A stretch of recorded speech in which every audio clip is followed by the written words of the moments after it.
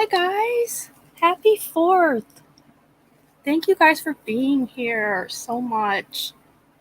And I changed the time too because we were running a little bit longer at Kelly's, so I appreciate everyone being here. You guys are the best. Love you guys. Let's see who's here. Hi Michelle, hi Penny, Utter, Joan, Aura, Rosie. Molson, I did find out Molson is on vacation, the brat, so that's why he hasn't been around.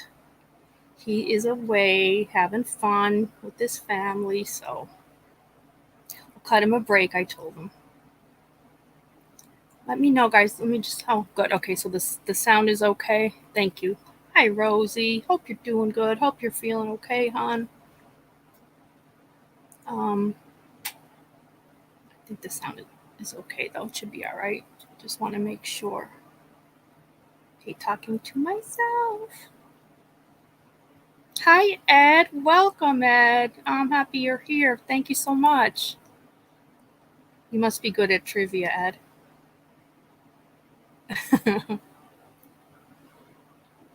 We're gonna do trivia. I got some new games. Hopefully they'll be good. Oh, good, Joan. Okay, thank you. I got some new trivia. Kind of like 80s, 90s, and then some randoms thrown in. But for the most part, it's the stuff we like. So I think it'll be fun. Yeah, I know. I think maybe I don't know if this is Edward's first time here. I'm just so happy he's here. There's a lot of new people too tonight in Kelly's, wasn't there, guys? Which was great. Um, I think that's awesome to see her channel growing like that. She's awesome. We love our Kelly. Maybe more practice will help. Well, then good, Ed. You're here. You'll have fun. We have fun more than anything, but it's a good time. It's fun when Molson is here too, and Sight Guy. So it's always different. Yeah, last week we did a lot. 90s was fun. I like the 90s. We do a lot of 80s, but I thought the 90s was fun too. So I kind of mixed it up and threw in some randoms too. Hi, Dave. I saw you said you were up there in the beginning. Thanks so much. I'm good, Dave, and I hope you're good too. I'm always happy to see you. It's great to see you. Happy 4th of July and happy Canada Day. I know that was the other day, so thanks for being here, Dave. You're always sweet. Joan, oh, you like the 80s? I like the 80s and 90s too, Joan. I thought that was everybody seemed to really like it. It wasn't too, they weren't too hard, but they were still fun. So that's why I mean, I focused on it as much as I can, even when you do go into the particular. Sometimes they do just throw a random in. So if you get a random, that's just because that's what is within the trivia cards that I pull. Lobo, the good old days, the 80s and 90s, the good old days. God, I know you're telling me how freaking fast it goes by. Sad. It's a sad little thing. Oh shoot! I hope Kelly sees that I'm live. I didn't. I forgot to tell her the time. I think she might have seen. Hopefully she saw the time. I'm sure she's tired though. That was a pretty in-depth live that Kelly gave, so she's probably exhausted. Yeah, I know Canada Day was I have relatives in Canada, and I know it was the other day. That was their day, which is right around, close to when ours is. I always do remember that. No Googling at Ed. No Googling. You don't want to screw up the possibility of winning the $1 million prize, Ed. You don't want to risk it on cheating. We'll find out. Yeah, exactly, Joan in a blink. Yeah, Utter. I keep saying to Kelly, I'm like, Kelly, do you really think any of the mods would ever, Michael, my mods are your mods? I said, I don't know if it was a glitch or what. But of course we would never block our Kelly. But it is weird how Google, sometimes those glitches on YouTube are really ridiculous though. And I'd never say never when it comes to YouTube. The strangest glitches happen on this platform, more so than any other. You just can't make rhyme or reason what goes on behind the scenes. That's for sure. But I said it wasn't even within the chat. You were chatting, Kelly. I said, and we all saw you, and then you just weren't chatting anymore. But no one, I would have been able to see from my end for sure if someone had done that, and they hadn't. So it's weird. No Google, I did. I know. Ugh. YouTube, Google, they're all wacky. Maybe she'll stop by though.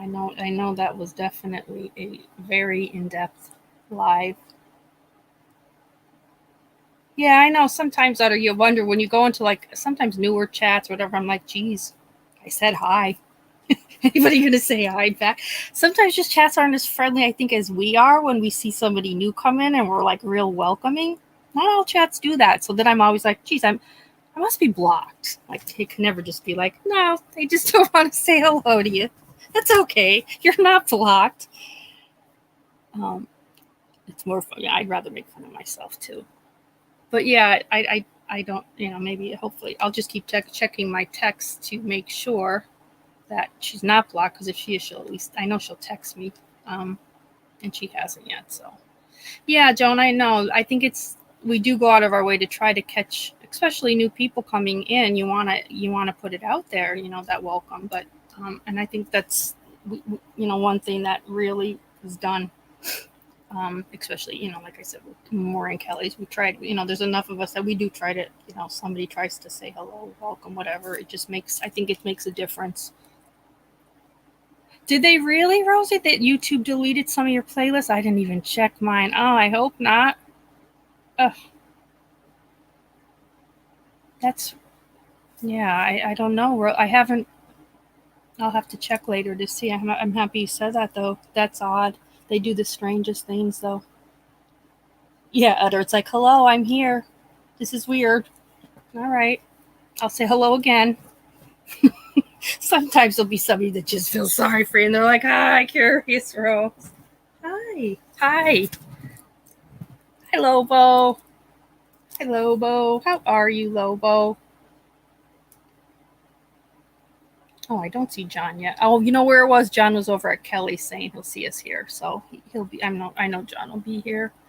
It is late. I didn't send out notifications to a lot of my people that morning, Kelly's. I should have, but I just didn't have the chance. Cowboy, happy birthday, America. That's right.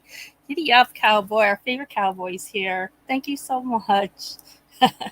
Happy birthday, America. We had so many fireworks here tonight, too. My poor dogs were just so scared. The two little Shih Tzus were like cuddling each other, the poor little things. But there'll be a lot more tomorrow. My God. All week, really. We have some colorful neighbors that enjoy fireworks all year round, so I'm sure tomorrow night should be quite interesting. Yeah, Rosie, exactly. Put in a super chat, right, and they'll notice you. I've never done that, but I bet it's true. I'm sure it is true. They kind of have to recognize. Some don't always, even with the super chats, but they're supposed to. But sometimes if they're not looking, it's overlooked, I'm sure. Hope you're celebrating, Cowboy, in the heart of Texas. I know, Joe. Just 6 more short months of fireworks here until there's snow on the ground. Dear Lord. Ugh. I don't even know if their kids are little too. It's not like they're even doing it they're doing it for themselves. They're some strange people. But I just stay inside when it's that time because I know the dogs hate it. So we do my best to turn on everything possibly loud enough, but they can still just feel it, which is awful. It's awful, awful. Yeah, our town used to do a big display, and you could just see if everyone could see because we're all up in hills, so it's like you could just look out the windows and see it. But they stopped. They stopped a few years ago because one of them went off and malfunctioned and burned about 10 people in the crowd, like really bad. Well, my uncle was one of them, but he was stubborn. He came to my house a few days later, and he's like, "I have this area," and I looked. I'm like, that's a big gaping wound. What did you do? And he's like, oh, the fireworks. And I'm like, the fireworks the other night that people were life lighted out of here? You didn't go to the hospital? No. So yeah, that was a big debacle here in this area. So we stopped the town's fireworks, but it doesn't stop everybody else from just doing their own. Rosie, you were in a chat when Gabby's family was granted a trial, and nobody said a word. Oh, until you gave 5 puppies. That's not. Yeah, I know those damn puppies. I just feel so bad for them. There's nothing you could do. They sense it, even if it's like they just sense. They could feel them, and it's awful. I try to turn everything up as loud, but oh yeah, utter. I mean, and my uncle's was in his leg. I was just concerned because he was a diabetic. I'm like, you can't let that go. You know, I'm a. He came to me because I'm a. You know, I have like, you know, my part of it is like with trauma is wounds, but I'm like, no, you have to put this on your insurance. And this could end up serious. Luckily, it didn't, but a lot of people, I mean, they were life flighted. They landed a plane in the high school I graduated from. They landed a plane in the school football field, and there were about 3 people that had to be life flighted. It was not good. We've been doing it right. Cowboy said barbecue at a pool. Right. What? That's nice. That's what you do. Some water. That's right. Can't get more American than that. Barbecue, watermelon, watch some fireworks. That's right. Oh, yeah. You too, Joan? You weren't burned, but there was a. Yeah, see? Oh, God, that scares me. Yeah, these really backfired here. They were done on the riverbank, and they were huge. Like, they were doing big, huge displays. But at the end, and we thought it was the finale. It wasn't the finale. They backfired and they set off ones that weren't even supposed to set off at that time. So like a ton of them went off at once. People at home or even people just watching it thought, wow, what amazing ending. No, it wasn't. Well, it wasn't supposed to be the ending. It ended up being it, but it was not good. Pet calm is totally natural. Oh, I never heard of that, Lobo. Okay. Oh, geez. Wow. I wonder if I can go and get that tomorrow. My God, that sounds great. Utter. I burned my finger on the oven. I've been paying the rest of the night. Hi, Amy, Suzanne. Happy 4th to you, too. Thanks for being here. Thank you so much for being here. We're just talking about firework displays and the horrors. The horrors. Rosie is in it. Oh, you're in a development where there's no streets or cars. Okay. And I have never heard. You never hear anything. Oh, you hear the fireworks. Yeah, I know. You'll hear everything tonight. I know, Cowboy. That pet calm sounds really good, Lobo. I'm happy you said that because if it's natural and it's something that helps them to relax, I'm totally for it. I hate to see them like that. They're panting. They can't sit still. They're going in corners. It's just sad. You can turn the TVs up as loud as you want, the air condition, everything's on, but they just know it. They're too smart. They can sense it. Oh, thank you, Amy. I'm happy you're here. Pet calm. We're all going to get pet calm. I hate to eat outside, Bugsley. I don't mind it. I like eating outside if I'm by a pool. I don't know if it's just in my head, but to me it's like it just makes it a little bit better. My brother has a beautiful pool, so we usually go there. Unfortunately, he's on vacation with his family in LA, so we're not going there this year. I'm in Dallas. Folks don't give a shit about no city fireworks ordinance. Oh, I could imagine, Cowboy. I could imagine. Yeah, they don't care here either. And I'm not in Dallas. It's just they don't care. And they'll do it all year. A lot of them, like you just at random times, they'll go off. I'm thinking they're gun chats half the time. And they're just like the neighbors are just bored. Oh God, Ed, they set off fireworks in my town 3 years ago and started a big grass fire. Oh my goodness, spent the whole night putting out the grass fire. That'll put an end to a party. But that's what you have to worry about. I mean, and that's why really in this area there's one, the town of there's one major city that does them, near the river bank, not which about 20 minutes from me, 15 minutes, but I don't go to it.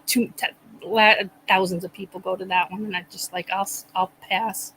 I don't think they ever, I knock on wood, had like any type of emergency, but theirs isn't there till tomorrow. I don't want to jinx them.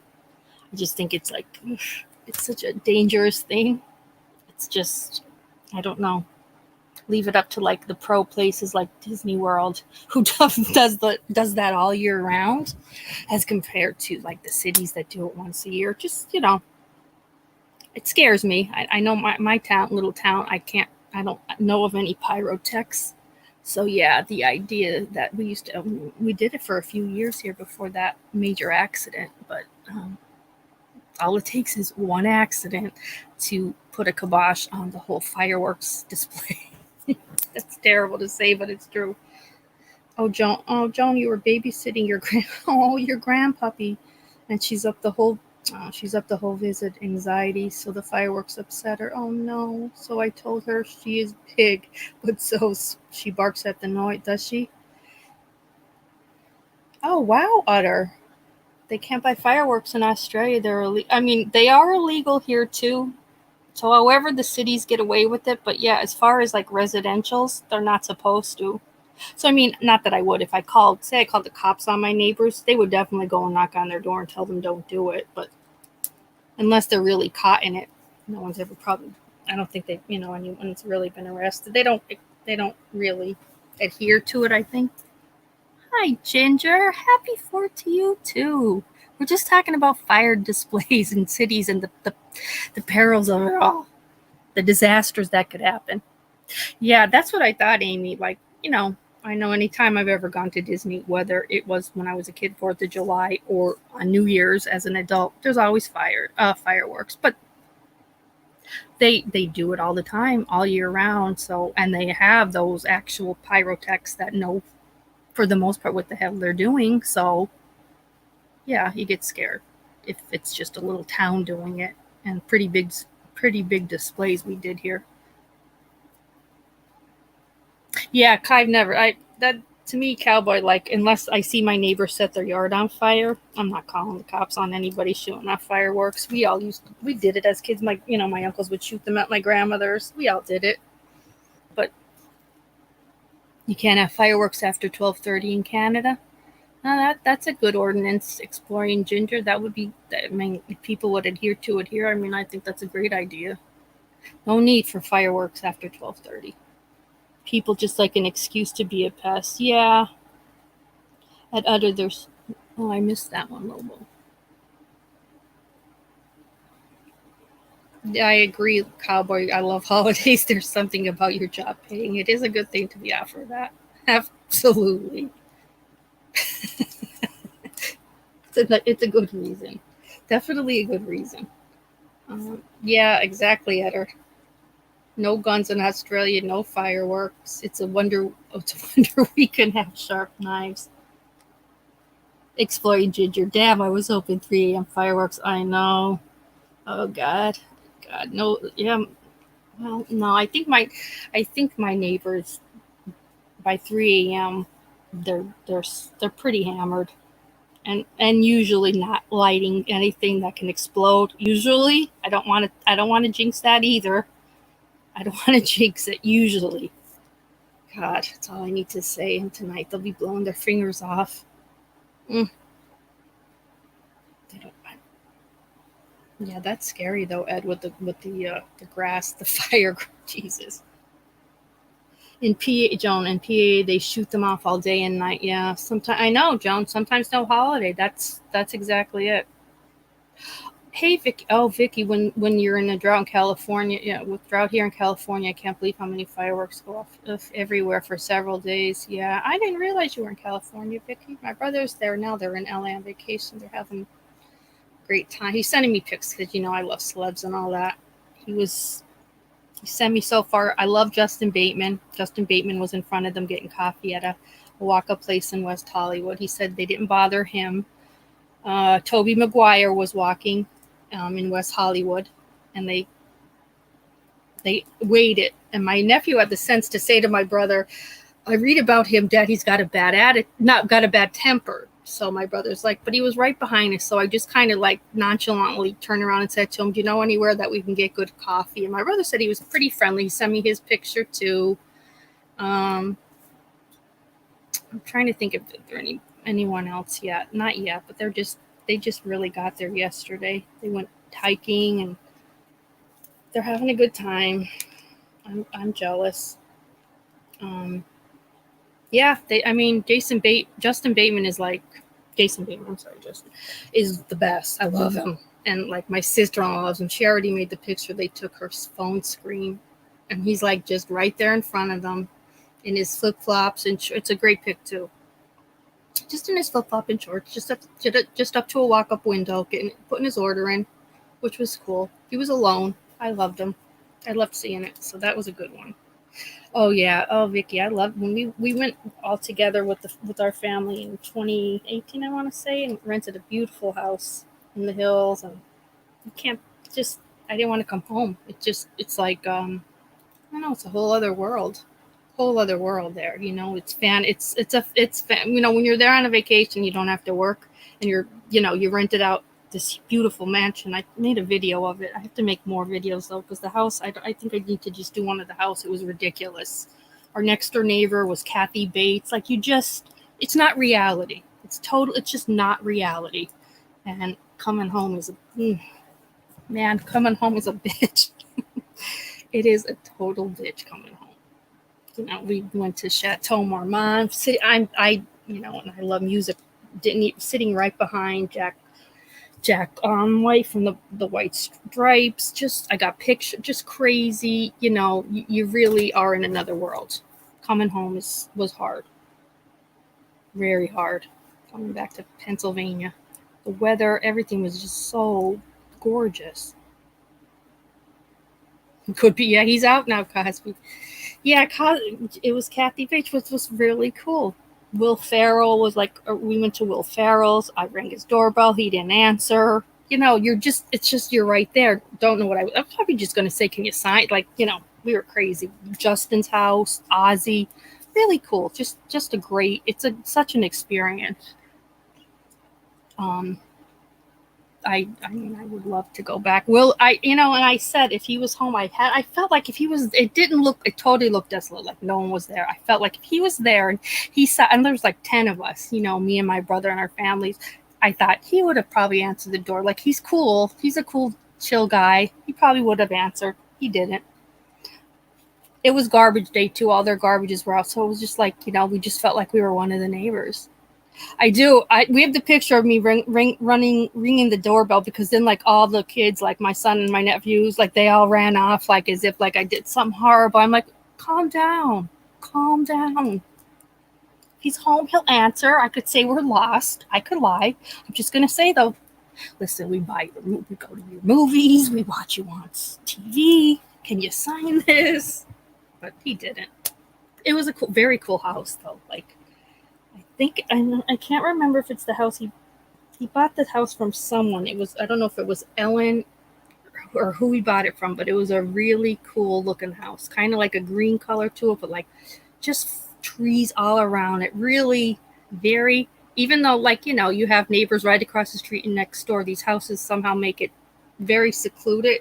It's just how it is in the hills, even though you have neighbors next door, whether you have to drive down to their house or they have their houses surrounded by huge trees and things. It's just, everybody has something different. And it was like, just seeing all the houses was amazing. And my brother had found a guy who used to work for Disney who took us around. So we didn't have to go on just a tour, like with a regular tour. It was a good 3 hours in like just incredible, unbelievable, like what we saw. I would have got arrested, Joan, had I had a little bit more time alone, right, without family. I definitely would have been arrested. I know that for a fact. That's just me. I went alone the day my brother took the boys to like UCLA, two of the different colleges. They were doing like summer practices for football. So he took them. I took myself in an Uber, because we had rented like a big SUV. He took that. I got in an Uber and went to Hollywood Forever Cemetery because I wanted to visit Chris Cornell's grave. This was a couple months after he had passed. So I did. I went alone. I went to the cemetery alone. The driver was like concerned. She was like very motherly. She was very concerned. You sure? Do you want me to wait for you? Do you want to just go and see the grave and come back? I'm like, no. I'll be here a little bit. She's looking at me like, you're deaf. She's like, did you know him? Sure. Yep. I said, yeah. I'm thinking, oh, let me just say this to get out. I must look crazy to her. But I did. I stayed for a while. Like, it was just, there was so much to just see there too. So, and it was a day when they were having a memorial for Chester Bennington, who had died too after he had he sang at Chris Cornell's wake, and then he killed himself like a month later. So, like, I was seeing a lot in just this freaking cemetery. It was like 3 hours went by, and my family finally texted. They're like, everything all right? And I'm like, yeah, I'll be home soon. Okay. And it took it to the point where my phone died, and I'm in this huge cemetery, and I'm like, shoot, I got to get to somewhere to definitely Chris Cornell's grave from Soundgarden letter. So I went to their the main building where you would go in if you want to have a funeral, and they let me. They were super nice there. I'm like, can I plug this in? I was just here visiting, so I plugged it in and then got an Uber and left finally because I was like, yeah, I guess that's a sign to go. I guess. Hey, Jody, is Jody here? Where's Jody? Jody, oh, you can't stay, Jody, but you stopped in. I love you, Jody. No problem. I'm happy you were here to say hello. Happy 4th, honey. Yeah, black hole sun. Ugh. His grave was beautiful. It still had everything from his funeral, so it was kind of very new. So it was a little, it was very sad. A little letter handwritten by his daughter was on his guitar, and the wife has fresh flowers put on it every week in huge vases. So it was very, I don't know if she still does. This, like I said, was at the beginning. So it was pretty, it was new and it was really raw, and I adore Chris Cornell. No matter who he goes, what band he starts, ends, goes, I love him. So I just knew I had to go. Hi, MX Big. How are you? Happy 4th. So I knew I was going to eventually get there. I just didn't know when. Okay, yeah, we'll be here. I'm sure we'll be here, but no worries. Thank you for coming by, honey.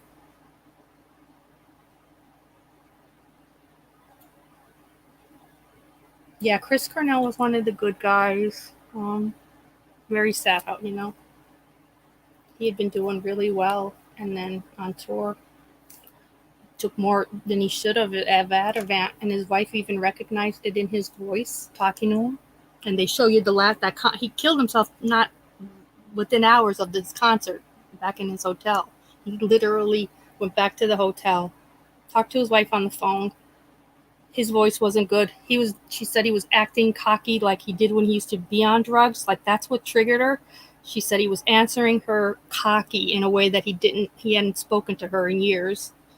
And she called up his security guard, who was in the next room, and said, go in his room. Something's not right. He's not talking to me right.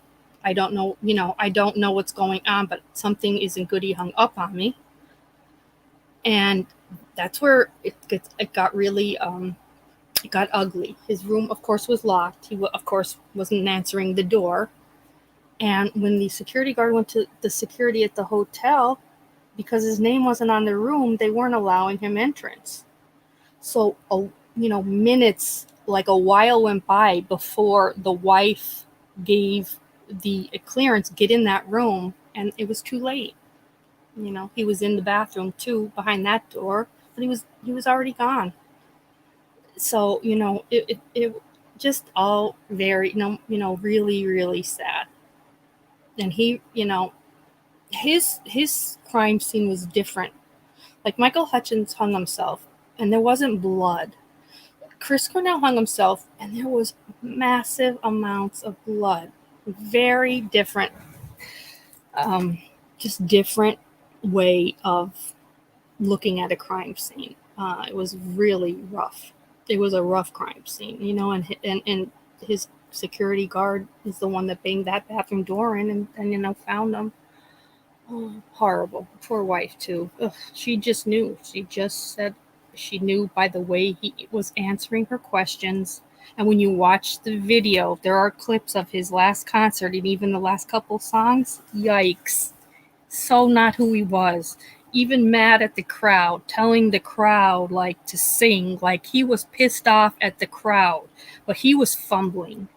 with the words. So he just wasn't, like, you knew something wasn't right, but who would have ever thought that for whatever reason, then, whether he was already, maybe taking some pills at the show and then proceeded to take, who, that I don't know, but man, those last songs at his show, you couldn't just look and say, that's not him.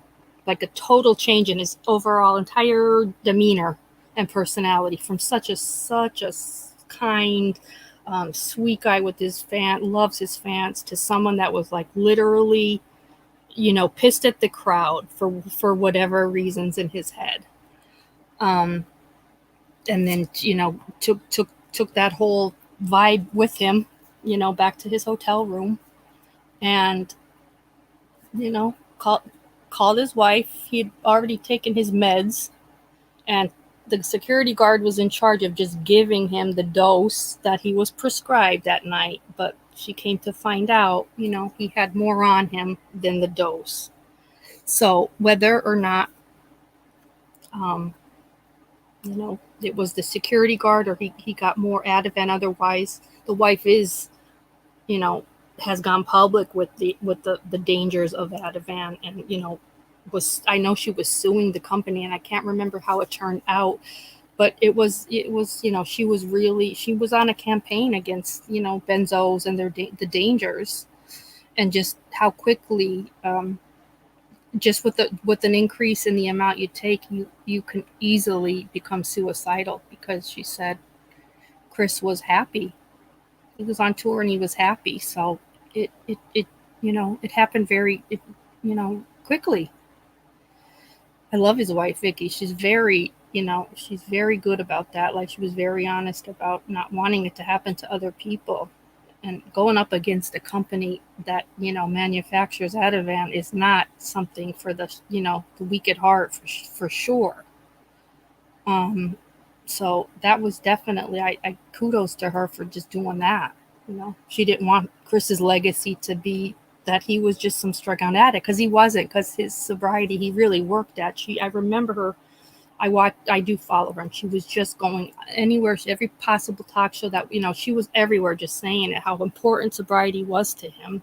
And she didn't want his fans, to take it any other way and have any people set back because of him. So, benzos are just, they are frightening. They are so dangerous. The withdrawal is brutal, but the addiction is so strong. So strong. I know fentanyl and heroin are strong too. Hi, Tammy Wells. Welcome, doll. But benzos are such a strong drug, and they're not always looked at as harshly or with the fine-tooth comb as maybe the opioids are. More so late, within the past few years, I know we have. But just benzos mixed with anything really can become lethal really quickly. You don't realize just the fact that, especially those that, were out partying all night and maybe on something that was pepping them up, you'd think just taking an Ativan is going to calm you down, but it's not. That's not always the case.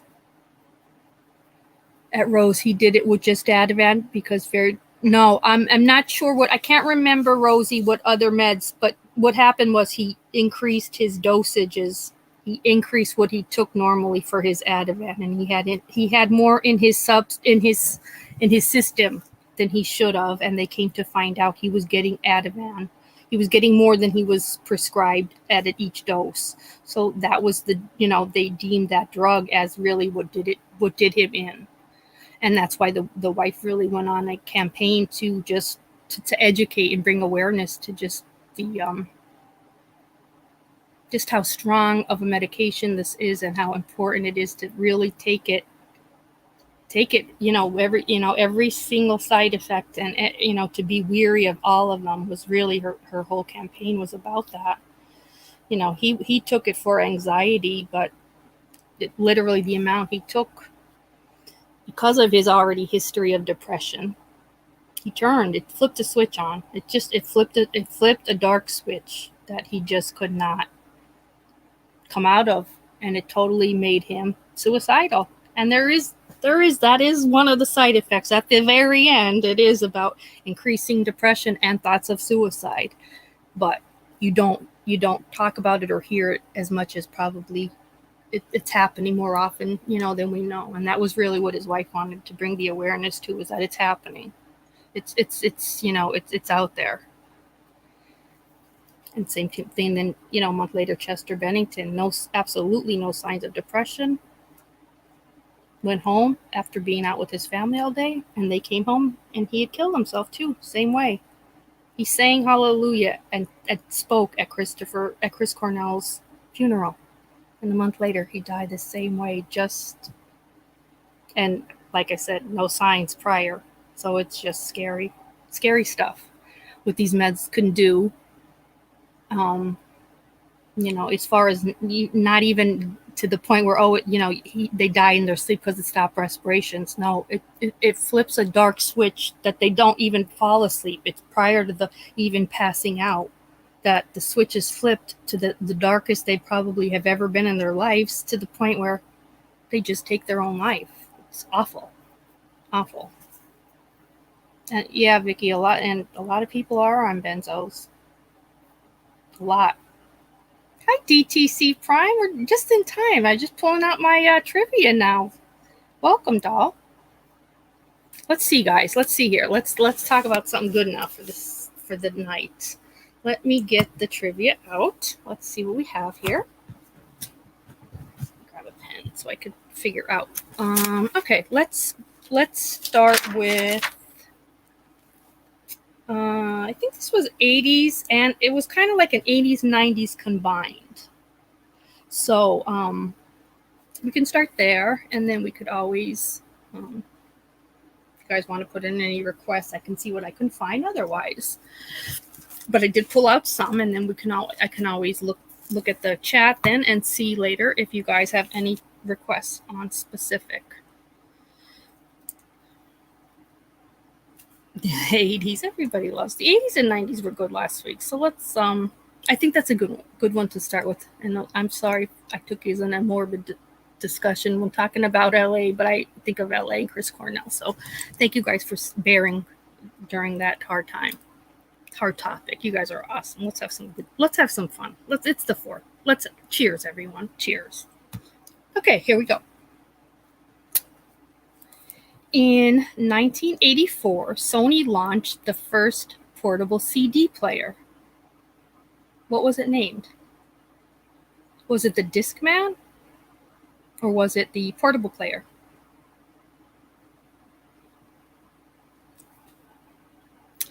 So was the first portable CD player known as the Discman or the portable player in 1984? Discman. Who said Discman? Discman. I think DTC? DTC, yeah. In 1981, Sony launched the first portable CD player known as the Discman. Very good. Let me see here. Okay. Which McDonald's favorite was not introduced until 1981? McMuffin, McNuggets, or the Big Mac?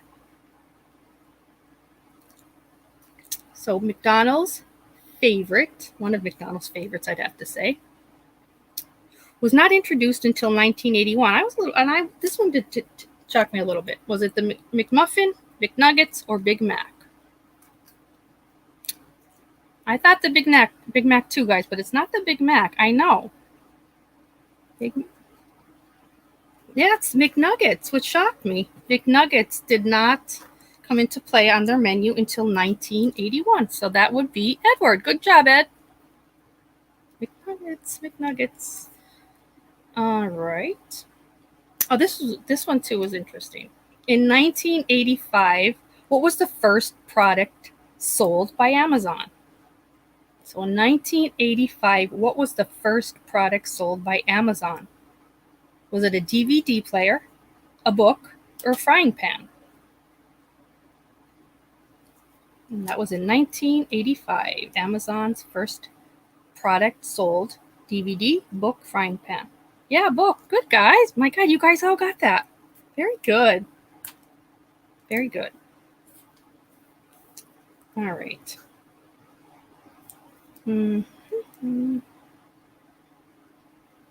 Okay, like I said, some of it's 80s and 90s. So in 1997's film Titanic, what's the name of the famous diamond necklace that was given to Rose?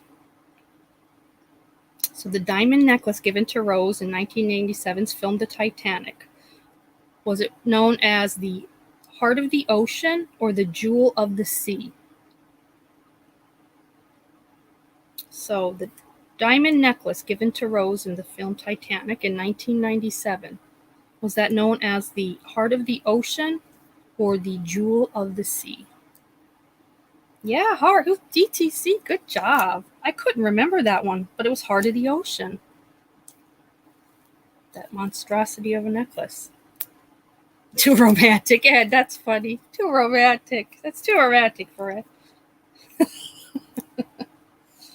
All right. Okay. Which music video did Michael Jackson first perform his famous moonwalk? What music video did Michael Jackson first perform his moonwalk? If nobody gets it, I can give a multiple choice, but I think somebody will. Yeah, Billie Jean. Who got it? TTC. Good job. Very good. Famous moonwalk. Oh, goodness. All right. Okay. I wish John was here for this one. John, where are you? Darn. All right. Who lost part of his ear in 1997 while boxing against Mike Tyson? I know John would get this. Who lost part of his ear in 1997 when boxing against Michael Tyson? Let's see if anybody gets it. Holyfield. Hey, holy cow. DTC's on a roll. Very good, DTC. I didn't know that one either. I had to think about it for a minute. Good job, though. All right. And some randoms are thrown in too, but I think they're kind of, hi, hey guys, how are you? Happy 4th. Thanks, guys. Anyone coming in now? DTC is killing it. DTC, you're killing it. Okay. Which candy is marketed as the Fresh Maker? I know. I don't know where he is, John. He'll be here. He better be. He said he was. Which candy is marketed as the Fresh Maker? Tic Tacs or Mentos?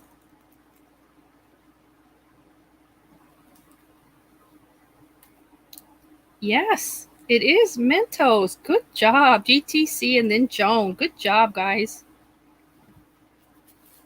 I like the randoms, like the candy and stuff like that. So if we get those mixed in, they're just randoms.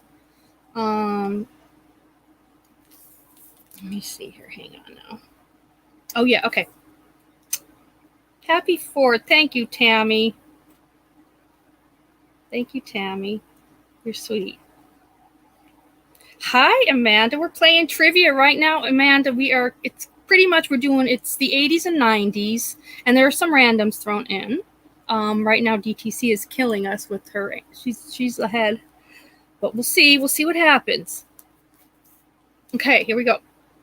What kid-friendly treat is sweet and sour and is marketed as having a temporary tongue tattoo when you eat it?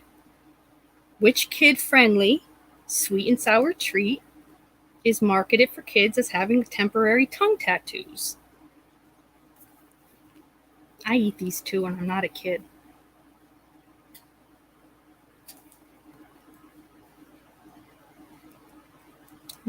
Anybody have an idea on this one? The kid-friendly sweet and sour friendly treat. I thought it was Sour Patch too, Amanda. It's not. I thought it was Sour Patch too, but then I'm like, wait, I love Sour Patch. I don't remember the tattoo, but no. Fruit roll-ups. I love fruit roll-ups. I've never had the ones that give you a tongue tattoo, but you know, what do I know? Oh yeah, Rosie's lagging. Oh, Rosie, you are lagging, and I know you got new. I thought you got new Wi-Fi. I'm sorry, honey. Yeah, Rosie's lagging. Darn, I hate that. Happens to Rosie all the time with her Wi-Fi. Oh, honey. All right. All right. Do I have? I got Aussies here in the group, right? I thought I picked this one only because I'm like, oh my god, this is in this, and it's in the bunch with the 80s and 90s. It's really not, but they threw, like I said, they throw randoms in. So I know I'm putting this out there because I know we do a lot of trivia and it's all American stuff. So this one was like, this one really gets for our Aussies. It says, what are bucket hats called in Australia? What are bucket hats called in Australia?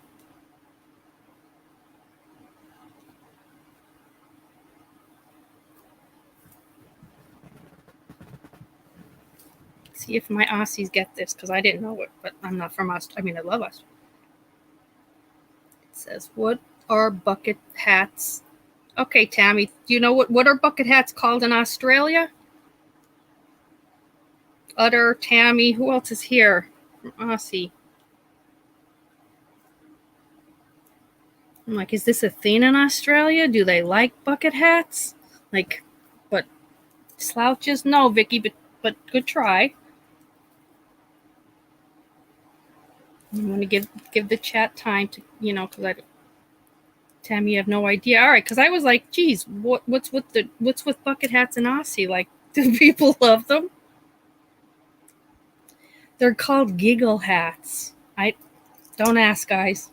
Giggle hats. Tammy didn't know when she's from Aussie. I was like, okay, well, I thought it was an Aussie thing, but they're called giggle hats.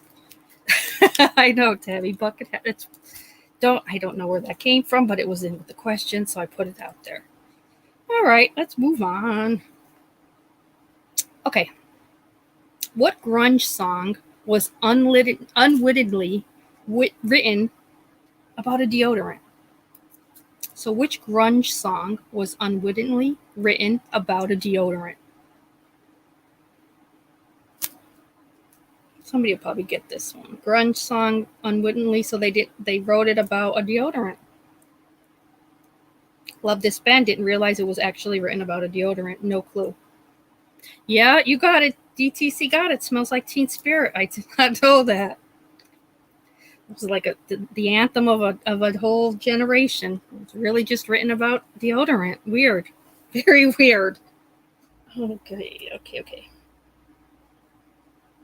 Okay, which TV series has a theme song about being there for you? Which TV series had the theme song about being there for you? Use deodorant, teens. Exactly. I guess that. I mean, I don't think Kurt didn't use deodorant. Friends, very good, DTC. So the song was "I'll Be There for You." That was the theme song for the Friends. Let's take it a step further. What band sang the song "I'll Be There for You"? Who was the band then that sang that theme song?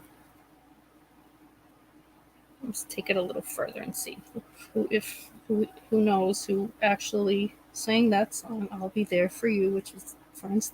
The Rembrandts. Good going, Vicky. Yeah. So DTC got that it was "I'll Be There for You," and then it was by the Rembrandts. Good going, Vicky, and then DTC there. Very good, guys. Okay, let's see. Joan, Boys to Men. I love you, Joan. Okay. Who is the best-selling female artist of all time? So this is the best-selling female artist of all time. Madonna, Cher, or Celine Dion?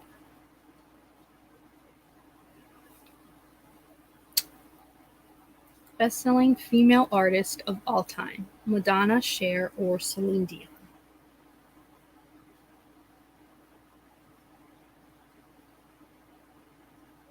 Who said Madonna? Very good, Vicky. Yeah, Madonna. Very good. Yeah, Madonna. I bet it was probably Selena right after. I would think it would be Madonna, Selena, and then Cher. But yeah, number one was Madonna. Okay. Let me see here what we got. Oh, this was one. This was a good one. Who won the very first season of American Idol? Who won the very first season of American Idol?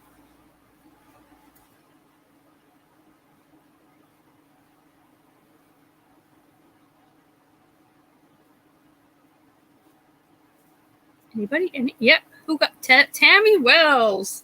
Got him. Came in first with Kelly Clarkson, and then DTC in it. Kelly Clarkson was our very first winner of American Idol season 1. It was Kelly, yeah. Okay, who sang the song "Wild Horses" in 1981? Who sang? What band? I would say sang "Wild Horses" in 1981. Cowboy speaking his share. Who told her it was okay to wear the fishnets? Yes, it was the Rolling Stones. Who said it? Lobo and then DTC. Yep, the Rolling Stones in 1981 sang Wild Horses. Who told Cher it was okay to wear the fishnets in that video on the battleship? Fishnets ain't for folks. She was super skinny in that video. I think she was proud of it. Cowboy. That's cute. Okay. This is a random one. Elevator music. Okay, elevator music is referred to as what other one-worded term? You could buy it. You could buy elevator music, but it's actually referred to as this one-worded term. It was If I Could Turn Back Time. Yep, that's what it was. The guys on the battleship didn't hate it. You're sucking. No, Tam, you got one. You're good, Tam. Muzak, you got it. Who's that? Cowboy. Yeah, it's one word, but it's Muzak. It's Muzak, but you got it, Cowboy. Muzak. Put you to sleep. Oh yeah, Rosie, you're lagging, hon. I know. It's terrible. Joan, this is awesome even if I have brain freeze. Okay. Which singer was referred to or known as the Man in Black? No longer with us, but which very popular, famous singer was known as the Man in Black? The Man in Black. There's Johnny Cash.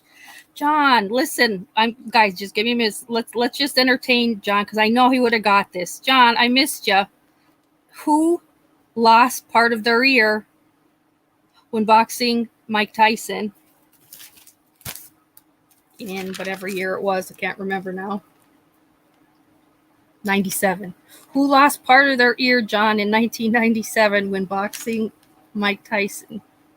I know we were all saying, where are you? You'd get this one. So I just want to make sure. Yeah, it was Holyfield, John. Yes. Very good. Okay, let's see. All right. Which Beatle was known to have dyslexia? My favorite Beatle too. Which Beatle was known to have dyslexia?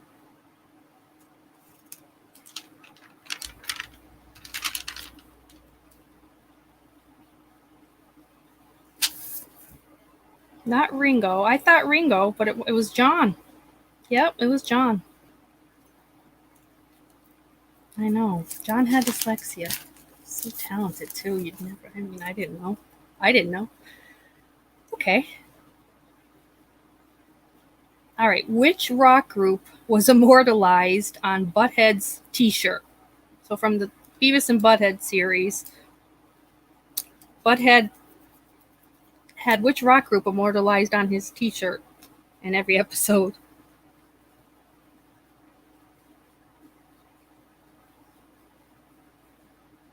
It was AC/DC, John. Yeah, it was AC/DC. I didn't even watch Beavis and Butthead, but it's in my head. Yeah, that's right, John. AC/DC. Okay.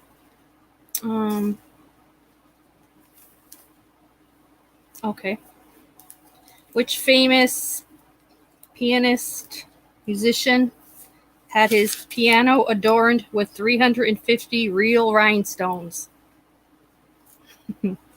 Which famous musician slash pianist had his piano adorned with 350 pieces of real rhinestones? Oh, Rosie, you're very good, Liberace. Yeah, John. Yep, Liberace, of course.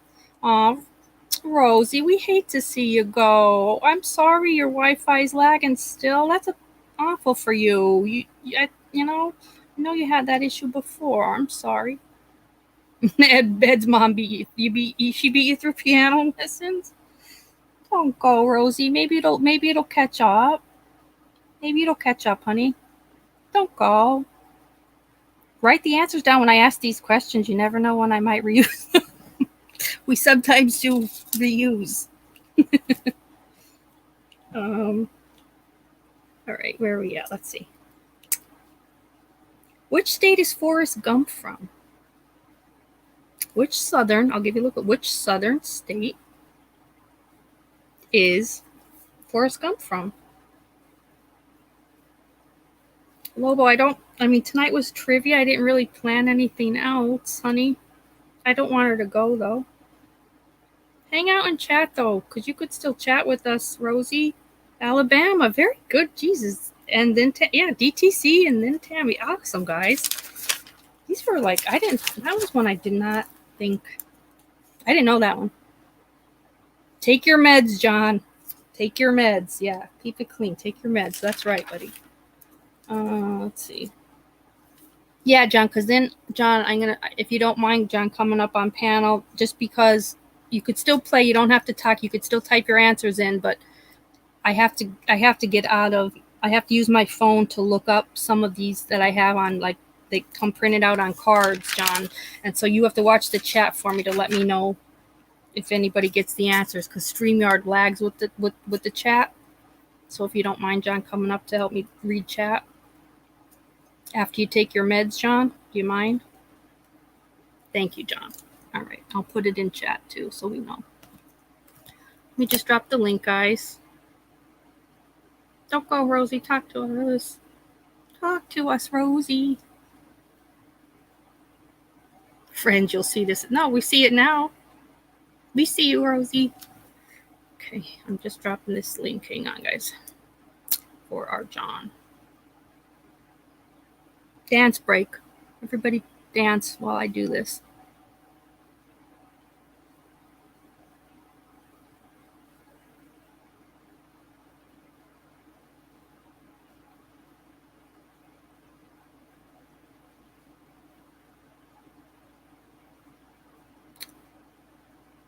J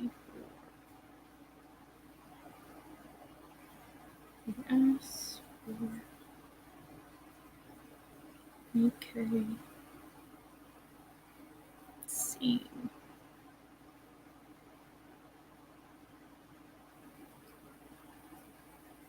Break dance. John wants us to break dance. Are there any break dancers in the group? There's the link, Johnny. No break dancers? Joan could moonwalk. Do it, Joan. Do it. Any moonwalkers here? Soul Train. I'm with you on that, DTC. I'm a Soul Train girl. I'll Soul Train with you. There's the link, John.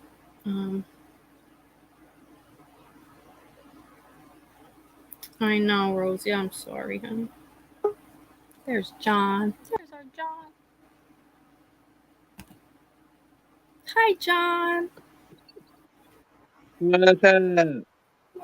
Happy 4th of July. Oh, thank you. You too. Thank you. Yeah, do you have neighbors shooting off fireworks? Yeah. Yeah, I know. Couldn't be able to sleep anyway, so I might as well. That's right. Ed couldn't even break dance when he was 17, and breakdancing was popular. Oh yeah, that was an acquired. Oh, He used to have the cardboard and they drag it out on the sidewalk. And That's right. They did. Yeah, they dragged their dance floor with them wherever they went. yeah, Oh my God, I forgot about Jesus. they That was even that. made movies about it. There's like Electric Boogaloo or something. There's Yeah, 2 or 3. that was a whole movement, breakdancing. It was. It was a. Jesus. It was back when you had the cheesy rap that before you had. Yep. Yep. Yeah. Before. Yeah. More. Yeah. Boom boxes and cardboard. That's what it was, Vicky. They brought it with them. Dancing on Air. I don't. Joan, what was Dancing on Air? I don't remember. Joan said, "Who remembers Dancing on Air?" Did I miss that? Joan, what is Dancing on Air? Come on, you got to tell us now. Inquiring minds need to know what Dancing on Air is.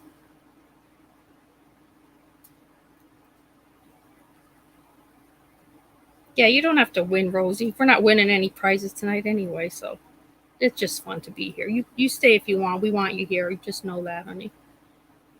And Joe needs to answer the question what the heck Dancing on Air is, because I've never heard of it. Yeah, get your snacks. Did you take your meds, John? Yeah. By the way, on that Rolling Stones question with the wild horses, Uh-huh. that's not 1981. Did I say 81? Yeah, that What is dates. it? Is it 71? It's going to be more like 75 or 76, maybe even 74, but it's not Let 81 me for sure. see. Let me go back and see if I could find the actual card. I'm sorry, John. I'm happy you said that. That's a mid 70s I song. like that song. I don't know if it was ever a hit for them. Yeah, it was. Was it? I like it. Yeah. But I love the Stones. It's on the same album as Angie. If you remember Angie, That's a good one too. Yeah. it's on the same record. So it came out the same time. It's probably the B side of Angie. You know what, John? I wrote it wrong. It's 71. No, that can't be right either, is it? Let me Google. Yeah, I wrote it wrong from what the card said here, but let me Google. Hang on. Because that's off an album called It's Only Rock and Roll, and that's 1974. Okay. The song Wild Horses was recorded in 1969 but wasn't released until 1971 due to the band's legal tussle with their manager. Okay, I guess it's on. Yeah, and then Angie was released in 73. All right, well, It's a good song, though. Angie's a good song, too, though. it's even older than I thought. Yeah, definitely. Well, Angie's actually about Anita. You remember I told you about Anita the other night? Yeah. Yeah, well, you can just sub her name in there, and it's about Anita. Tattoo You was the 80s. Yeah, TTC, that was a great tour. John and I were talking about their tours the other night. They had some great, they're just great. Yeah, that song Little TNA, that was always my favorite. Keith, that is one of my favorites, John, and that's Keith. Yeah, that's Keith. Damn good. Tits and Ass with Soul. Yes, She's my little rock and it's roll. a great song. It is a freaking only. I'm happy it's Keith singing it too. Like he was made to sing that song. It's like NK. It's like NK. Yeah. She's my little TNA. Is that you would sing it for her, wouldn't you, John? I would do anything for her. I know. Uh-huh. I would kill for her. No, I'm just kidding. No, you. I'm just kidding. Ruby Tuesday is DTC. Is that your favorite Stone song, DTC? Ruby Tuesday? That was written actually by Brian Jones. Wrote that, even though he didn't get credit for it. He wrote the melody. Oh wow. Plays recorder on that. You know what a recorder is? No. I don't think so.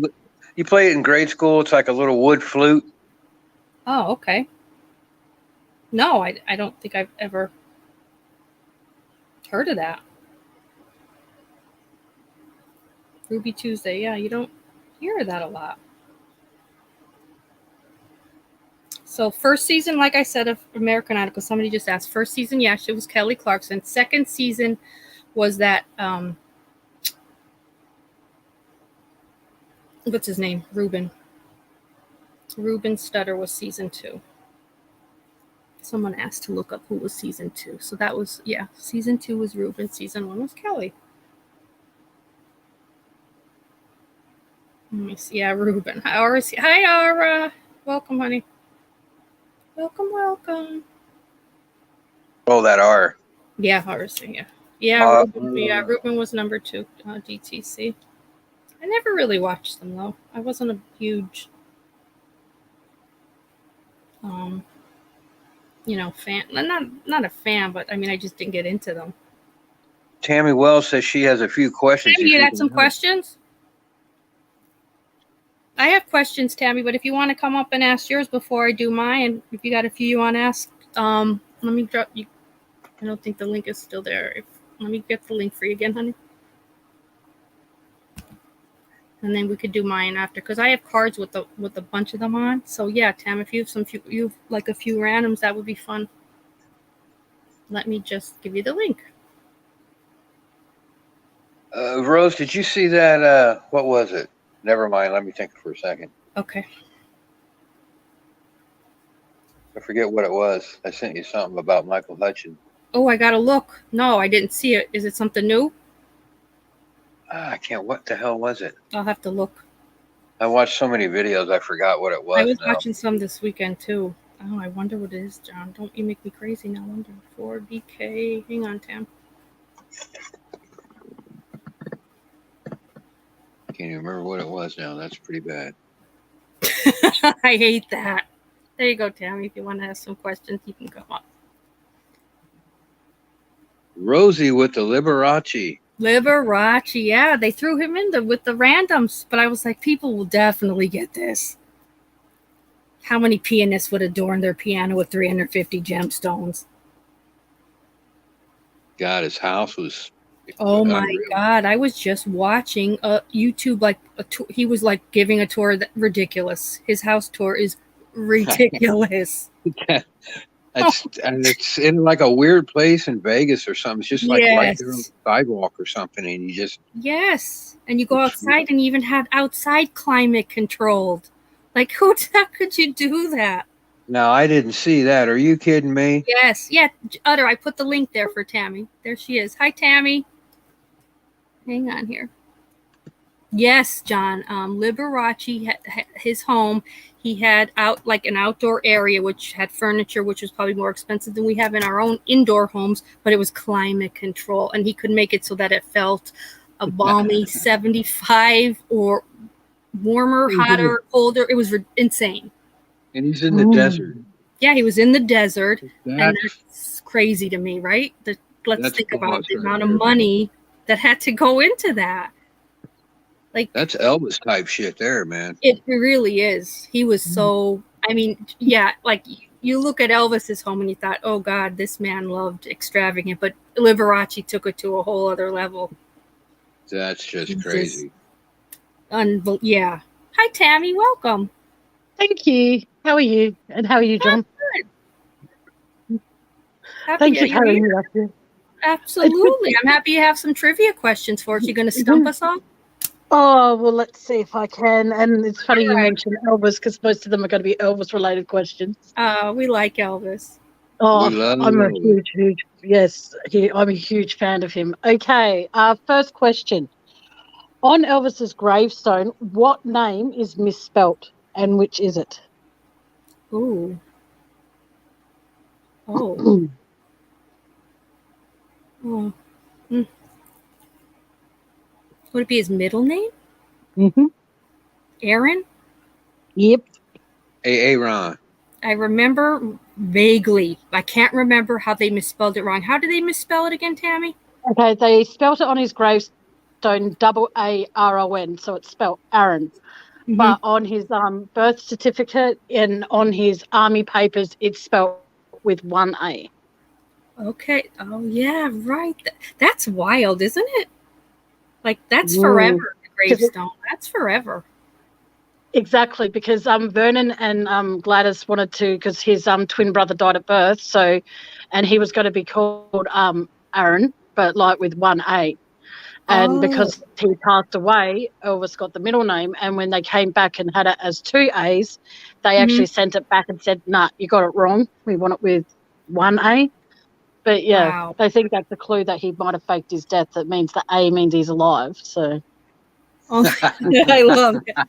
Give us another one, Tam. Okay. What is Elvis Presley's natural hair color? Oh, I know that. That's a good one. I don't know that. Let's see who gets that. That's a I good know that one. If you ever saw Kissing Cousins, you'd know. Mm-hmm. Let's see who That's gets right. DTC said blonde. Oh, I know my man. neighbors, I'm not going to man. be able to fool her, I don't think. And I don't Amy, think I'm going yeah. to be able to. DTC Yes, it was and Amy blonde. said blonde. He was a blonde? Mm-hmm. Yeah. Wow. Okay. Okay, now, when he dyed his hair, was it black or was it blue-black?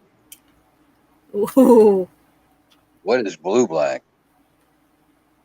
I'm going to say blue back just because he had a son, blue suede shoes, but I don't know. But let's see what everyone else says first. I'm going with blue back. Let's see what the group says, though. I don't know what that is. Oh, blue-black is like, it's like a very dark blueberry. It's like So it Grecian almost black. looks black. It's Grecian black, right, Tam? That's black. I've That's got to called remember, if black. I'm ever up here asking trivia, I can't have John on panel because he always manages to get the answer. Smart ass. Is it Elvis what was the was first it guy Tam? to- Is it black? Is it black? No, It was blue black.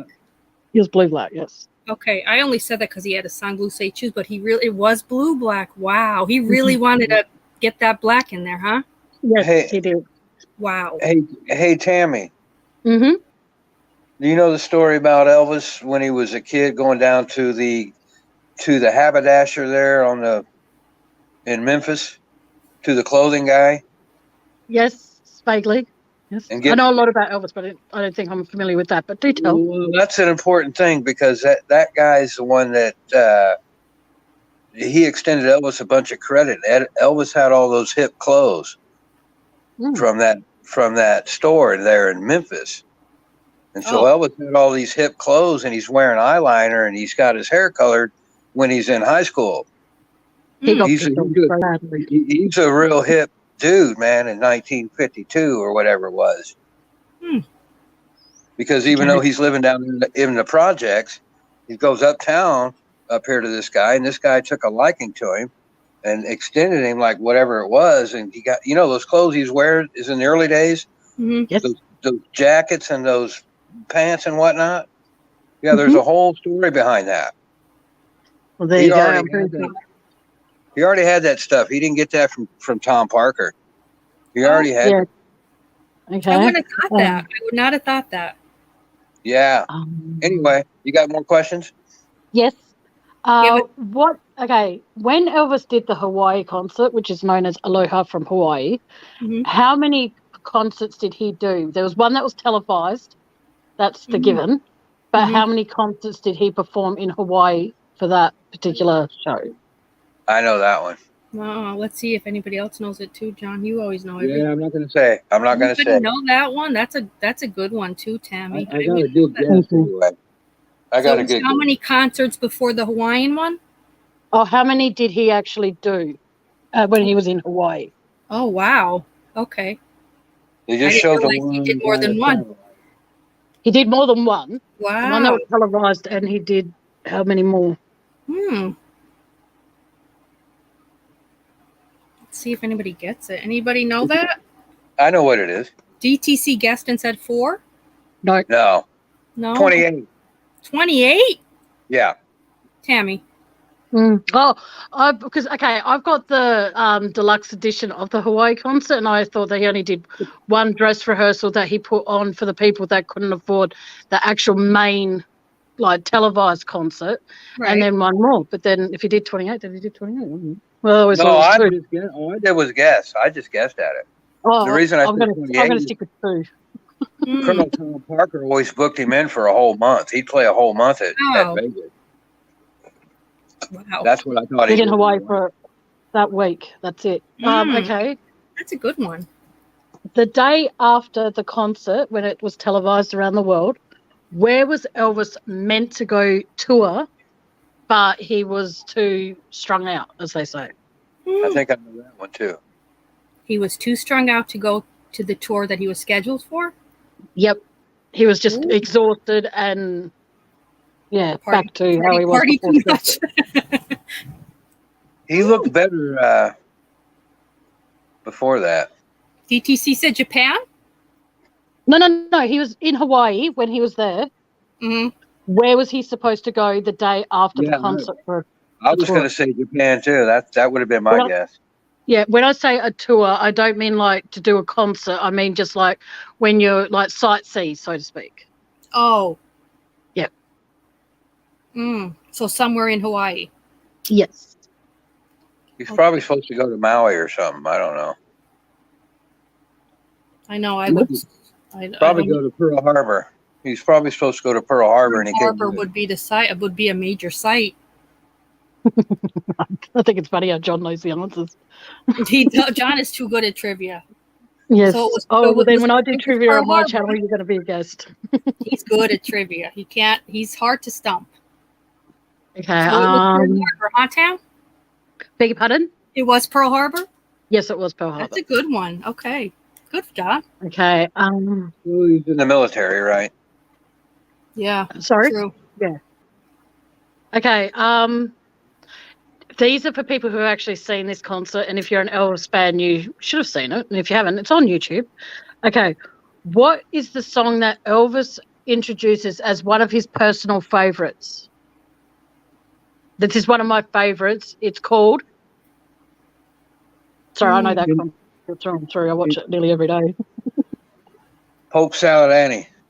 It was during the Hawaii concert. Oh no. Gators got your granny. Utter said falling in love with you? Nope. Suspicious Minds. Nope.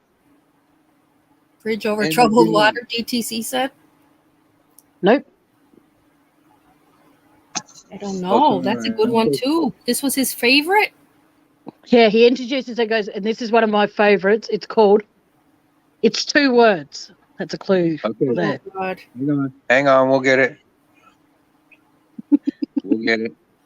2 words. Anybody, guys? An Elvis song. 2 words. Suspicious Minds. Nope. That's my favorite Elvis. Hound Dog. Nope. I would have thought that's another good one. Hound Dog. None of those? Jesus. You're getting Heartbreak Hotel. Oh. Nope. Jesus. Come on.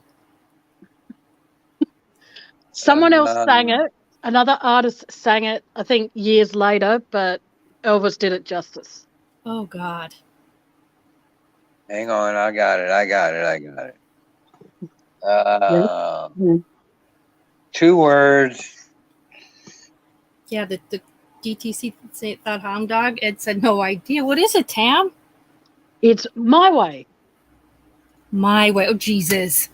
That totally, I wasn't, Jesus. One of his most popular ones, right? Yes. Frank Sinatra sang it. Yeah. Okay. This might be an inappropriate question to ask, but I'll ask it anyway, just to see if anyone's okay with it. What is one thing that Elvis refused to do with Priscilla once she fell pregnant?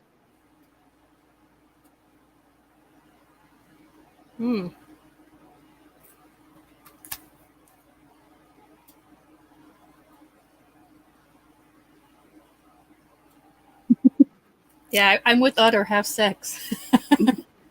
Utter Nut is correct. It was Utter. Yes. So the whole time she was pregnant, he wouldn't have sex with her. He would have a couple of times, but once she started showing and stuff, he felt weird. Oh, wow. About it. Okay, that's a good one. Okay, cool.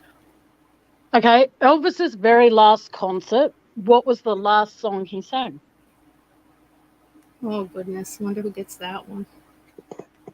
Okay, it was June 26, 1977. Mind you, I was born in 82, but still. In June 26, 1977, Elvis's last concert, what was the last song he sang? My Way. Nope. Only the Good Die Young. Oh. No. And when was that last concert? What year was that again, Tammy? 1977, June 26, 1977. Wow. Let's see if anybody gets it. That's a good one. Now, if I'm wrong about this, I do apologise, but I've seen the last concert about 50, 60 times, so Where I'm was just going his by last that. concert at, Tammy? Can you tell us where the last concert was at? If If you know it offhand. You don't have to Google if you know it offhand. I don't actually know the answer to that. Because he DTC did said like suspicious so many. minds. Nope. No? Okay. Hey, Hey, you were on that last question. You were right and you were wrong. No. Was I? Yeah, Okay. because it wasn't just pregnant women that Elvis had an aversion to. It was all mothers. Yes. Really? So Yes. if you had a child, he wasn't interested. Exactly. Okay. In He other was more words, interested in the in other innocent words, virgin. Wow. excuse my French, but Elvis wasn't a motherfucker. And he only liked girls. He only liked girls. Women Innocent without girls children. that hadn't had their cherry popped. So Wow, and that Ginger didn't have No. children. No, they didn't have to be virgins. I mean, he ran around with Anne Margaret and a Right. bunch of other women, but they couldn't have kids. Ginger didn't have kids. That makes sense. Okay. He had this weird thing with his mom and then his girlfriends where it was like a weird, and he just didn't like. They didn't have to be virgins or young and all that stuff. It was They just, yeah, I they got just, it. yeah, okay. Anyway, That's interesting though. I know I Glory, read that. glory, hallelujah. Who said that? DTC? Oh God was his Uh, last song. that's not the song either. What was the Okay. song? You stumped us, Tam. Unchained Melody.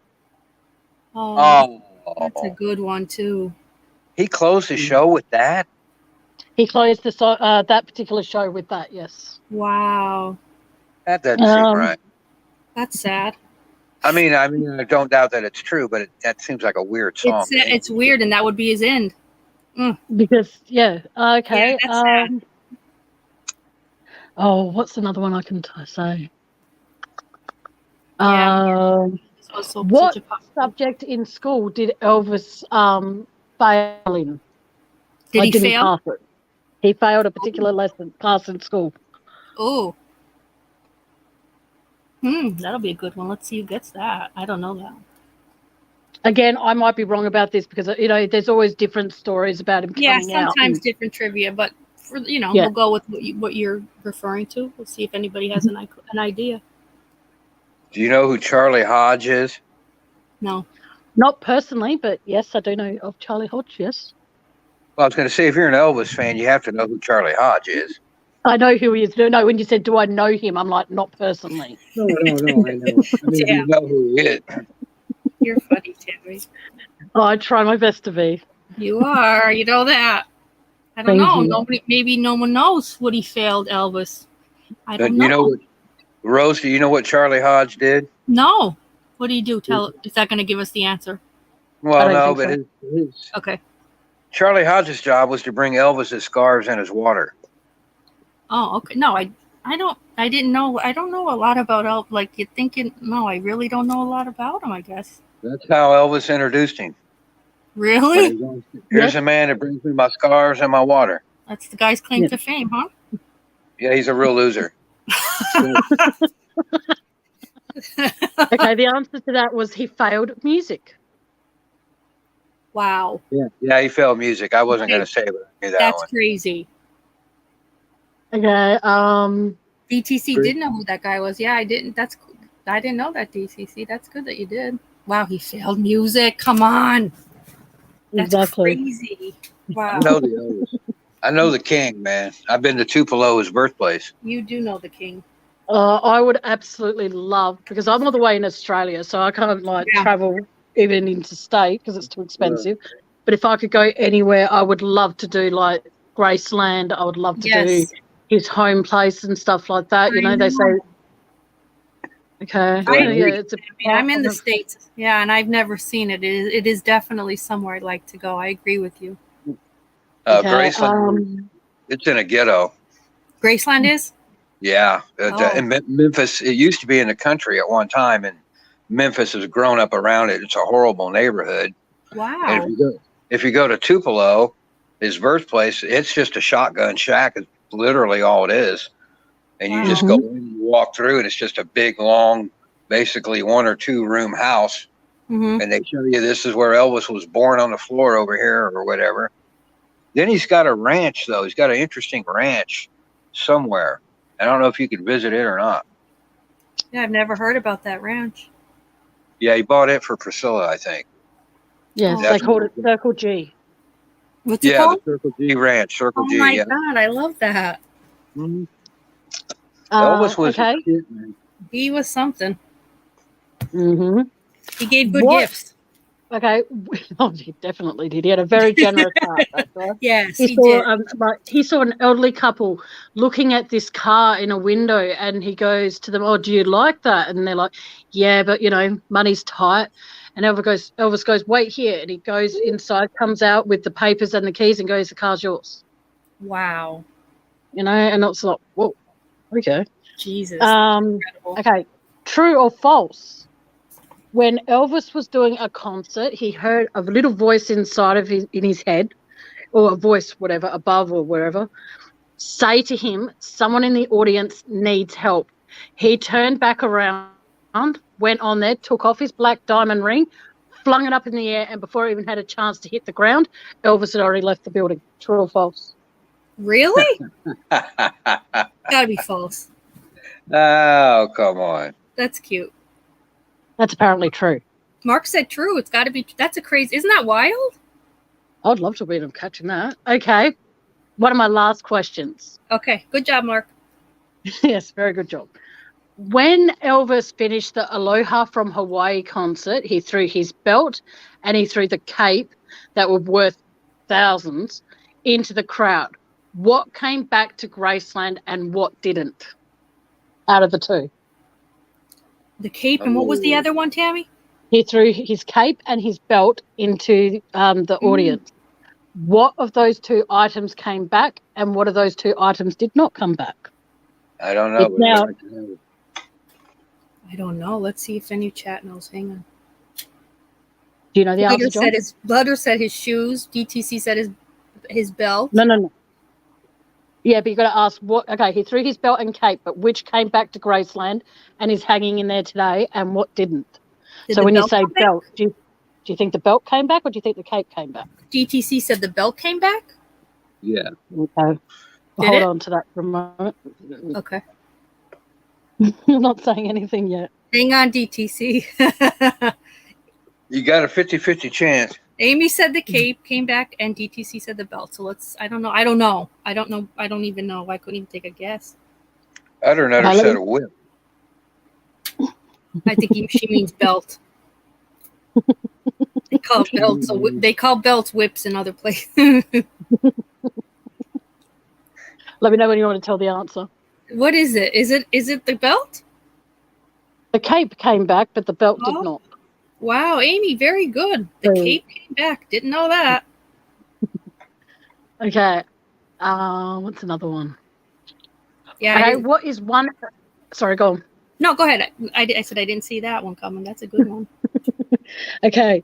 What is one song that Elvis talks through and explains the meaning of the song or the story behind the song while someone else someone else is singing it, but Elvis talks through it and explains the song? And I don't think he ever did this song live. He might have, but I never saw it in any of the concerts I've got in my collection, him doing it. So he talks the song.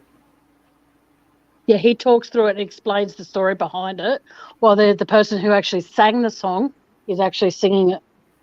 Oh my God, Amy is a former Graceland tour guide. Oh my God. She said, "Are You Lonesome Tonight" was the song. Which song? No. Because when you think about it, Elvis talks a bit through it, yes, but Elvis is actually singing it. This is a song where Elvis talks, but someone else is singing it.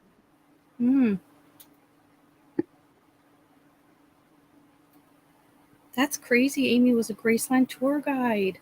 That is incredible, Amy. It is. What a job. Are you asking for the song or the artist? No, the song. Did you ever get to go upstairs, Amy? Oh, no. Amy, did you ever get to go upstairs? It's probably from a movie. That's why, man. Most of his songs are from those dumb movies he made. As far as I know, it's not from a movie. And what did you say? It wasn't something he sang at concerts? He didn't in the concert. I've got about 10 of his concerts, and I haven't seen it in any of them. So he may have done it live, but I don't know. Amy said, "Great experience." I could imagine, Amy. I've driven by there, but I You drove have? by there, but I've never been inside. I would love to just do a tour. I mean, the place is incredible. It's not that big. Amy was upstairs in the racquetball court, not his suite, though. Ooh. Does anyone know the answer? No one knows it. What is it, I have Tim? no idea. Okay, I'll see if I John give up. knows the answer. I give up. Softly as I leave you. I haven't even heard of that Suddenly one. as I leave you. Yes, it's a beautiful, beautiful song. Every time I hear it, I bawl my eyes out. It's basically about a man who's lying in a hospital bed and he's dying, and his wife stays by his side for 3 days and 3 nights. And as she lays down beside him to go off to sleep, he touched her, and at that very moment, he felt himself start to die. So he took a notepad from the side of the bed and he wrote softly, and then the guy goes, softly. And yeah. It's a beautiful, beautiful song, but it makes me bawl my eyes out. Okay, two more, and then I'll pop down so you can get on with your own trivia and me not bother. Thank you, though, Tim. Give us 2 more. Okay, 2 more. Amy said she lived on the property next to the corporate building. Amy, that's crazy. I asked her. I want to know if she met any of his family or friends. That's what I was just about to ask. Did you get to Yeah, we'll see if she met any of them. So what's the next one, though, Tim, in the meantime? Okay, when Elvis passed away, quote unquote, what is one thing he did not want Priscilla to do after he died, but she is doing it now? Get plastic surgery. Nope. Write a book about their life. Nope. Get married again. Nope. She won't get married again because then she has to drop the Presley name and then she won't be known. So, no, that's not it. All right, so let's see if anybody gets it. She had the affair with the karate dude. Otter said spend his money. Oh, my God. Well, Hey. we could say yes to that, but the answer I have for this is no. The DTC said sell his stuff. Nope. Hey, in Priscilla's credit, she's actually made a bunch of money on the estate. Yeah, she has. She didn't spend it. It was about to go under, and she saved it. Yep. Oh, so Amy met people that were involved in the estate. That's very cool, Amy. Maybe some night you can come on and we can do a live about it and do a Q&A. That's pretty. I just love Graceland. It's amazing. I was just about to invite her onto my channel. We'll get her on both. We'll do a collab, Tam. Sounds awesome. I'd love to. It'd be good to do something other than true crime stuff. All right, So some said spend his money. Some said sell his stuff. Nope and nope. Wow. So make Graceland a tourist site. Nope. Oh, I hope not, because he's probably not resting in peace if that were the case. Jesus. Let Lisa Marie marry a black guy. Was he racial? No. Was he racist? No. If he was No, but racist, it's he wouldn't have had the Sweet Supremes and. Oh, that's right. Yeah, he wasn't. In his bed, so. I mean, Elvis didn't want Priscilla to be involved in a lot of his business. Well, I bet, Amy. He was definitely the man in charge. She didn't want him he didn't want her involved with that karate guy. I know that. Well, The yeah, he karate actually expert. had. Yeah, Mike Stone. He actually had a hit out on him, and then he cancelled it. Didn't she So- end up with him? I thought Priscilla ended up with him For a little while right? there. But, Yeah, I remember that. Oh, DTC said change her name. That's a good one. Was that it? Sorry? Change her name. DTC said change her name. Similar, something kind of like that.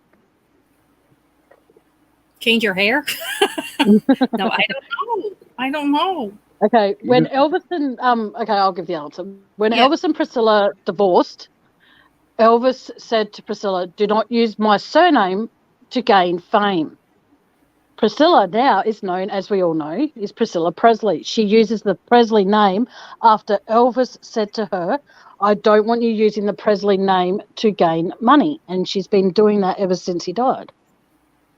Ooh. She brought over here. I'm not sure over there, but she brought out Manchester, and because it had the Presley name, she charged so much money. You know, so she did that, and he wasn't happy. I could guarantee he's not happy about that because everything, like she Right. bagged him every chance she gets. I'm not a fan of Priscilla. I'm sorry if everyone in chat is, but I'm not. No, but that's think she's done crazy. So what he told her, asked her to never do, she did? Yep, she was not meant to Wow. use the Presley name to gain, like, you know, Yeah. to gain recognition. So she's been doing that. And Elvis, and I think from memory, he even stated in his will that Priscilla was not to use the Presley name because, you know, they divorced. So, okay, what's another question? But he's not really dead, so she's not doing that.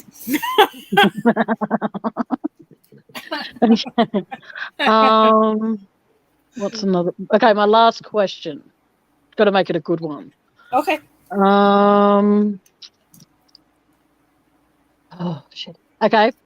What is something that when Gladys Presley passed away, what is the one thing she had in common with Elvis when he, quote unquote, passed away? What is the one thing they had in common?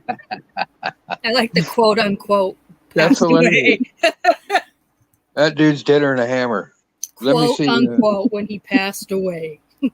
Yes. Well, there might be people in chat who think he's still alive, so I want to be. Amy goes, trust me, he's dead. I like Amy. Very voice reason. Trust me, he's dead. Yeah, well, I speak What was the very question rarely, again? but I speak to one of Elvis's ex-girlfriends, and she's even said she was there and she saw him lying in state. So yeah. Oh gosh. What's the question again? Oh, what was the? Oh yeah, when Gladys passed away, when she passed away, and then when Elvis, like I said, quote unquote, passed away, they had something in common. What was it? Mark said the same toilet. Oh my god. No, Gladys They were passed both away in constipated. hospital. So, and Elvis Oh, passed she away did? at home. So. Oh, okay. Yep.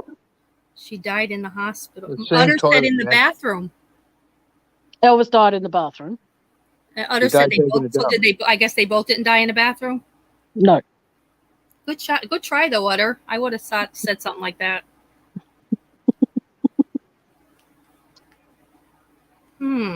Eyes open. DTC says.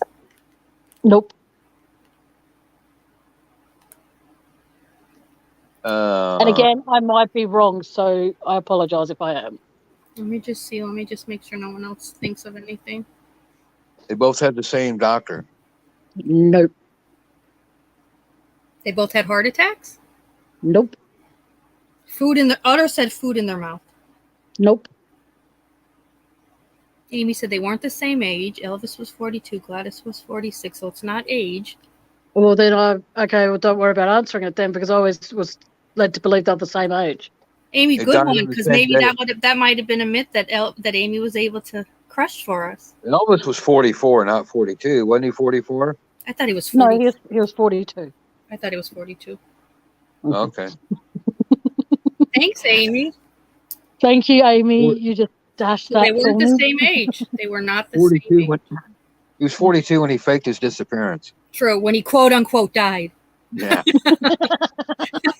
Exactly. Right, I Terry? have to- You got to put it in quotes. You've got to put it in quotes. Exactly, because at the end, like, I speak to one of Elvis's girlfriends, Mindy Miller, and she was with him between after Linda and before Ginger, and she's even said to me that he did pass away. That was him, but like you look at the picture of him when you see the side profile, because his cousin snuck in apparently like with a camera and took a picture, and he got like thousands of dollars or something for that particular photo. And people are saying that, you know, he was sweating, and as we know, dead bodies don't sweat. And they were saying that there was an air conditioner under the coffin, so when you went to, you know, say goodbye, it was all yeah. so it's like whatever. That's so funny. Shit. Oh, okay. I do have one more question. Yeah, because everybody enjoyed it. Give us one more, Tam. Okay. True or false? There is still one of Elvis's life insurances because he had 3, one that he took out before he died, so there was apparently no fraud there involved. One that just disappeared, worth $1 million. It just disappeared. And then there was one, and what happened to that one? Like, what's happened to it? Oh. I didn't hear what you were talking about. What was it? Okay, Elvis Presley had 3 life insurances on his life. Oh, life all, insurance. Okay. all valued at $1 million each. One that was claimed before he died, one that just miraculously disappeared, and the third one, what happened to that one? Mm. Utter nutter, I'm not going there. I know. I put LOL at Utter. Don't go there then. Utter said grandchildren. DTC said probate. Mm-mm. No. Nope. Lost it. On display. Nope. Yeah, and Utter and John said lost it. That's a good one too. I don't know. It went to Lisa. Nope. Okay, do you want to give the answer? Yeah. It has yet to be claimed. What? There's a life insurance out on Elvis Presley that has yet to be claimed. So the thing this is why people think that he might still be alive, because if Lisa Marie, as I've been informed and read and seen on Entertainment Tonight, that she's financially, excuse my language here, financially fucked. And you'd think that if she still has that insurance thing, wouldn't she take that out? But if Elvis, if she was to claim that and Elvis was still alive, that would be insurance fraud. Wow. So you got to ask yourself why true. happened. Yeah, Amy said true. So yeah. So we don't know. Utter said other person died or lost it. So it could be either one, right? It could be the one that just like the one that just disappeared out of nowhere. That disappeared about 3 weeks before Elvis died. Wow. It just disappeared, and there was no questions, no nothing. There was no investigation. There was no nothing into it. It just disappeared. But there's still one remaining that has not been claimed. So I find that very, very bizarre. Oh, man, now I've got another question. I don't want to keep pounding. Doing this. Tell us it. What is it? What's another one? Okay. True or false? When the sunglasses Elvis wore were the sunglasses you see Elvis wear, true or false, were they prescription? Oh.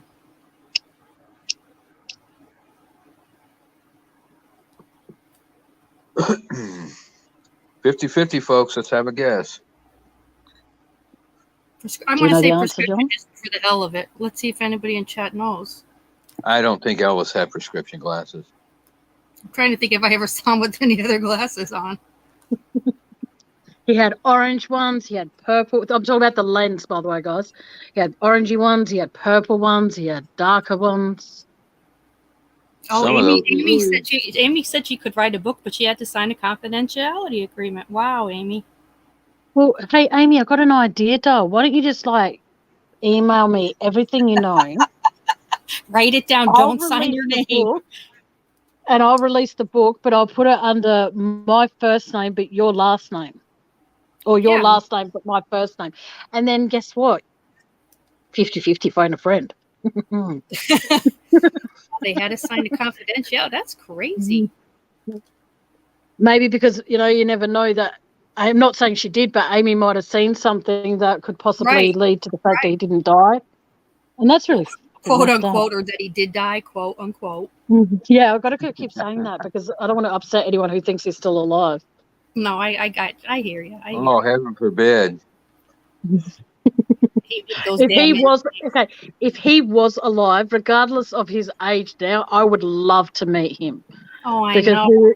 His music, that song that we were saying before, Bridge Over Troubled Water, I've only heard him sing it and I cry. And in the TV show I used to watch, Brothers and Sisters, and there was a lady, I should say, sorry, that sang it, and they're the only two people that have ever sang that song, and I've cried my eyes out for the entirety of the song. So, wow. And so in answer, does anyone else want to answer before? No one know. What is it? Tell us. It is true. Because Elvis suffered from glaucoma. There you go, John. I was right for once against you. This is crazy. Write that down. Tammy, you're great. You can come back anytime. Thank you. Oh, I like the theme. Yes, well, I would like to invite all of you to join but subscribe to my channel, because when my StreamYard hours come back up, I'm going to do an Elvis trivia. There'll be no prizes because I'm a povy person. Well, we So, just work on here too. Yes. I'll Okay, drop you a one more link, no question. problem. Thank you, Tam. Right. I'm definitely dropping your link. Absolutely. We'll be. Thank you so much. I do have one more question. Yes, go ahead. Sorry. No, And you got to remember these because I might ask them in my trivia night or day or whatever. Sounds good. True or false? Did Elvis Presley wear an earpiece when he sang on stage? A what? Earpiece? An earpiece, so he could have the music, so he knew what songs he was singing, as in like the lyrics going into his ear. Like how you see some musicians these days, they all wear earpieces. I'm like, you write your own music. Utter says yes. Oh, that one's already up there.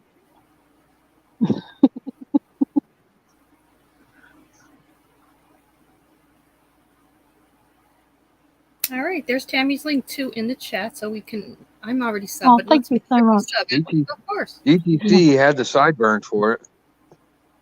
Yeah, those ciphers. That's.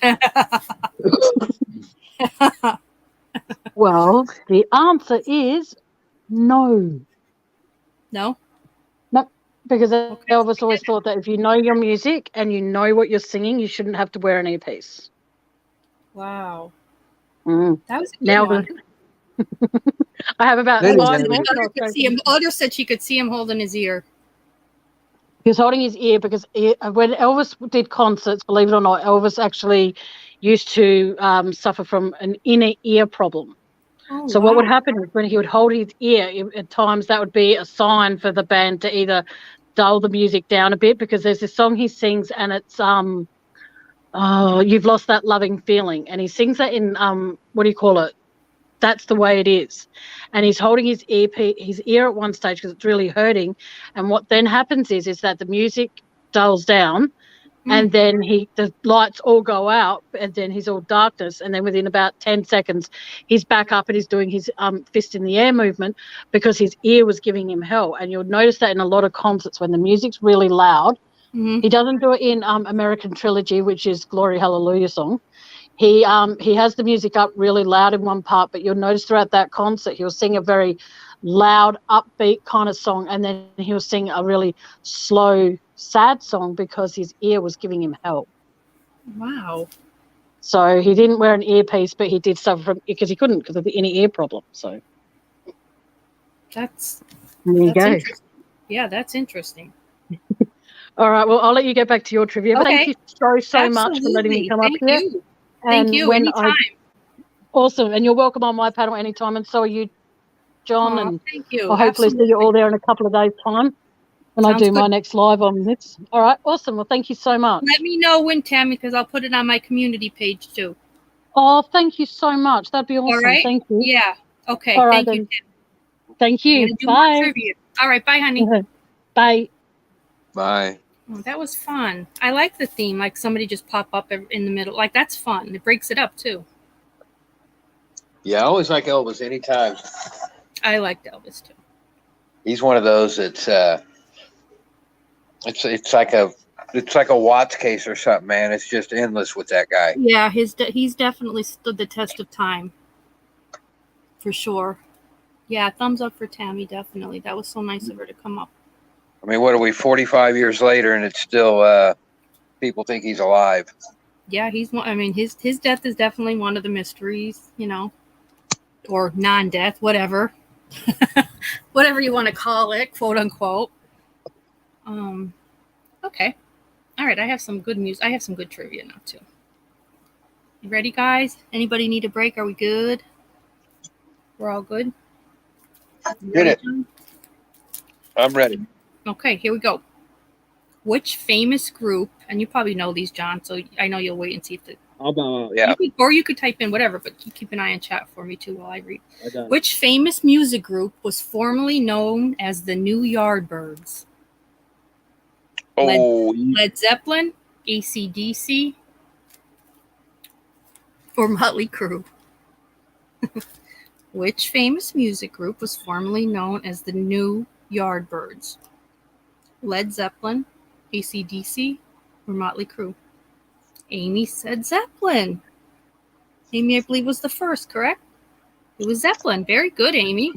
I didn't even see it. Yeah. Did you know that, John? Oh. I didn't know that one. That was that one when I. Yeah. I Oh, yeah. I knew that. I'm a big Jimmy Page fan. I knew You that. love Jimmy. Yeah, it was Zeppelin. Very good. Okay. Oh, we're talking about Elvis. What was Elvis Presley's first hit in 1956? Elvis Presley's first hit song in 1956. First hit for EP. Yeah, this is a little harder because it doesn't give any multiple choice, so just have to wing it and guess, guys. What was his first hit in 1956?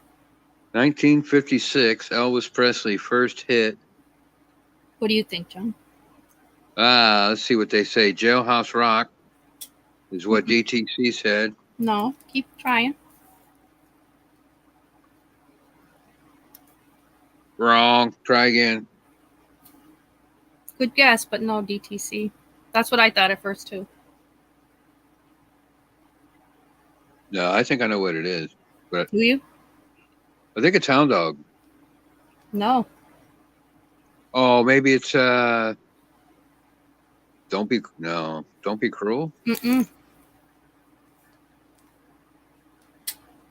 Anybody in chat? No, not Captain. Blue Moon of Kentucky. Heartbreak Hotel. Wow. Yeah, Heartbreak Hotel, first hit in 56. It's a good song. I do like that song. Okay. Rock band AC/DC actually originates from which country? Ooh. That should be easy. Mm-hmm. Originates from which country?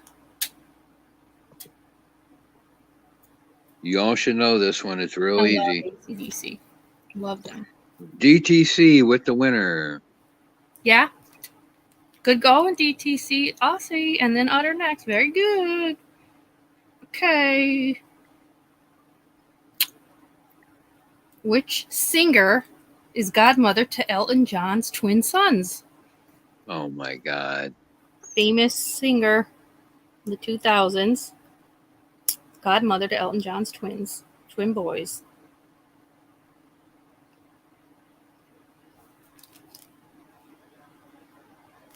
Do you know this one, do you think, John?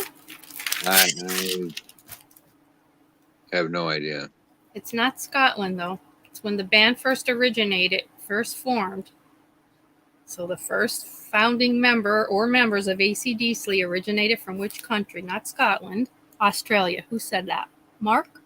Oh, I thought we already did that. Utter God. I'm sorry. Yeah, I'm sorry, guys. I'm catching up. No, DTC got that one. It was definitely Aussie. It was DTC. Yeah. I'm sorry. Then you had another question. I thought we were already on another Lady question. Gaga. I'm sorry. I totally forgot about it. It was Lady Gaga. Sorry, guys. Lady Gaga is very good friends with Elton John. I don't really follow her, so I didn't know that one. All right. Let's see what we got here. The Rock and Roll Hall of Fame is situated. I'm not lagging. You know what it was, Otter? I had a brain freeze. The Rock and Roll Hall of Fame is situated in which United States state? The Rock and Roll Hall of Fame. I've never been here. I'd like to. Easy. This is an easy one. I bet they'll get it. This is when you got to type fast on these. DTC with the winner.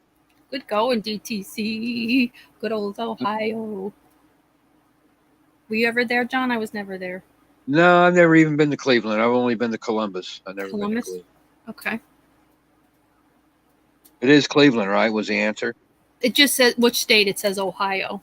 I'm not sure. Yeah.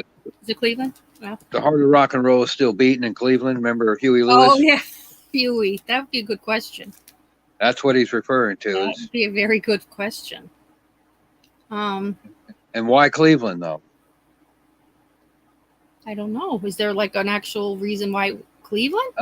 Cleveland's where the guy worked, and I forget his name. Be a good trivia question, but he was the DJ on the radio station, and he's the one that first called it rock and roll. Oh. They had some record. I don't know if it was Elvis or what it was, and he said, "Here's that new rock and roll record or whatever." Yeah. And so it was a DJ in Cleveland that first started calling that style of music rock and roll. That's why they call it the. Oh, that's cool. No, I didn't know that. That's a good one. That guy's name's like Milt Friedman or Mort Friedman or somebody like. He's a big radio guy, famous radio guy. Oh, and Amy said Memphis dropped the ball and Cleveland gave $65 million. Jesus. Yeah, that's true. Also, yeah, they had a big war. And he coined the term rock and roll. It's good, Tam. Amy, I didn't. You and John are slaying us. Slaying us. The music wasn't born in Cleveland, but the term was. Yeah, that's interesting, though. That's a good one. I no clue. And that's why Memphis said, "Hey, no, wait, Elvis is from here, and he's the king of rock and roll. We should have the Hall of Fame here." Alan Freed. Yeah, never. Alan Freed, that's it. Thanks, Amy. That's a good one. I knew it was something like that. Alan Freed's, yeah, real famous. Wow. He's the one that came up with that. And do you know what rock and roll? Rock and roll is a euphemism. Well, I shouldn't even say that. Okay, what's the next question? You should. Okay. Well, how's that? Female? You shouldn't say that.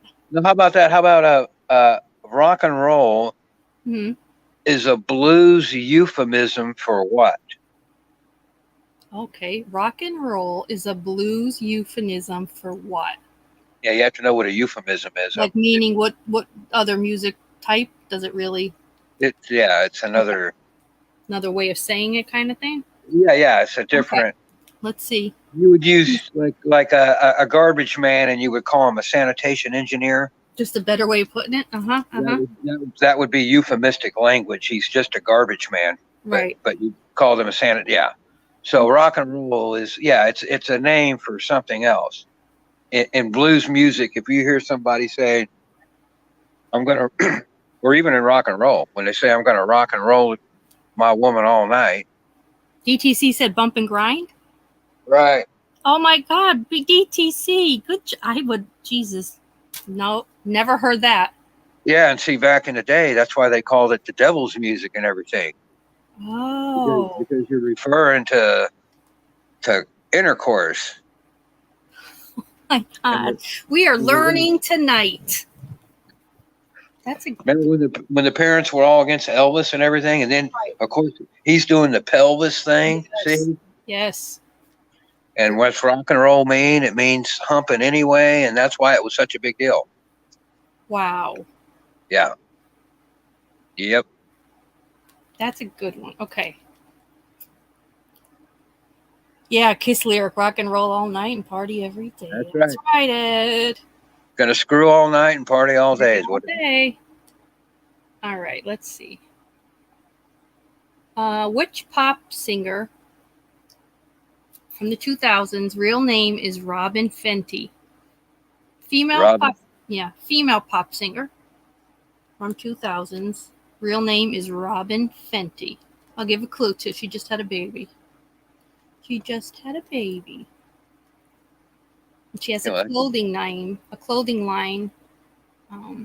that has part of her real name in it. This is a little harder. She has a clothing name. No guesses yet. No guesses yet. All right. From Barbados. I'll say that too. Oh, I know who it is then. Do you? That might give it away. DTC got it. Yeah. And so did Utter, DTC. Yeah, good. It was Rihanna. I think it's Savage Fenty is the clothing line, if I'm not mistaken. The sack butt is an early form of which musical instrument? I'll get this if she's here, right? The sack butt, SACKBUT, is an early form of which musical instrument? No clue. No clue? No idea. I'd have to guess. Mark Klein said Utter. No. Trombone. Who got Utter? Era. Very good, Era. Give Era a trophy, Mark. What's it called again? The trombone was known as the sack butt. Sack butt. SACKBUT. Yep. Very good. I never would have. Me either. No. Why would they call that a sack I butt? can't imagine, but I thought it was a good one to ask. I figured somebody would know it though. That's musically inclined. It's a harder one. Okay. Let me see. I don't want to give too hard. Some of them are a little bit. We don't really know. Okay. American rapper who originally went by the name Lasan Parish Crooks. Famous American rapper, tragically killed, originally went by the name Lasan Parish Crooks. Was it Tupac or Biggie? Oh, I know that. Lasan Parish Crooks. Original name this American rapper went by. Tupac or Biggie? Biggie, under butter with the wind. It was Tupac. Who said it? Oh, I thought it was. No, it was Tupac. I said Tupac. Tupac. It was Tupac. I thought his name was Tupac Shakur or something. It doesn't say this was their name. It just says it's what they went by originally. Oh. Yep. Oh, yeah. Okay, Yeah. That's where you got me. Uh-huh. And that's the way questioned. That's how they kind of got you. That's a good one, though. Yeah, It is a good one. It is a very good one. And they both died tragically, but yeah, it was Tupac. I love Tupac. Okay. I bet people know this. Elton John's 1976 hit "Don't Go Breaking My Heart" was a smash success, and it was a duet he sang with which female vocalist? Kiki D. Let's see if it. Kiki D. Kiki D. Anybody else? Kiki D. John says Yeah. Kiki D. John says Kiki D. This was a good song too. It's one of my favorite. It was Kiki D. I love that song. Yeah, she couldn't break it if he tried because he's gay. So. Did she ever do anything else? Like, was Kiki D ever popular in her own right? You don't really hear her name. Or said, John, you have to type to give everyone a fair chance. Yeah, I know. I saw that. I know I was going to laugh because this is the only question I've answered so far, and I had to. It is, and you're usually on top of it. Yeah, I didn't think so, DTC. I don't think Kiki D really. I didn't think anybody would get Kiki D, and everybody did. They did, and I knew, and I don't know. I mean, but you're right. She did have like one other minor maybe hit. I don't remember what it was, but that was it. And that was it. I think she sang backup on a lot of stuff, though. I mean, she's good for that. I mean, I just don't. I could be wrong about hearing, of her own stuff, Let's see. In 1985, Tina Turner won a Grammy for Record of the Year for which song? And this was 1985. Tina Turner won a Grammy for Record of the Year.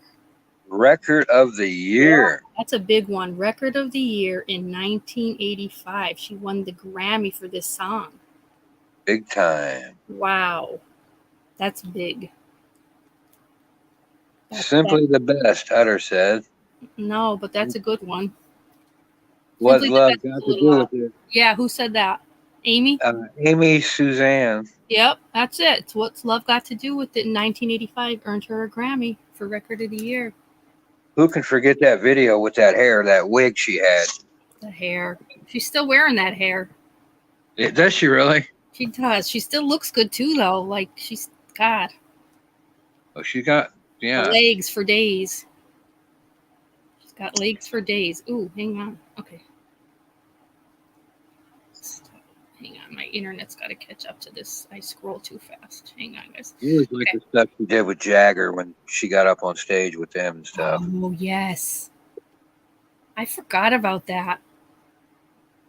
Tina, yeah, she's ahead of her time. She's very cool, I think. Okay. What's her? Hey, here, there's a trivia question. What's Tina Turner's real name? I don't know. Do you know it, John? Let's ask. Yeah, you guys I know. Okay, cool. I don't know. What's Tina Turner's real name? This is a good one because I don't know this either, so it'll be interesting. Tina Turner's real name, folks. Ike named her Tina. Ike Turner named her Tina. What's her real name? To Ike for doing that. Ike said, "You're no longer this. You're now Tina." Wow. I'm taking your identity away, and later I will beat you. But for now, you're Tina. No, DDC, wrong. Try again.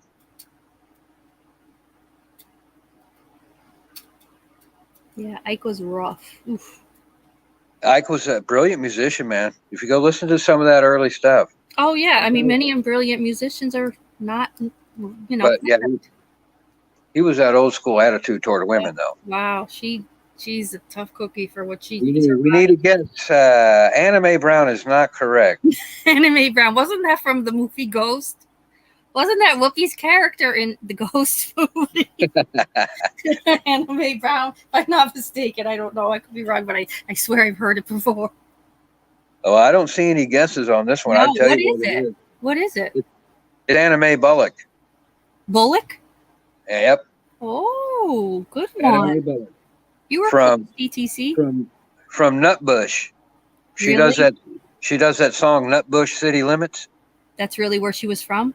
Yeah, she's Anime Bullock from Nutbush. Where is Nutbush? She wrote that song. Where is it? Is it that's really a city somewhere or a town? It's in Mississippi or Oh, Georgia. Mississippi. Or something. Okay, she's from. No, I don't know. It's one of those southern states. I don't know which one. So she is from the south. Yeah. Okay. To my knowledge, she is not. That's easy enough. Outside of Memphis. Yeah, Amy said outside of Memphis. There you go. Thanks, Amy. Wow. She wrote that. That's a song that Tina wrote. That one. I never even heard of that. You probably have if you've ever. Yeah. If you've never seen that, you got to go watch. I'll have to. Because she'll sing that with her with the two other girls, and they do all the wild dancing and whatnot. Oh. Back in like 1970 or something. Okay. Yeah, I like Nutbush City Limits. Yeah, that's one of her trademark songs. Before she came out with the Private Dancer and all that crap. Mm.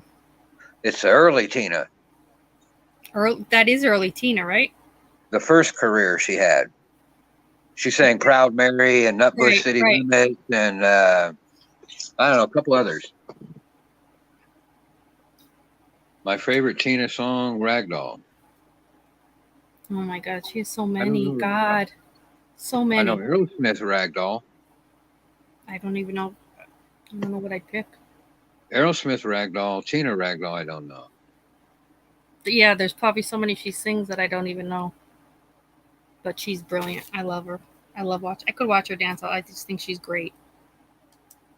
Okay. She hit right in the middle of the Boy George, Cyndi Lauper, Flock of Seagulls. Yeah, she was different than all of them. Yeah, somehow here she comes and she hits again right in the middle of all that crap. Yeah, that is a weird time. You're right, though. Yeah, a little strange. Very strange. And yet, yeah, she was so accepted. Maybe people were sick of that. That could be. She was she was definitely different. Because Whitney did well, too, remember? That's right. And that was about the same time, right? Yeah. So it wasn't all Madonna. And yeah, there was definitely an audience looking for something more than the poppy sound. A little more sophisticated. Absolutely. And that's like Sade, my girl Sade. Oh, love Sade. She's great. I wonder if that's her real name. That I have no idea. It probably is. That I'll have to look at that, but she's great. My God, what a voice. So beautiful. Just so beautiful. How about Cher's real name? There's one for you. That's a good one. Guys, Cher's real name. Before she married Sonny, what was her name? Let's see who gets it. I don't know her last name, but I know her first name. Anybody?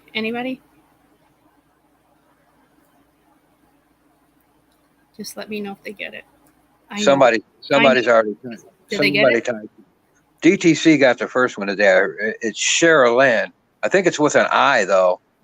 It's like Sherry Lynn with an I. I know that, and I know the last name only because I loved her as a little girl, and I saw her in concert when I was in like 7th grade. Yeah, I remember you said that. Sherry Lynn, and the last name, it's a harder one. It's Sarkazang. Yeah, that's it. Because she's like Turkish or Albanian or one of those. She is, and Yeah, it's like Sarkisian. It's a mouthful. Sarkozy. Yeah. It's a Amy's got it. mouthful. Yep. She's so cool. She is so damn cool. Oh man, there's the early '70s, mid '70s Cher. We Oh like my when she was God! with Gorga, Yes, smoking hot. smoking hot. God, all the clothes, just everything. She's a movement too. And she had that thin body that everybody was Yeah. jealous of. She did, and she's really maintained herself. You know, I know she's had surgeries and stuff, but she does stay up on the like eating healthy and never. You know, you didn't have scandals of Cher being drunk or an addict. She's stood the test of time. She's a half breed. Yeah, she's definitely a It, breeder. it's funny if you say that around the wrong people. They don't realize. How dare you say that about Cher? No. It's like, no, it's a good thing. No, it's one of her biggest hits. Yeah. Excuse me. Ed said, I thought she did good. She did great in Mask, Ed. She's a great actress. Like she could do both. She's great. I love her acting. I got to tell you, I was shocked when she was so good as an actress. She really was, though. Because a lot of times the singers, they try that and they suck. They all don't. Right. But she was good in that. She was good in everything. Come on, let's talk about Moonstruck. There, yeah, she got the Academy in Moonstruck. That was she was amazing. Witches of Eastwick. She played. I love that. They're all good in that, and that's one of Jack Nicholson's best crazy ass performances. He's crazy, and I love it. And she's with Sarandon and Michelle Pfeiffer, and she was just as good. Snap out of it. That was the famous line, DTC. That's right, in Moonstruck. Snap out of it. Who's she with? Is it Nicolas Cage in Moonstruck with her? I think it was Nicolas Cage. Right? Snap out of it. I could picture it. Oh my gosh. I never saw that. It's a good one. I mean, that did get her I remember got the can. My mother loved it. It was a good one. It was, cute. But I loved Witches of Eastwick. I think might have been my, Mask was a different setting and it was a true story, sad. But Witches of Eastwick was just good. She was good at Mask. That's what made her. God, her and Sam Elliott together were just so good. Loved them. Oh man, my old girlfriend and Sam Elliott. Oh gee whiz. I love women. He's not. I mean, he could be my father in age, but he was so damn good looking. All you'd have to do is mention her name and the chair or the couch or whatever she's sitting on. No, seriously, Sam has that way about him. Women love him. It's ridiculous. She was so hung up on that guy, man. What show he was on? He was in Tombstone. Yeah, he was right. He's hot. Sam's hot. He was in Tombstone with all those guys. If you ever seen Tombstone, yes, with Val Kilmer and which is one of my favorite movies. But then she's got a drool cup because Sam Elliott's in it.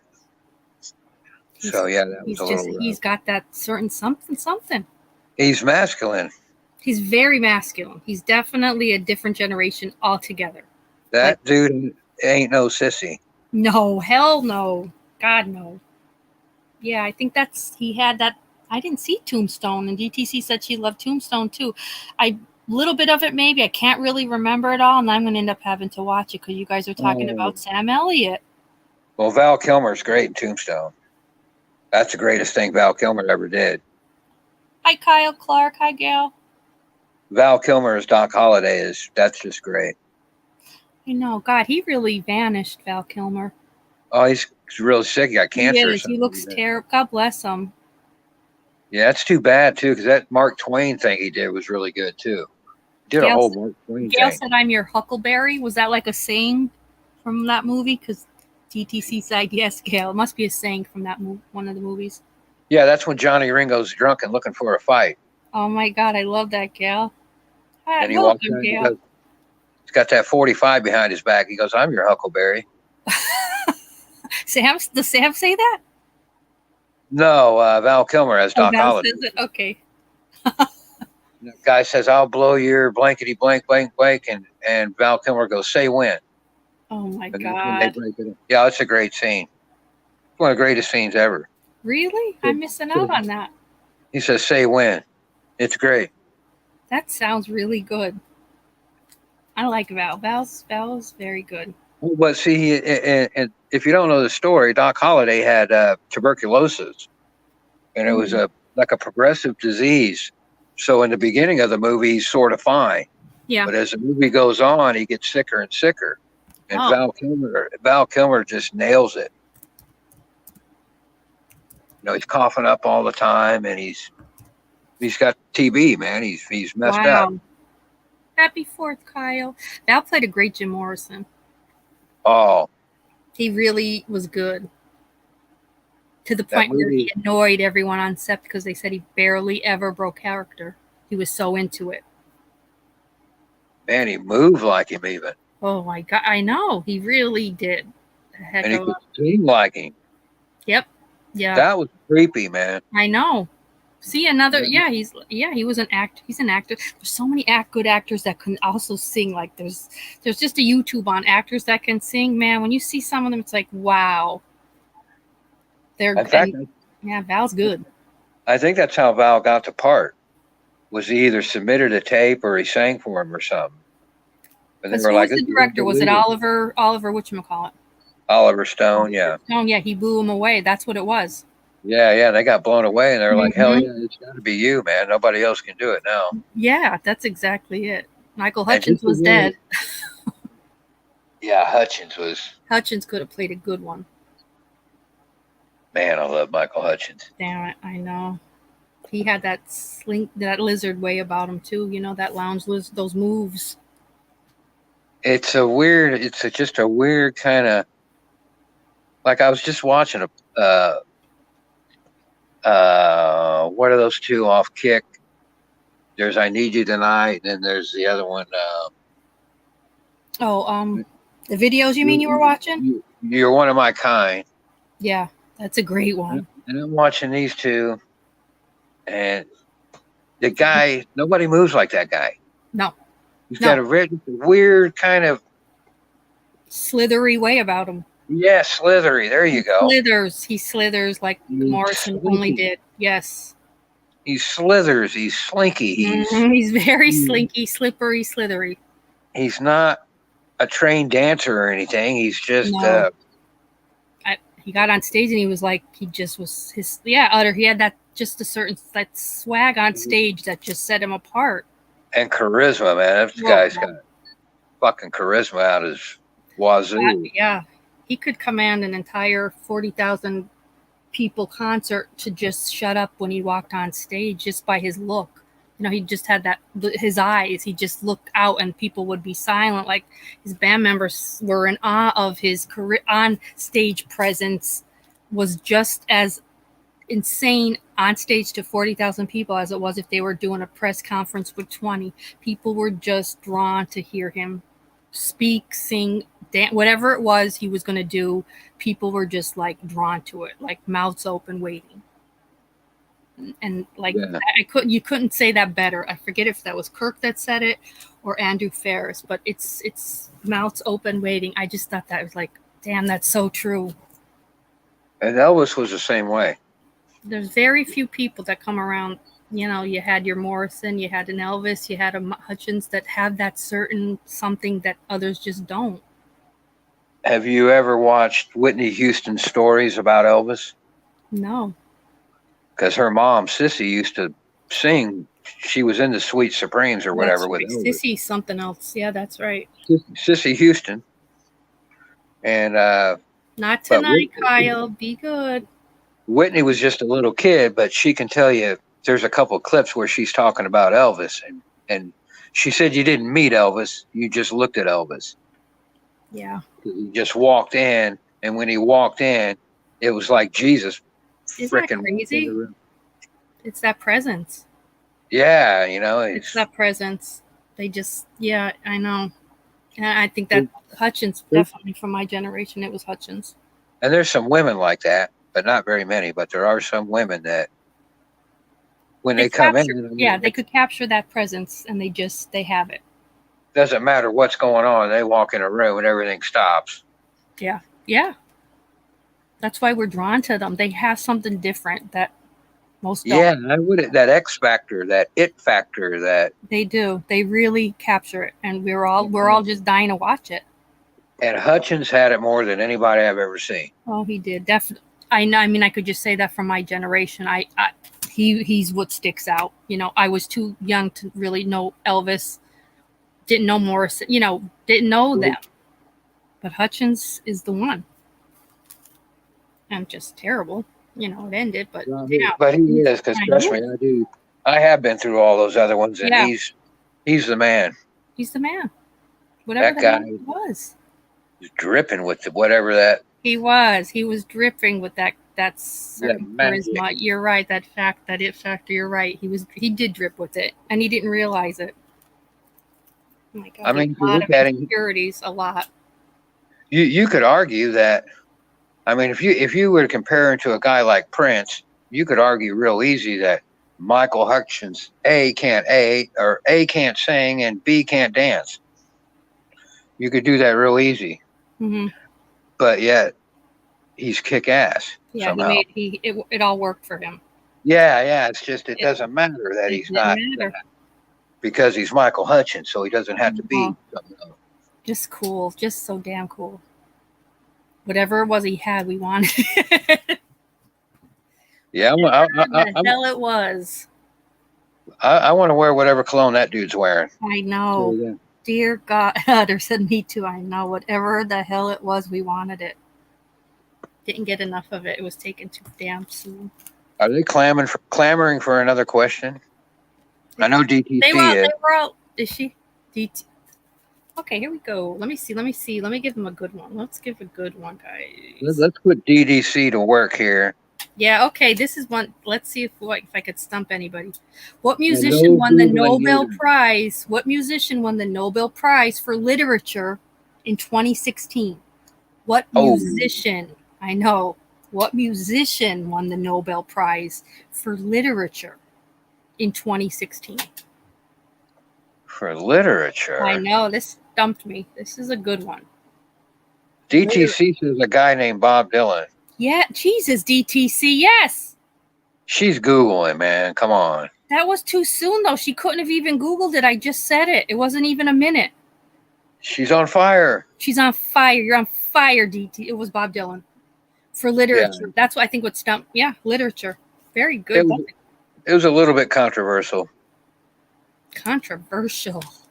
Yeah, they were wondering why is this guy getting it for literature when he has never written he did write a book, but he didn't get his prize for that. So he did write books, but they weren't literature books? He's written a book. Mm-hmm. I don't know, maybe a couple, but that's not why he got the prize. No. He got that for, I don't know. That was the question. Why is he getting it? Yes, and it was literature, which is weird. And he refused it. Yeah, DTC refused it. You're right. He did? Yeah, he did. Oh, I didn't know that. Mm-hmm. He's very controversial. He likes, that's just part of who he is, I think. He's a rebel. You know, Utter Nutter, I'm telling you. Well, if he had to pick a man, it would be Michael, definitely, Utter. I know I would if I had to pick a man. I'm going to do that boy.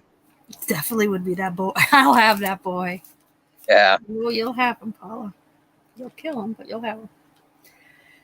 Okay. Let's see what I could stump them with. We have a smart group here. Ugh.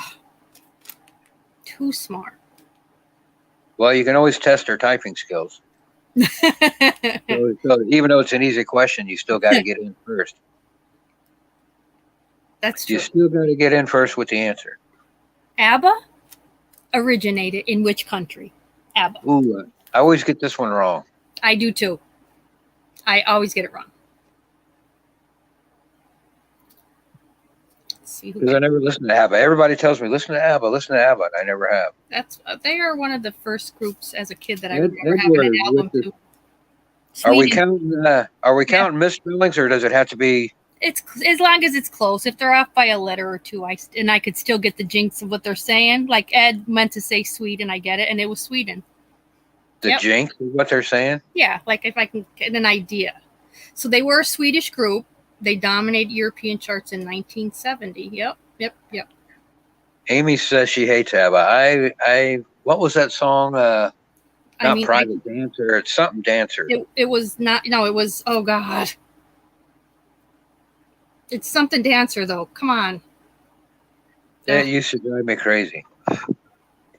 That's a disco music to me. That's why I never listened to it. It was. I used to watch. They used to be on like Bandstand. Remember? Do you remember Bandstand? Dancing Queen. Dancing Queen. That's it. Yeah. Oh God. That's it. No. And they wear those cheesy outfits. They look like a bunch of siblings all dressed alike. Yeah, they're like the Carpenters, man. They're That's exactly what they looked like. They were just like, yeah, that's exactly it. You're lagging, Utter? She always says that when she misses it. We all know each other so well. We could say great. Yeah. I have She'll get one right, and suddenly she won't be lagging anymore. I can't. There's too many easy ones here. These trivia people don't realize I have smart people. My peeps are smart here. I gotta know. All right. Well, it depends on era too. If you go the last 20 years, and if it's, I'm completely lost. If it's Pink or Beyonce or any of that stuff, I'll be stone cold out on those, or rap or anything like that. I don't know, Ed. Ed said, did the one girl dye her hair darker? Was that her normal color? I don't know. I thought they were all blonde, right? I thought so, but they all look Swedish. Like they all had that look, but I don't remember the dark hair one. Pretty sure the one was dyed her hair. She must have, because they all had that, especially Sweden. They're all fair-skinned, light hair. All right. The singer Pink. Anybody know her real name? I used to. Did you? I like Pink, though. Pink's cool for the 2000s. I used to watch this one video of her. Man, she was... She does those silks and the swings so good. She gets on those swings, and her daughter does it now with her and does it in concert with her, too, and she'll get up on her own swing, and it's unbelievable. Pink's real... Yeah, she's still married to the biker guy? Yeah. They have 2 kids. Like I said, the daughter's really good. It's Alicia. Very good, DTC. It's Alicia Moore. Alicia Moore. Alicia Moore. It's Pink's real name. Oh, that's right. Yeah. Yeah. Good going. I was thinking that was the girl that wrote, I'm coming to get the party started. You know who wrote that? Yeah, it's Alicia Beth Moore, actually. Gail said Alicia Beth Moore. It doesn't say Beth in here, but thank you, Gail. Alicia Beth Moore. No, who sang it? Wait, get the party started? No, who wrote it? Who wrote it? No, who wrote it? I don't know. You know that song Pink has? I'm coming up, so you better get the party started? Yeah, who wrote it? That's written by the girl from 5 Non-Blondes or something it's called. 3 Non-Blondes. Isn't it? Is it 5 Non-Blondes or 3 Non-Blondes? She's married to the girl from Roseanne, or used to be. Oh, I love her. She's very edgy. I love her. They're not together anymore, but I love her. She wrote that as a kind of a nonsense song, and it ended up being a hit after they arranged it that way. She did? Yeah, she wrote that, but it's got all the cliches, like I'm driving in my Mercedes Benz, and I forget the lyrics. Linda Perry. Linda Perry. That's her name. Linda Perry. Linda Perry wrote I'm coming up, so get the party started. You know, she wrote a lot of good songs. I like her. Well, they had a falling out because Linda Perry went and worked with some other girl. Linda Perry works with Courtney Love a lot. Oh, God. That takes a lot of patience to work with Courtney Love. Courtney Love is one of my least. One of her documentaries, and it's like, man, Linda, I give you all the credit in the world. Well, that's one of my least favorite people in the world. A lot of crazy to put up with, to get out some songs. You have to really coddle her and push her through it, and Linda's good at it.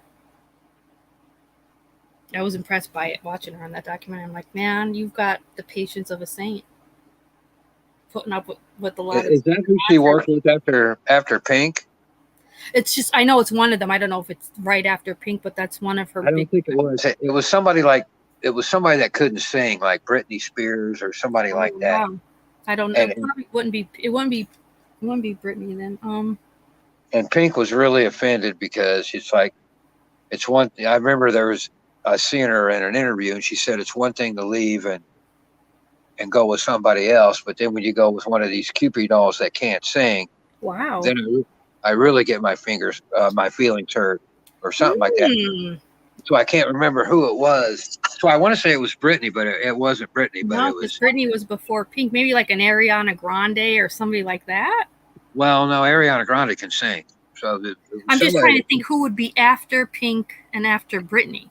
Well, yeah, and it's somebody that can't sing. It's a phony. I don't know. And Linda is the one.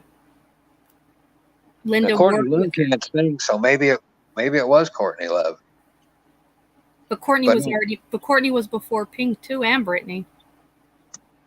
Courtney Love was married to that grunge rock guy. Yeah, Kurt. Yeah, that grunge rock guy. Who Kurt said Cobain. that? Ed Schwank said it. Courtney Love was married to Kurt Cobain. That's her claim to fame. She's married to Kurt Cobain. She's lucky she was with him.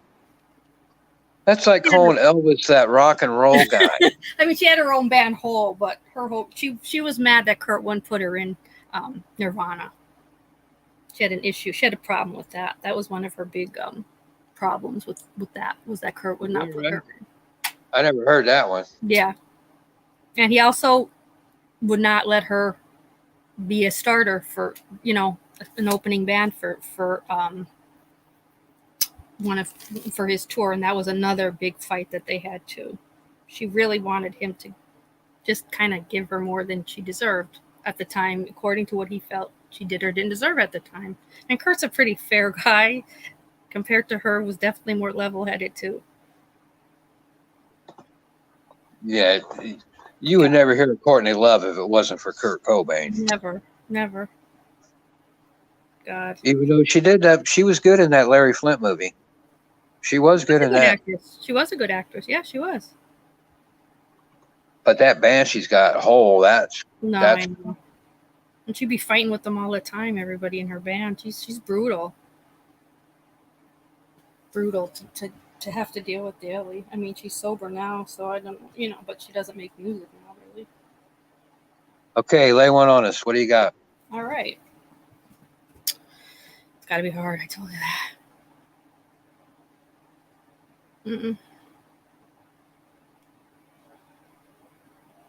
Get ready, chatters, trivia players. The Beach Boys sang this Elton John song in 1991. Ooh. This is a good one. I can't even think of a a guess. The Beach Boys sang this Elton John song in 1991. Go, Utter. Go, Utter. Go, Utter. Come on, Utter. She needs a win. Let's see if anybody gets it.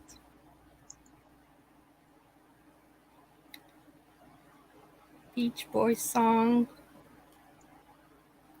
Beach Boys sang the song in 1991. It was originally by Elton John.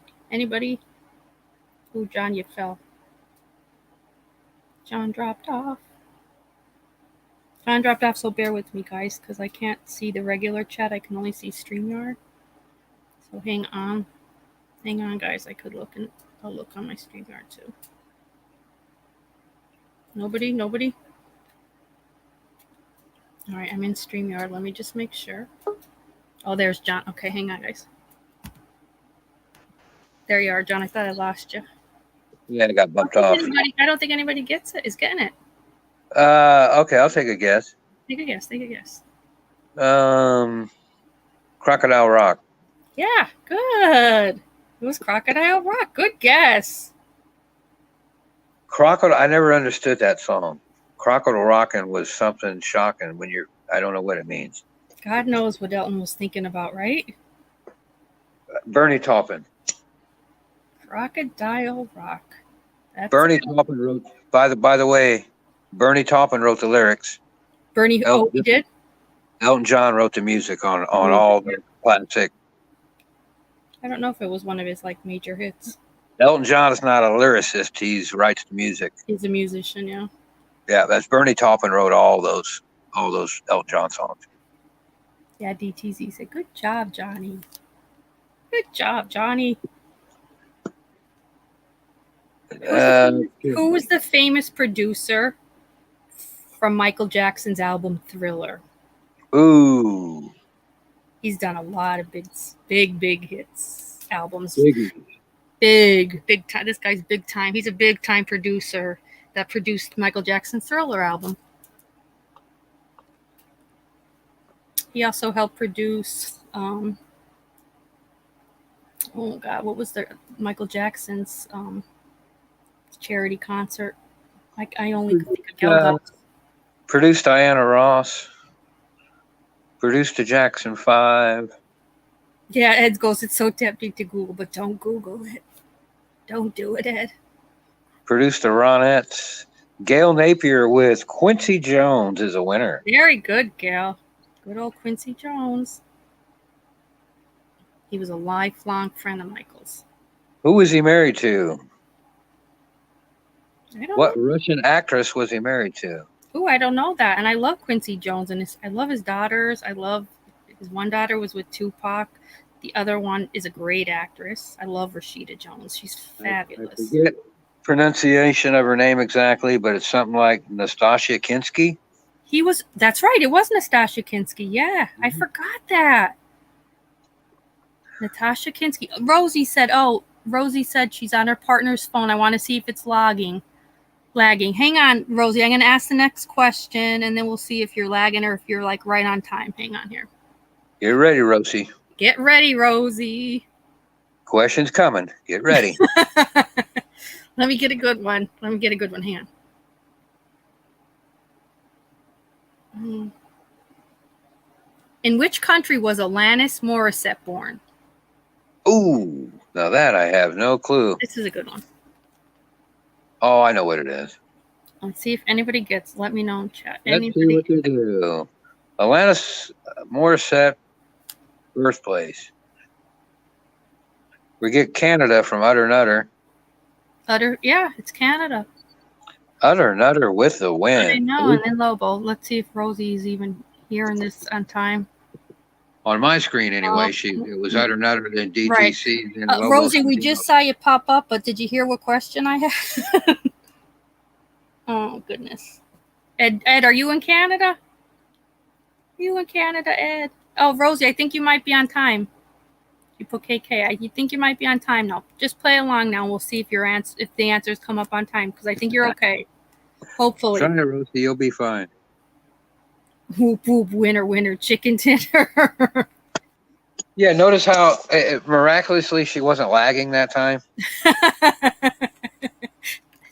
Oh, Ed, I have cousins in Alberta, Canada. Oh my God, Ed, it's always winter there. Ugh. Oh, this is a good one. Which member of Def Leppard died in 1991? Oh, John, I know you know.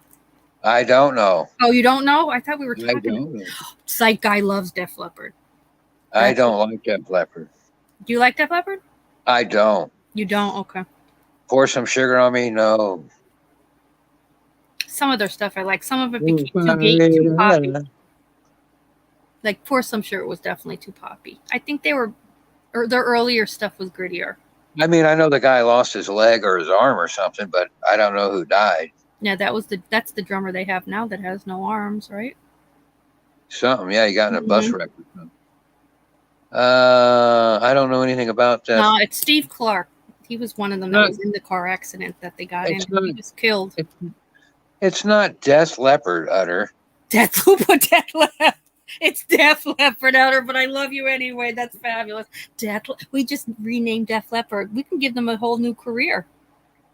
Or maybe it is if you're from the hood. That's Def Leppard. Def Leppard. That's Def Leppard. That's so good. Oh, God, I have to stop. Rosie has no clue. What was it again? What was the answer? It was Steve Clark. Photograph is a great song, Amy. You're right. That's one of their greatest songs, I think. Photograph. We're all going to call him Def Leppard now. You're on to something, Utter. We used to call him Def Leppard.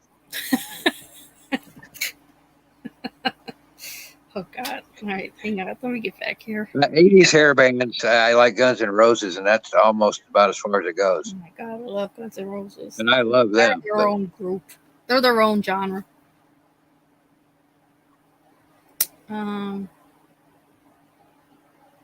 Hang on, these are too easy. Okay, what was the first album AC/DC released after the death of their lead singer Bon Scott? That went on to be like phenomenal.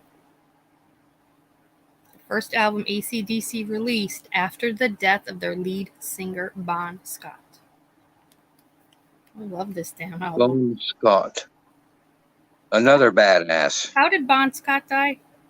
He, I believe he choked on his own vomit. Oh my God. Ugh, that's awful. Jesus. AC/DC's first album without Bon Scott. Do we have a guess? Not yet. Nobody yet? No? Letter said an overdose. Wow. No, but it was an overdose of alcohol, though. Was he an alcoholic? Yeah. Oh yeah, big time. That's a He got real drunk, and they were driving home from the bar, and he passed out in the car, and the dude just left him there. Utter is correct with Yeah. another. Yeah, good Utter Utter. with the winner.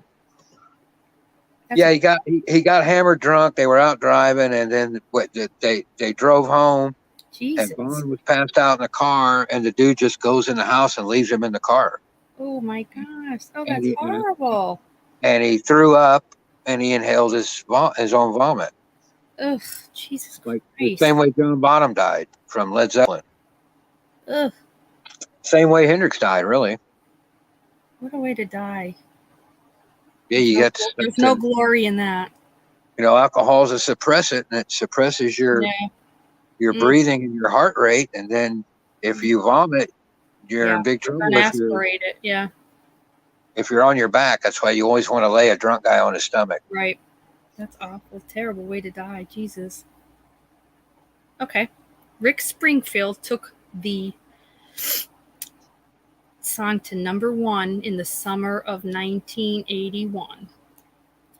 Rick Springfield I know. took this song to '1 in the summer of '81.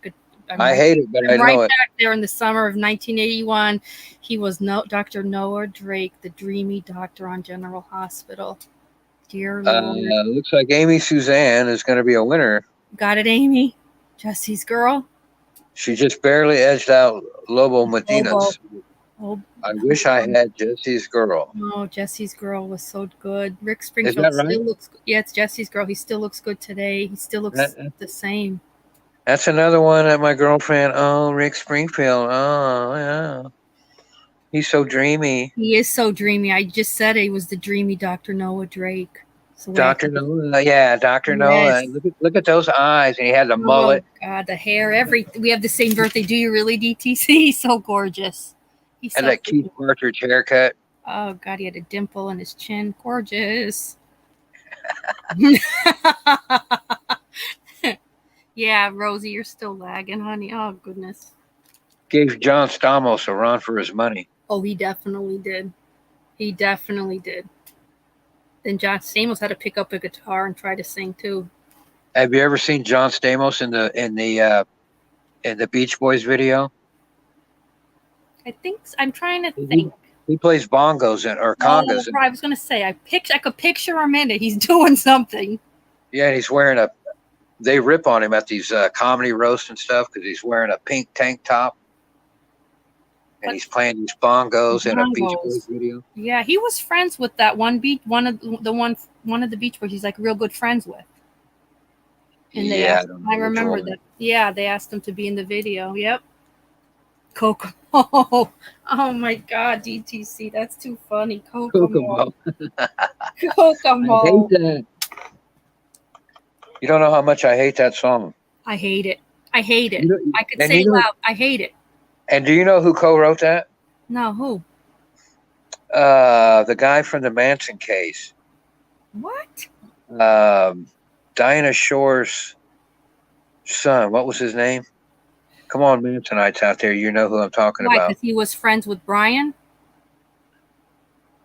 No, he was just a record producer back then. And then that song Kokomo was later, like in the 90s. But That wasn't was like the Beach 30 Boys years who later. Manson was trying to be friends with? Mickey, wasn't somebody from the Beach Boys that he was trying to be friends with Manson? Yeah, but this was the producer that ripped Manson off. That owed Manson money. So he did know Manson, though, right? Jesse's. Oh, okay. Terry Melcher? Is it Melcher? Terry Melcher, but his mom was Doris Day, Amy said? Is that who you're talking about, John? John, you there? Can't hear you. Yes, Doris Day's son is the one that ripped off Manson. Terry Melcher. Good job, Amy. Manson said, "Don't give me more than you owe me, but give me what you owe me." And Melcher told him to fuck off. And so that's what started the whole thing. Don't give me more, but give me what you owe me. Oh my God, that's a Manson. Yeah, he wanted the standard fee for using his song, and this was an earlier song, not Kokomo. That's all he wanted was a standard fee, and they told him to fuck off. Wow. And Charlie went over to Dennis Wilson's house and gave the housekeeper a 9mm bullet and said, "Give that to Dennis and tell him it's from me." Really? Yeah, he's gangster, man. He is, though. Jesus Almighty. He's a fucking gangster. Tell him. Okay, you got another question? Yes. According to Amy Suzanne, Melcher was an ass. Yeah, Terry Melcher was He was an ass. Oh wow, yeah. Yeah, we get off on that. Like I said, that Manson's I know you're our Manson expert, though, John. You know that. A huge rabbit hole there, but I'm shocked. It is a rabbit hole. That's a whole night. You can do a whole night on Terry Melcher. So many players within Manson's hold. Yeah, and by the way, there's lots of recorded interviews from the people like Terry Melcher, for instance, from back in the 60s. If you ever want to go that talk about Manson and stuff, they're interviews like for the Watts case from the detectives. Oh wow, that would be something. Yeah, they're interviewing all those people. Not all of them, but there's tapes on a lot of them. Wow. Like this miner that lived with them is really interesting. But I love all that. Oh yeah, BTC said one day, John. I agree. One day, John, for sure, John. Yeah, that's a topic I think everybody has, we have some knowledge of, and it's crazy interesting. Crazy. Just the whole, it's like a web of insanity. And Manson was good at it. He was good at his interviews. Like, he could captivate an audience with his insane answers and his facial expressions. And woman, who did he call woman? Was it Diane Sawyer? I think it was the Diane Sawyer interview, wasn't it, John? Listen, woman. I think he told the one. He told the one, I'll pick up this book and beat you to death with it and not feel a thing. Yes, was that Connie Chung? I don't know which one that was. Ever, but man, that, yeah. He did so many. I mean, everybody cashed in on it. Scary stuff. They all say how bad he is, but they all do an interview with him. Yeah, they all did do an interview with him. Absolutely. I'll smash this over here. Better play your cards right during this interview, or I might kill you before we're done. Dear God. Yeah, the one with Tom Snyder is pretty good. Oh, if you know who Tom Snyder is. Tom Snyder is like, yeah. I have to rewatch the one with Geraldo because you reminded me about that. I forgot about that. The thing about the one with Tom Snyder that you got to remember there is that one is the one where Manson's in the nut ward, and he's been in the nut ward for years when Snyder interviewed him. So he's good and institutionalized for that interview. Yeah, so he's all on this medication and he's real mellow and stuff. But after that, he got out of the psych ward and they transferred him to regular, like San Quentin or something. And that's where those other videos are. But that one with Tom Snyder. Okay, I didn't realize that he was not always he was only in the psych. No, see, all of them got the gas chamber to begin with. And they had to build a death row for the 3 girls because California didn't have a death row for women. So they had to build a death row for the 3 Manson girls. And then about a year or 2 later, California overturned the death penalty and said it was unconstitutional. And so wait, all got California committed to never life. had females that got the death penalty until the Manson girls? It hadn't been in years in California, I don't know. But they didn't have a death row for women. They had to build it for those 3. Wow. And they all lived on it together. Like a commune. The 3 of them had 3, 23-hour cells lined up right together, and they did communicate. Wow, that's interesting too, though, that they were all together. And Leslie Van Houten's still in jail. I think she's the longest running female inmate in the country, if I'm not mistaken. Oh, and Ed And just she said didn't- that's the only one he recalls. She's still alive? And she didn't kill anybody either. Oh my God. She got convicted of mutilating a corpse Right, that's right. We did talk about that's right. because the body was Tex had already killed a woman, and then he made her stab her anyway. But she was already dead. So she was already dead, but you can still get life for doing what she did. Wow. Well, she was in the room while she got killed. She didn't try to stop Tex or anything. How did Tex die then? Did he die in jail? No, Tex is still alive. Tex got married and had 3 or 4 kids in jail. Oh my God. He reproduced from jail. Yeah. And he's the one that killed everybody, not Manson. That's scary. Oof. Tex Watson is a beast. Yeah, he is a beast. I didn't realize he was still alive. There's tons of interviews with him too. Yeah, he scares me. He's a lunatic. He's a total lunatic. But how could you not be to do what he did? Just didn't know he was still alive. Oh my God, hang on. Let me get out of this. Let me get out of this Manson state I'm in right now in my head. Mess you up. I was watching you ever watch these comedy roasts? I don't know if you guys I like that kind of humor, insult humor though, Gross. but Farrah Fawcett was on this roast. Remember Farrah Fawcett? Yeah, she's one of my idols. I adore Farrah Fawcett. Man, she looked rough. Was this when she was sick with cancer? Yeah, this was right before she died. But Yeah. here's why I bring that up, because I don't know if you know it or not. But do you know the old Charlie's Angels TV show? Yes, loved it. What never missed it. Jacqueline Smith. Kate Jackson, Cheryl. Oh, That's based on Manson and his 3 girls. it You know how was? you have Charlie on the intercom and you never see him, Yeah, John Forsythe. and he's directing the 3 girls what to do. Yeah, Aaron Spelling wrote it. He wrote about Manson and called it Charlie's Angels. Oh my God, why didn't I know this? Well, that's what Manson said. He said, how stupid are you people? Don't you know when you watch Charlie's Angels where that came from? Because that's how they accused Manson was working in the background, and he's telling the girls what to do and go here and go here. And so that's where they got the idea for the speaker and the 3 girls. And instead of being murderers, they're cops. Right. That would be interesting if Aaron Spelling really did have that in mind and kind of just flipped it a little bit.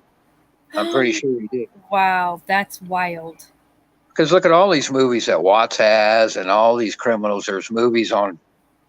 Manson will tell you that's where Hollywood gets all their ideas, is from the people on the inside. Wow. Farrah poster. Yes, Mark. I think we all remember that poster. My brother had it up. I thought it was the greatest. In her red one piece. That red one piece. God, she was gorgeous. Yeah, you know who Greg Giraldo is? I don't think so. Yeah, he's a comedian. Yeah, I'm not going to say it. He said a joke about that when she was at that roast. Oh. And he said, about growing up with that poster in his room? Yeah, he said, yeah, I'll go ahead and tell it. He said, Farrah Fawcett is here. Holy shit. He said, who can forget that poster of you in the 70s in that bathing suit? He said, I had it in my room, and I got to tell you, I spilled more seed to that poster than Muhammad Ali at a bird feeder. Oh my god. Oh my god. Did she laugh at least? I hope She so. laughed her ass off, but her face, you should see her. She doesn't even look like her. No, I know. At the end, She's she like was a so skeleton. skinny. It was terrible. And she was in a lot But of pain. I blew that punchline. That's what it was, though. No, but I could see it. I could hear it. I spilt more seed to that poster than Muhammad Ali at a bird feeder. That's fantastic. Because he had Parkinson's and he's all shaky. Yes. Oh, I could see her laughing too. She was a good sport too. Yeah, she was, but I know. She looked brutal. She did. He made some joke about her being addicted to Percocets, but I forget how that one goes. But she laughed at it. Anal cancer will do that to a person. You got another question? Yeah, I sure do. I still have the hair at her. Her hair is Players, attention players, get ready. Ed asked what time era was Raquel Welch. He said, was it the 60s? Raquel Welch? She made movies in the 60s. Yeah, I think the 60s. You're right, Ed. Yeah. She was on Seinfeld in the 90s, though. I mean, she's still going now. She's still pretty. I still think she's pretty. She's in the famous cat fight episode of Seinfeld. Oh my God. I forgot she was in Seinfeld. Yeah, she cat scratches all of them, all three of them. Yes. Raquel Welch. Yeah, good question. You're welcome. Yeah, what happened? Raquel Welch. She's got scratches on her face. What happened? Raquel Welch. Oh my God. That's so good. That is too funny. Kramer goes, cat fight. He said a cat fight was Raquel Welch. Holy cow. Sounds great. Okay. Where was Bruce Springsteen born? Anybody? Come on, chatters. Come on, trivia players. I love me some Bruce. I still do. Where was the boss? Where is he from, folks? And Courtney Cox from Friends was in the boss's video. Yeah, he pulled her up out of the crowd. With very bad short hair. New Jersey. Very good, Amy. New Jersey. Home to Bruce Springsteen. Amy with the win. Amy. Amy is giving DTC a run for the money. Amy's down with this music. Damn. We got so many smarty pants here. Okay. Where are the members from Boys to Men from? Boys to Men, where are they from? They sing about where they're from in their songs. No, you're not blocked, DTC. We see you, babe. I see you, girl.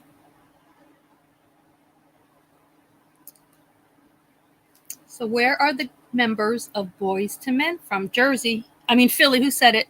Who said it, DTC? DTC with the Philly. O-Town Philly back again. That's them. The Philly sound. That's them, all right. I never did like them. No, I know. I got a rock.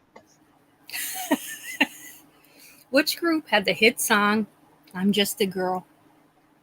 I like this group. I like her. I don't even know if they're together anymore. She does a lot on her own, solo, but I'm Just a Girl. This is what brought them to the forefront. Vanity 6. No, but they're good too. I'm just a girl. No doubt. No doubt. DTC. No doubt. At least on my screen anyway, just squeaked in ahead of Amy. DTC and Amy. They were neck and neck on that one, but Gwen Stefani's kind of on her own now. She doesn't really. Well, she's with that. Please tell me what does Blake all the time. Blake Shelton. What does she see in that doofus? I don't know. I'm trying to figure it out. Is that a business thing? No, I think it was a broken heart, and he was just like, he showed her attention because Gavin really broke her. Yeah, but sometimes I wonder. It's not just a mogul. They're together too long for it. Really, like she married him. She wouldn't have had to do that. She could have just been with him to marry him. She's, yeah, I don't know. He's nice to her, like, like he gave her what she wasn't getting from Gavin, who was, too busy with the nanny. Too busy. It was just terrible. Terrible. That was bad. And I loved him, but I don't know. I that did it for me when he did that. Rosie says she's still She faster is. than mine, but still lagging. Got to work. Oh, okay, honey. We love you though, Rosie. We love you here. Yeah, you can stay and play. Got my work cut out. You'll figure it out, Rosie, and we'll be here. Don't you worry. Which instrument does Jamie Foxx play? I'd have to guess. I'm trying to think of that song he had. What the hell was the name of it? Oh God, he had a song. I'd have to guess at that.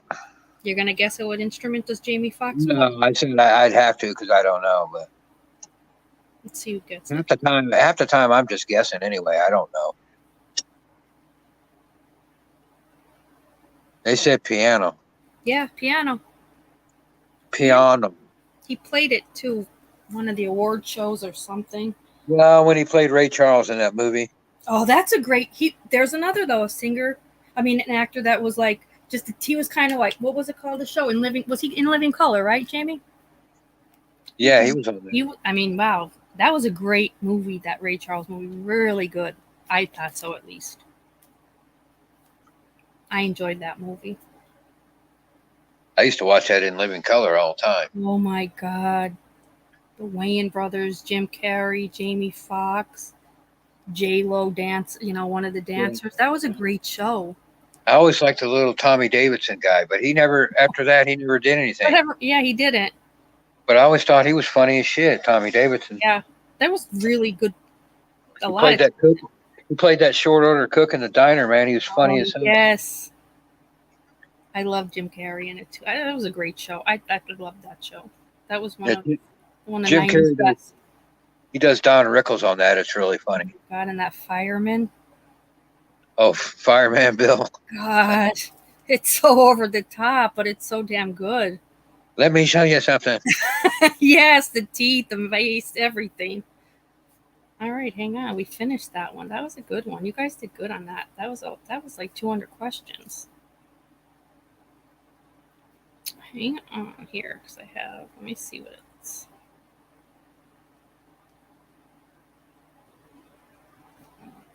Okay, hang on. Let me pull this one up.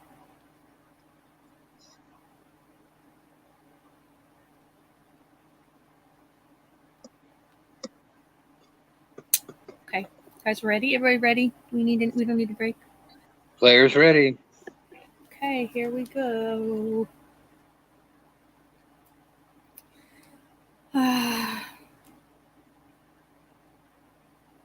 These are too easy. Hang on, you guys are too smart. Hang on.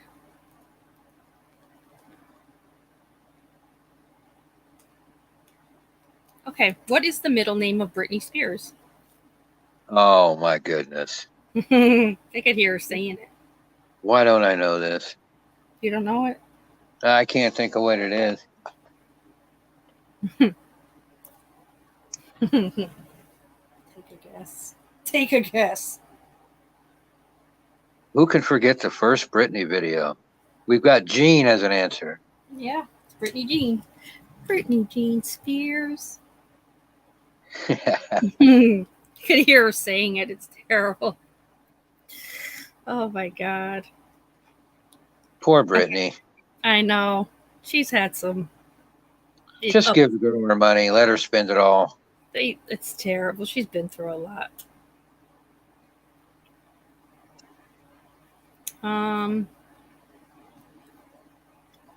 What song by Puff Daddy and Faith Evans was released in 1997 as an ode to Biggie Smalls?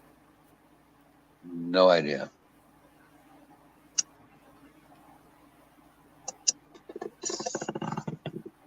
Come on, rap fans. This is a good one, too. You can do it, rap fans. You guys got this one. I can see the video where he's Yeah, dancing. I know they're all in Puff Daddy and still. Yeah, I'll be Still missing you. missing. Similar DTC. It's I'll be missing you, but that's right. And it reached #1 in multiple countries. That was a good one. Suge Knight said he was all in the videos, all in the songs. Suge Knight. Suge Knight. Oh, he's in jail. He's still alive, right? He's probably out of jail. He's like a man. And then I think he went back again or something. He's always in jail. He's like the man with 1,000 lives, and he's always in jail and out, and then right back in. He just can't keep his nose clean from being a gangster. Yeah, he's gangster as hell. God, is he ever? Jesus. All right, let's see. These are too easy. We don't know that. I ain't missing you at all. Yeah, and it was from the Police song, right? Oh, I thought it was that I ain't missing you. I ain't missing you. Whatever that was. Sample from what? Oh, DTC's asking us. What's the song? Sample from what Police song? Anybody? Oh, yeah, I know what it is. You do? Can't think of it. I can't think of it though. I know. I can't think of the actual name though. That's a good question though, DTC. It's not Roseanne. Mm. Every breath you take. That's it, right? Every breath you take. Yes, I think. Is that it, DTC? I think so. Tell me, John. Every breath you take. That's a great song too. They're both good songs. I do like that Missing You song too. Okay, here we go. Which Beatles song begins with the lyrics, I think I'm gonna be sad. I think it's today, yeah. I do love this song. I know it. It's a good one. Which Can't Beatles beat- song begins you can't with the beat- lyrics? You can't beat the Beatles, first of all, but I do love this song. I think I'm gonna be sad. I think it's today, yeah. You Can't go, beat me, Lobo. Beatles. Thank you, Lobo. Make sure you take your trophy with you. Love you. Get your departing prizes. Make sure Mark gave you your trophy on the way out. Lobo got it. Ticket to Ride. Is it Lobo? I see Lobo on StreamYard chat. That's not right, is it? It's Ticket to Ride. Yep. Oh, I was going to say help. No, it's Ticket to Ride. Very good, Lobo. Lobo. Dang. It's a good song. Lobo with the win. Lobo with the win on the way out. That's the way to exit the building, Lobo. That's how you do that. That is how you do it. Nicely done, Lobo. Leave a winner. Okay, which famous American singer was born Michael Lee Aday? No freaking idea. Didn't know this one. Michael Lee Aday is the real name for which famous American singer? Michael Jackson. Let's see. Let's see if anybody gets this one. This is hard. I think it's hard, but I'm not. Lobo says it's Meatloaf. It is Lobo. I thought yes, you got it. You're 2 on the way out. Lobo doubling up. Yeah, give Lobo another trophy on the way out. Jesus. Lobo with the double down on the way out. That's very good.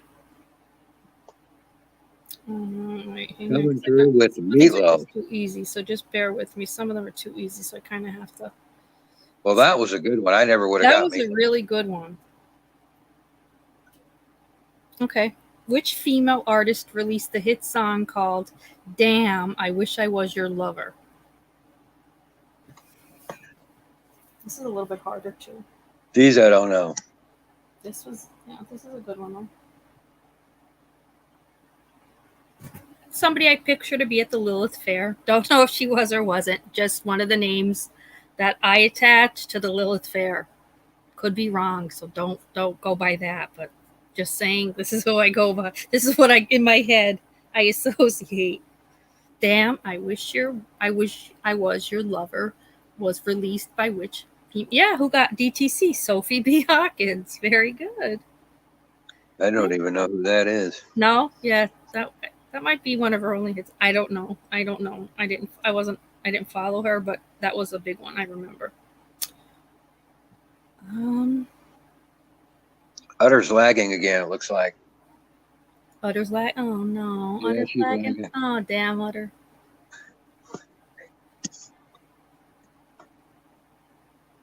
complete the song lyrics to R. Kelly's hit, I Don't See Nothing Wrong With, and it's Peeing on an underage bum, dummy. bum, bum, bum. So it's I don't see nothing wrong with what? What didn't R. Kelly see nothing wrong with? Finish the lyric. I don't see nothing wrong with what? And it's 5 words to complete that sentence from R. Kelly's song, who just got sentenced to 30 years in jail. A little bump and grind. That's it. That's what probably got him in trouble. He was a little bumping and grinding too much. Back on top. Little bump and grind. Chick Tracy said Jailhouse Rock. She's way by. Chick is really lagging. Okay, what was Whitney Houston's longest running #1 single? It's a good one. I honestly love you, that one. Whitney Houston's longest running #1 single.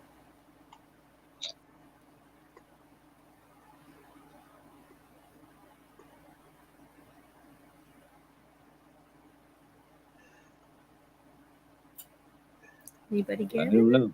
Anybody get it? Oh, let me look. I Will Always Love You, DTC. No, Utter. And Ed. No, Edward. Yeah, very good, guys. I Will Always Love You. Edward with the win. Give Ed a trophy. Big Edward. I Will Always Love You with the win. Yeah, this is just a little random pop culture thrown in. Which reality show's parting line says, "Please pack your knives and go"? I watch this every now and then. I like this reality show. I don't know if it just does reruns now, if it still runs, but it's the reality show with the parting line, "Please pack your knives and go." Survivor.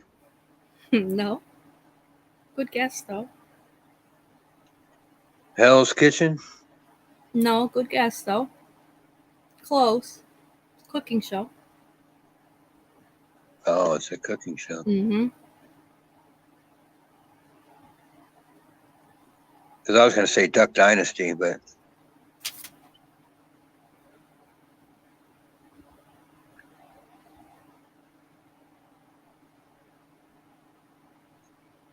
Oh, I'm on StreamYard. Ed came up first with "I Will Always Love You," and then you're right behind them, and then TCC. So you're all, and then Amy, and you were all pretty much the same time. So you're all winners. Y'all get a trophy. Anybody get it? Not Chopped. I know it's nobody. Top Chef. Top Chef. No one. Top Chef. Top Chef. You just pack up those knives and go. Man, how'd I get Duck Dynasty out of that? I don't know.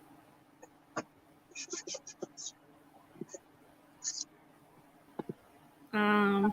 Who had the 1996 hit song "Killing Me Softly"? Oh, I know, but I'm not going to say. But Okay.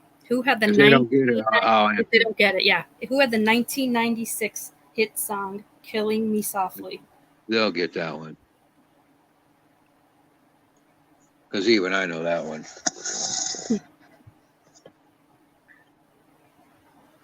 Fugees by DTC. That's correct. Very good. Very good. Who did the original version? Yeah, let's see who gets that one. Because I was just trying to think of the original. Who had the original version of "Killing Me Softly"? There, Amy says the original was better. Amy, who sang the original? Who knows it? It's not Gladys Knight, but it's somebody like that.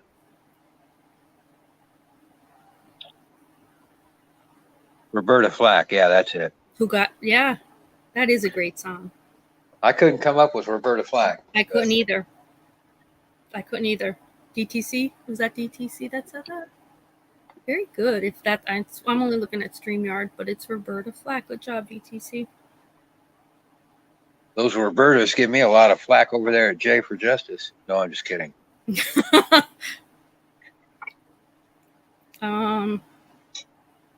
too hard. Hang on. Some of these get ridiculous.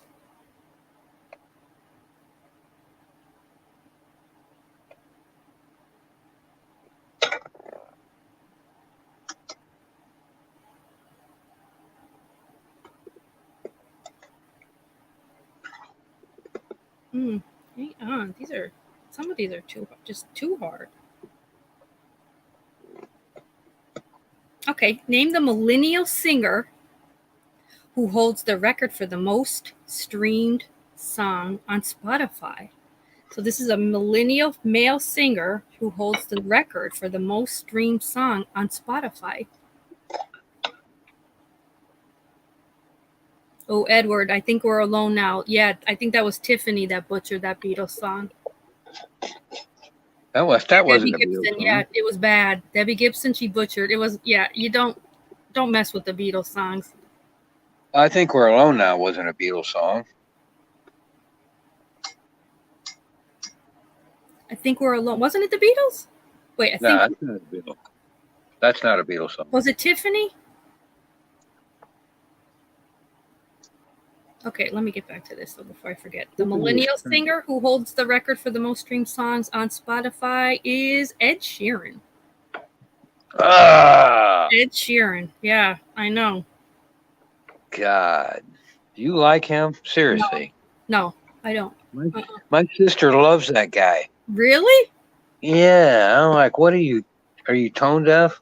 Yeah, girls do love him. I mean, I don't, but yeah. I don't know what it is. I mean, come on. And she likes Michael Hutchence too. And I'm like, how can that be? Wow. Yeah. How can you like Michael Hutchence and Ed Sheeran? That's something wrong there. That's different.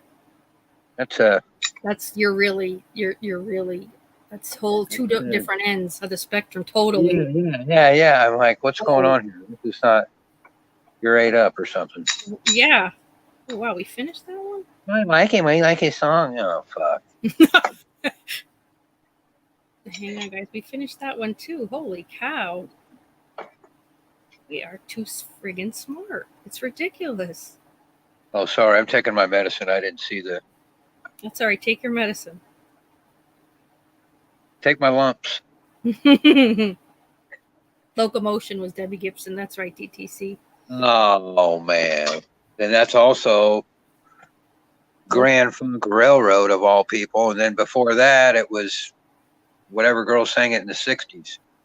What the hell made Debbie Gibson think, I don't know, that she was going to master it? Hang on. We already had that one.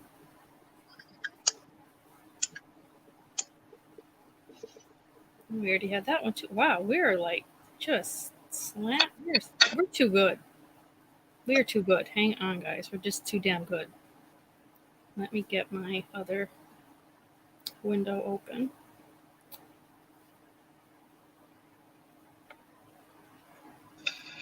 How about this while you're looking? Yeah, go ahead. What's Mick Jagger's full name? Oh, wow, that's a good one. Mick Jagger, what's his full name?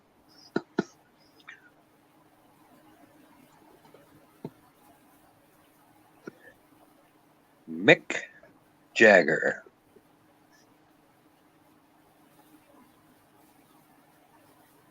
I'll be curious to see who gets that. That's a good one. Not even a guess. Nobody? It's hard, though, to just come up with that's a hard one, I think. Rubber legs. Utter, I think you're a man. Utter won't tell me. Rubber leg. I thought Heather said she was a female, though. Mick Big Lips chick said, good try, chick. Good try. Michael's right. Michael's right, but how about a middle name? Wow. Come on, guys. Come on, nobody. Come on, the man's 80 years old. You gotta know some Mick Jagger. I believe it's Philip, but I won't swear to it. Okay. All right. That was just to fill in while you were hunting for one. Did anybody get the last name? This Jagger. Jagger is his last name, though? Yeah, that's his real last name. Oh, that's cool, then. He's 80 now, right? You said? I think so. Damn. Pretty close. 78, 79 anyway, if he's not 80. Still going. Was it McCartney that turned 80 this year, right? I think so. Mark Klein, Jimmy Walker. Mark Klein has a real love, a genuine love for Jimmy Walker. He thought he was dead this year until I told him he wasn't. It made him happy. Jimmy Walker, is that JJ? Yes.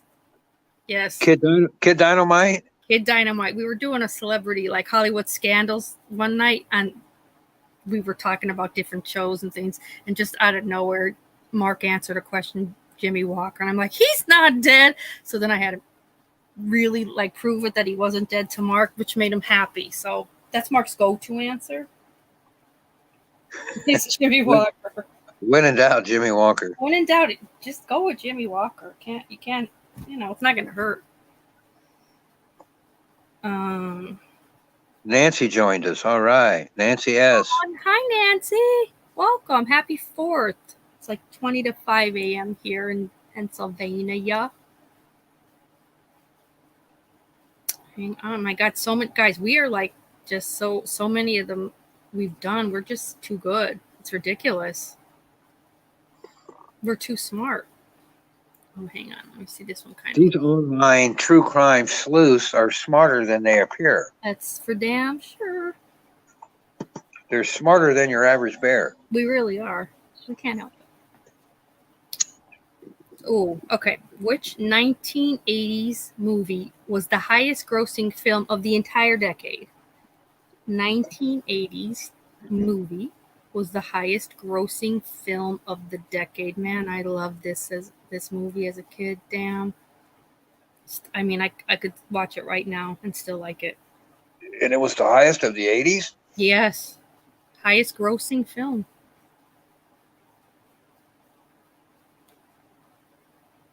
Oh, I know what it is. Do you? I think. Let me flip over here and see what people. No, not Desperately Seeking Susan, not Top Gun, not Fast Times. All very good, No. How about Grease? No. How about Saturday Night Fever? No, but weren't they? They were the 70s, I believe. Late 70s, they were. So this is 1980, but it's the 80s, the highest of the decade. Of the 80s, of the 70s decade or the 80s decade? This is the 80s. The Grease and Saturday Night Fever are the 70s. This is the 80s. Oh, okay. It was the highest grossing film of the decade. Not Mad Max, Batman. How about 1980? How about Return of the Jedi? No, good. It's E.T. The extraterrestrial. E.T. That was the 1980s highest grossing film. It was the highest of the whole decade, which I love that movie. I've never even seen it. It's good. It's just like it's a comfort movie to me. Like, it's just good. I love E.T. Drew Barrymore was about 6 in it. Yeah, right. Mm-hmm. Little kid. Isn't it? Is that They're Back or is that Poltergeist? When they say They're Back, was that? Poltergeist was Their Back. Okay. Yeah. They're looking at the TV, right? Yeah. Yeah. Poltergeist. They're here. Was it They're Here? No, I think it's there. Yeah, and then it was They're Back in the second one or whatever. I don't know. I forgot about E.T. I know. E.T.'s so good. Oh, wow. Which 1980s movie spawned 6 sequels? So think about this. 6 sequels and then a TV series originated from this first 1980s movie. And then having 6 sequels and then went on to also have the TV show. That's pretty incredible.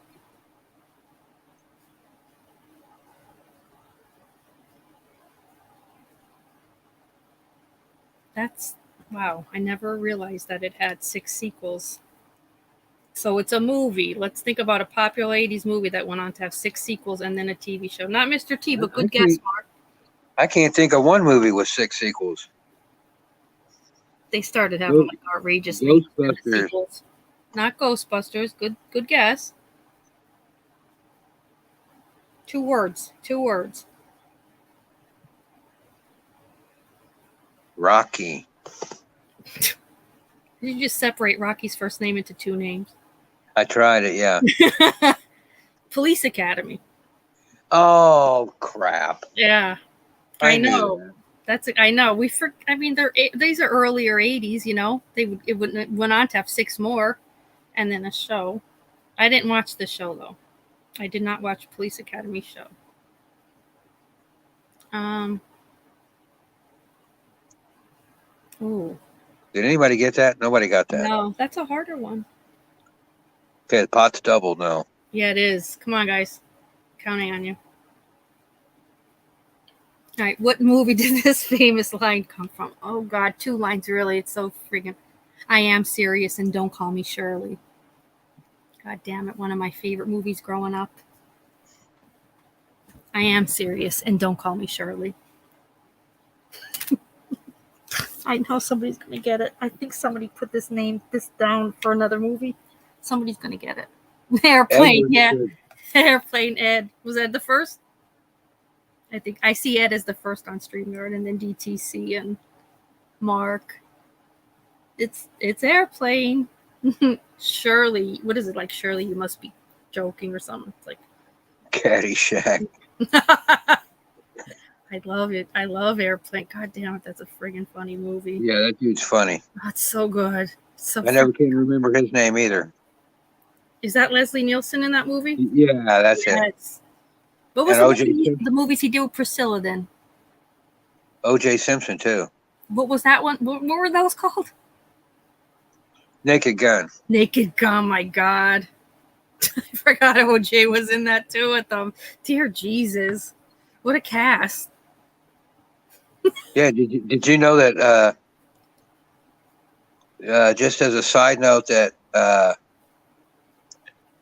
OJ, before he killed his wife, had just finished taping like a TV show or something called Frogman, where they taught him how to use a long knife. No, really? Yeah. Yeah. You know, that's creepy, isn't it? Yeah. Played like this scuba guy, you know, and he's like a frogman assassin or something. Oh, God. Like a special forces or something. And so they taught him how to use that knife so he didn't look like he knew what he was doing, you know? Yeah. Just, you know, normal stuff they do for actors and stuff. But he had just done that in just a month before he knifed her. Which I always thought, people always speculated, wow, is that where he learned how to, you know, is that why it was so quick and blah, blah, blah, blah. Right. You know how people are. Oh, yeah, you definitely, 100%. Okay, let's see. Okay, this 1980s movie had the classic line, life moves pretty fast. You don't stop and look around once in a while, you could miss it. I love him. I love this movie. This is another 80s movie I could watch over and over. Did you have a year or is it just 80s? Yeah, it just says 80s. It wasn't actually 1980, I could say that. Life moves pretty fast. Don't stop and look around once in a while, you could miss it. Pretty fast.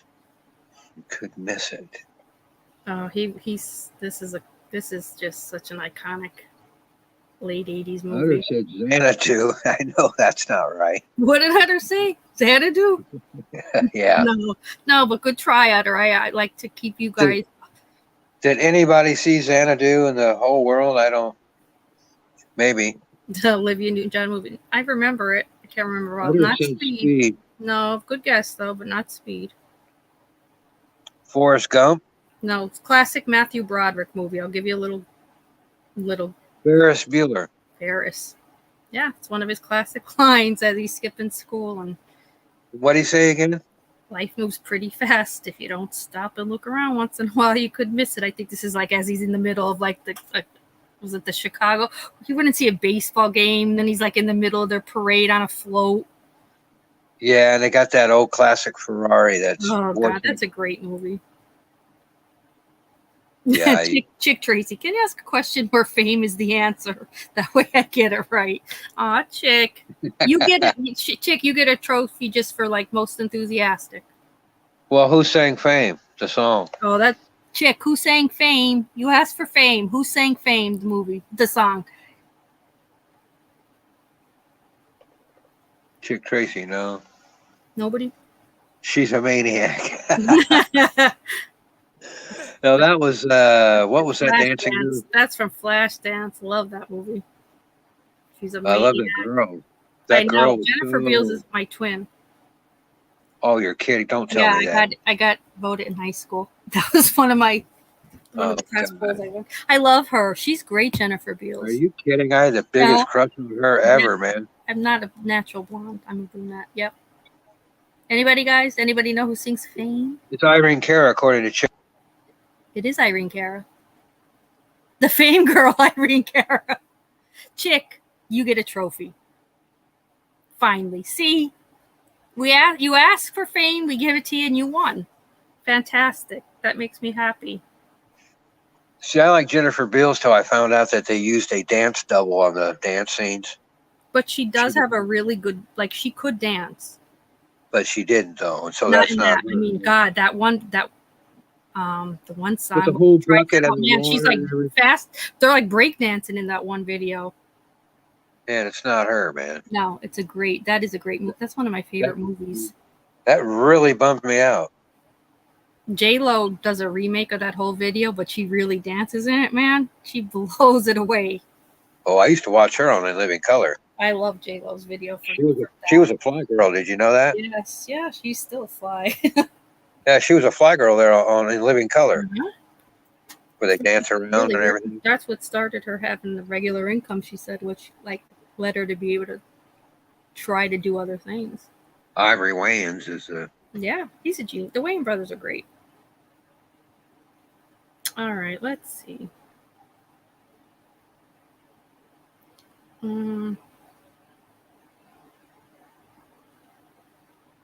Okay. All right, which... Oh, hang on. We already had that one. Some of them we already had, so it's like I have to go down to the next one then. That's how good we are.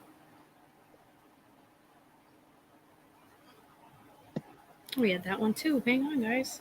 You're killing me here. We're too smart. Just too smart. Ooh, that was a long one. We knew we knew every one of them except for about 5 in that one. Jesus. Okay, let's see here. I got one. Go ahead. Where is the band Aerosmith from? Ooh.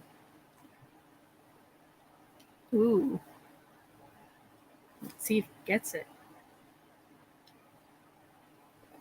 I don't know that one. That's a good one. You don't know that? Mm-mm. Oh, I figured everybody knew that. I don't think so. No. Where do Aerosmith come from? DTC with the Boston is correct. Good going, DTC. No, The Pride of Boston, Aerosmith. Are they the Pride? That's what some people call them. Okay. I loved them when I was a kid, but I hate them now. You just got out of rehab. Again? 30th time. Literally 30? the 30th. Yep. Are you kidding me? No. That's the funniest thing I've ever heard. Yeah. 30 times in rehab. He's another one though with 9. You know, he's up there. Is he Mick Jagger's age or a little bit younger? They're a generation. They're A couple years apart. About 8 years. They're maybe 10 years apart. Yeah. Yeah. He looks as old. He looks older, maybe. His face wears his partying years. For sure. But yeah. Let's see if we can stump these guys with one. Yeah, I know. Let me see How about- here. That's too easy. That's too easy. I know they'll get it. What's the name of the car in Knight Rider? Oh, even I know that, and I never even watched it. That was a corny show. I know. I mean, really. Man, you corny. I mean, I watched it to make fun of it. Maybe. I can't take him seriously. Yeah, the lead from that, the lead actor. And he loves himself. Kit, yes, Kit. Yeah, what's KIT stand for?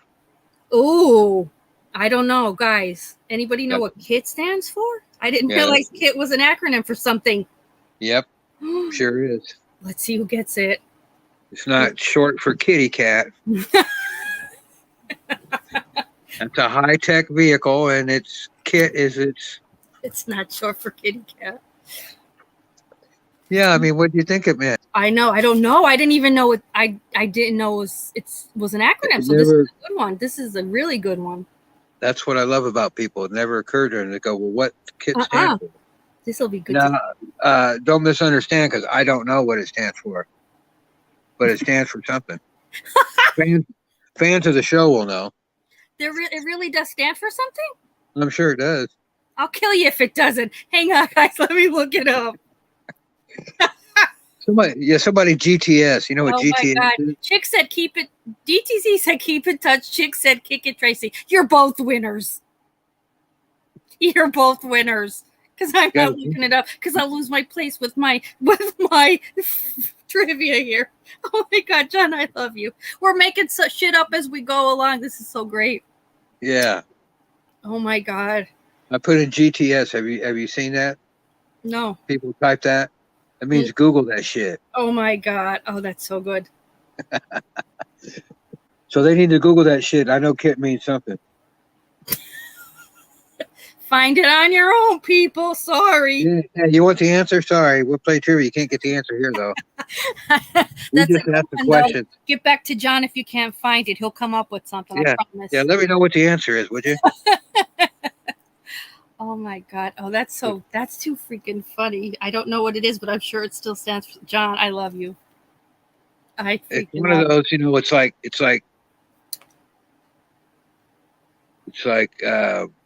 the card, that stupid voice. Oh, it's God, like killer instinct, terrain.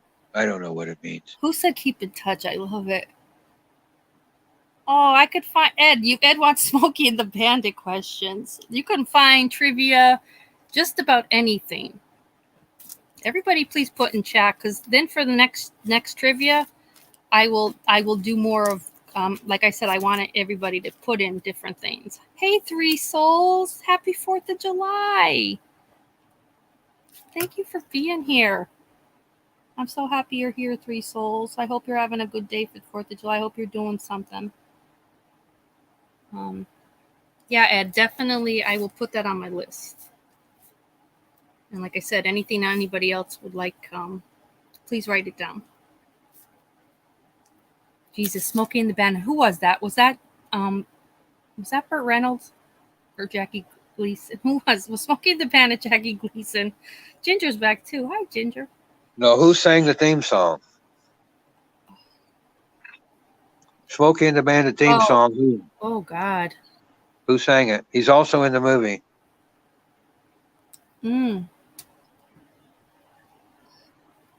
Ed just gave us a line from it. You scumbums couldn't close an umbrella. Eastbound and Down. Edward Schwenk with the winner. Jerry Reed. God, it was Jerry Reed. Good going. Jerry Reed. Ed is definitely a Smokey fan. Awesome. That's good to know, though. We will definitely have that for you. Absolutely. Oh, Chick, you have to definitely. I'll put Three Souls link in the chat because he's got a great channel. I'm happy you're back, Ginger. Welcome, doll. All right, let's see what I got here. This one came up as.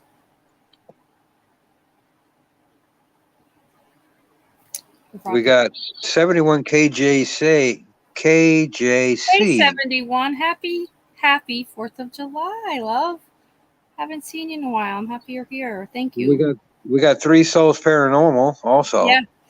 Did you see that? Yeah, that's Steve from Three Souls. He's great. Okay, great. I love that. Yeah, they have a great channel. Absolutely, Chick. Remind me. I won't forget to put it in too. Because I love their channel. Okay. That's good trivia, but they don't give you the answers unless you buy it. Screw that. Because that was a good question too. What was the Doors' greatest? It was like, what was their most hits or something like that. But it doesn't give me the answer, and I don't know it offhand, so I don't want to have to pull a John and be like, well, find out for yourselves. Yeah, Google that shit. I've got the I've got the original Trivial Pursuit sitting here, so Oh I my can read God, questions John, on that's it. a great one. I didn't even think of that. I have that too. I can read those, Yes. if you've got Don't the they have box a music version. and movie section? Yeah, they've got. Well, it's not going to be too modern. Like for the 90s? What one was? Well, I'm trying to think. Trivial Pursuit, was that the 80s? That one I have is old. It's probably 80s. Oh, I think yeah, I have the 80s. And I don't know if I have another one since. Yeah, I was thinking Light My Fire DTC, but I'll have to look that up and get back. For what song? The Doors, what was like their biggest hit? Biggest selling hit? I got rid of that It's trivia card anyway because it didn't have the going to answer. be Light My Fire is correct. Yeah. Yeah, Amy, the entertainment Trivial Pursuit is a great one for us to have. I'm going to have to get it. I'll look online. That's a good one because I know I didn't ever buy the actual game of that. Yeah, I've seen those It's a in the good toy section at like Walgreens and stuff. You'll see a yeah, little. yeah, you're right. It is like Walgreens in those places. Yeah, you can just grab one there because Yep. this one I have it's the original from Yeah. whenever it originally came out. And some of the questions doesn't matter. If it's art or something and it's a Rembrandt, it doesn't matter. But if Right. it's music or something, there's no modern stuff. Let's put it that way. Right. Okay. Which I think this is a bunch of old fogies in here, judging by some of these. I mean, we had an Elvis expert, and I'm pretty sure she wasn't a teenager. Oh, Tammy, yeah, Tammy from Australia too, with loving the Elvis. Man, she was all over Elvis. She was. I love that. Yeah, I know. Passion for We Elvis loved is Elvis. Elvis, yeah. Elvis stood the test of time, didn't he? Like he was Somehow. like the Beatles. But I mean, I love. Ooh, wait, hang on, guys. This froze on me. Have you ever heard of a band called Alabama 3? No. That's too bad. I'll send you. You'll have to watch this. Okay. You'll have to watch the song they do because they're from London. Mm-hmm. But one of the guys in the band, they're the ones that did. You ever watch The Sopranos? Yeah, I love The Sopranos. They're the ones that did that theme song. Oh, That's Alabama Alabama 3. Yeah, I love that Woke song. up this morning. Shotgun Okay, in my hand. Yeah, that's Alabama 3. Okay. Oh, yeah. Okay. And they got this dude. He's dead now. He just died a couple of years ago. Oh, wow. But his name was the Reverend D. Wayne Love of the First Presbyterian Church of Elvis Divine. Oh my! Really? And Elvis changed my life, and Elvis can change you too.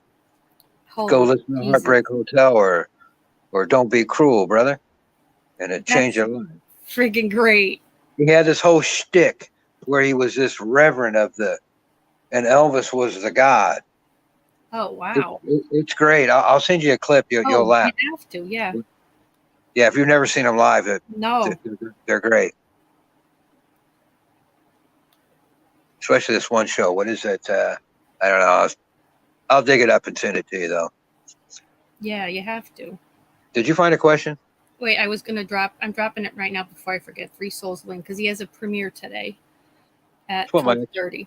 What my ex-wife used to say. Yeah, there's Three Souls Link, guys. Sub up. You'll love his channel. The channel's fantastic. Elvis likes his donuts. Fat Tony. Elvis did like his donuts. All right, let me see what I got here. I got a new one. I got a new card. But you never know if they're something we already know. Because we're smart here. We're intelligent. We're super intelligent. We already did have this one. It was the one with Frogger. Jesus. No one here watches Rachel Ray, right? Not really. No, okay, good. Not really. Anthony Bourdain had a feud with her. It was hilarious. I loved him. Can't believe he killed himself. Yeah, he was a real cook, and went to chef school. He was. Yeah, he was. He was great. And Rachel Ray was a reporter at the TV station, and she got a gig as a cook. Oh, I didn't know that about her. Yeah, she was never a trained cook or anything. Oh, okay. And then that pissed him off. Hmm. Anthony Bourdain. Yeah. Wow, I Yeah, didn't know that. Yeah, he used to riff on her all the time, big time. That's kind of funny. Yeah, she was down a she was working at Macy's or something, selling stuff, and some TV producer came in and said, "Wow, you're really bubbly personality," and that's how she got that gig. I didn't know that. And she didn't know she's not a trained. Anthony Bourdain spent 20 years in the restaurant business or something. Right. He wasn't, and he went to French cooking school or whatever. So yeah, he was real bitter about that. He was a little upset about it, huh? Yeah, she made all that money and didn't know people were trusting her word about cooking and whatnot, Hmm. So anyway, I got off the path here because my medicine's kicking in. It's okay. Ed said everything was about extra virgin olive oil in every one of her recipes. You know what, Ed? You're right. I remember her using that, and it was something she used it, and I'm like, ew, you don't use olive oil in a cake recipe. And she did. It was like, it grossed me out. And I love olive oil, but yeah, she uses it in everything. You can use mayonnaise in a cake. You could use apple cider in it too. But olive oil, no. I wouldn't. Yeah. Chocolate mayonnaise cake is good, believe me. I do. It is good. It makes it a really rich chocolate cake. My mom had a great recipe for that I have now. I haven't made it in years, but it's really, now you make me want that. Yeah, you can't beat it. You can't beat it. It's delicious. And people go, "Oh, mayonnaise." Yeah, and he's like, "You know what mayonnaise is? It's eggs and oil." Right. It's really rich. It's delicious. It's the same thing you put in there anyway. Yeah, it's just a different form. And man, it's good. It is. Okay, what are the first names of the Gallagher brothers from Oasis? Both of their names. Oh, I saw that video. Both of these jack-offs' names. I saw the video you posted. Uh-huh. Hi, Jody. It's cool you're back for a second. But I got to tell you, Michael didn't seem that upset to me. I didn't think he really did, and then other people think he did, and he talked about it with people, like a lot of people behind the scenes, to the point where they would thought then, yeah, Noel and Liam, very good DTC, where like it was on his mind enough that he talked with 5 or 6 different people about it separately. Oh. Yeah, sad. Yeah, I don't know anything about that. I was just saying I was so nice to them. I don't know why. Like, I was so nice to him. I don't know why he would have said that. Like, does he hate me? Like, it really stayed on his mind. Whereas most people were just telling him, don't sweat it. Like, the guy's an asshole. Very good. Yeah, Oasis sucks anyway, and everybody knows it. I know. They're 2 brothers. They used to beat the shit out of each other. They were maniacs. I've never heard one Oasis song that I'm aware of. I think I banned them the minute they talked about him. I just know he ain't Michael Hutchins. That's all I know. That's for damn sure. But he didn't see that upset at that award show, and then when he was talking about it afterwards, he was kind of like, "Yeah, that's just what guys do," or something. He wasn't really. I know. He made light of it at first, but I think it weighed on him. But Michael did that with a lot of things. He was a deep thought more than he probably should have. Well, I mean, what's the guy from the Sex Pistols? Sid Vicious? Sid. Mm-hmm. Sid and the other guy, they said the same shit about Jagger and everybody. Mm-hmm. You're a bunch of old men, bunch of has-beens. Yeah. Go away. They didn't go away.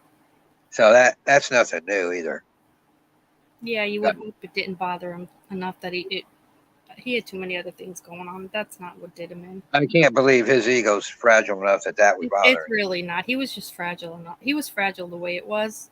I just don't think he didn't like having enemies. That was one of he didn't like that. He didn't have many haters. It drove him crazy that Bob Geldof caused so much grief within them, but he hated him. He never forgave himself for breaking up their family. So he was his own hardest critic. He didn't like the fact that he did that to their family, but it is what it is. Johnny Rotten, that was the other guy. Rotten, oh my God. Couldn't think of it. Jesus, I couldn't either. Who is the most popular lounge singer of all time? Go, go, go, go. I know this one. Do you know this one? Most At least I consider him lounge my music. dad's favorite. My dad's favorite musician, singer. It's whatever. got to be him then. The Conspiracy. Never heard of him. Hey, there's Jody is Cool showed up. Yeah, Jody said she's not here for long, but I'm happy Oh, I she's missed back. it. I'm a little behind. So who is the Famous lounge singer of all our time. most popular? Oh, Blue Eyes. Oh, I was going to say Wayne Newton. Oh no, he was after Frank though. He definitely took it on, and he was really known for that more. Frank went on to do so much more, but Frank originally was a lounge singer, and then Wayne was after him. Yeah, it was Frank Sinatra. Was the most popular lounge singer, but then went on to do more. Whereas I think Wayne was like a Vegas lounge singer forever. Even though he made a fortune. He didn't. Wayne Newton was actually a child prodigy. And he made he's still. Is he still singing? Did you know that? What was it? He was no, I didn't know that. No, he when he was like, there's videos of him you can go watch when he was like 14 or 15. He's playing all different kinds of instruments and stuff. Oh wow, no, I didn't know that. Yeah, Wayne Newton was the shit, man.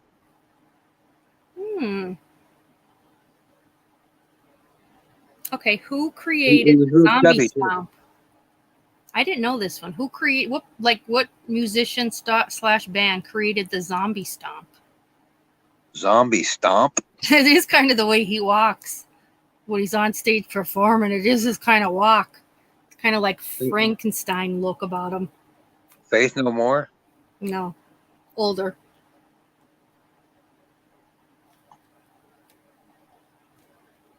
He's still kicking, even though, Is the chat paying attention? Let's see here. So this is singer, musician / the name of their band, and they made the zombie stomp. Not Kiss. Good guess. Not Kiss.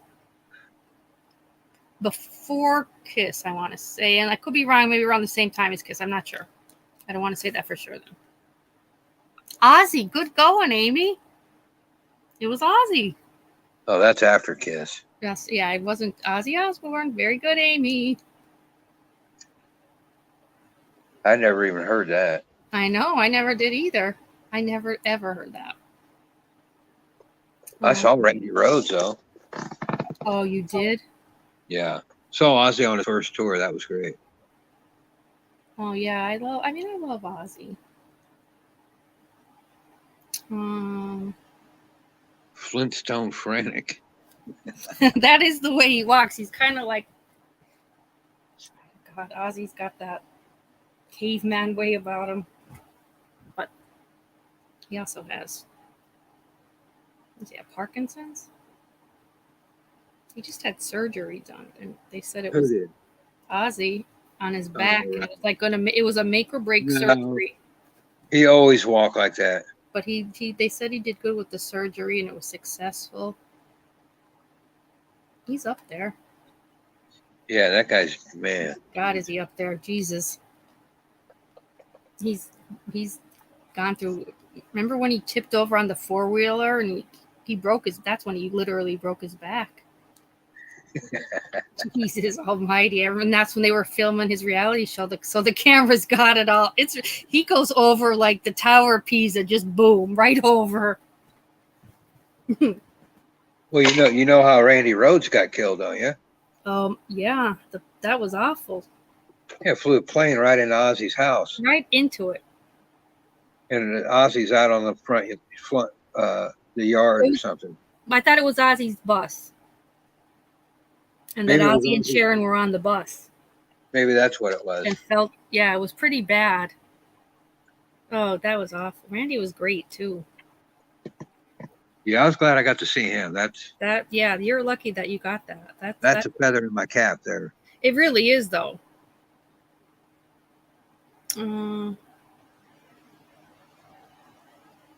Okay, here's another one. Who was the first female artist to sell over 5 million copies of her album? Diana Ross, Madonna, or Tina Turner? The first female artist to sell over 5 million copies of her album. Madonna, Diana Ross, or Tina Turner?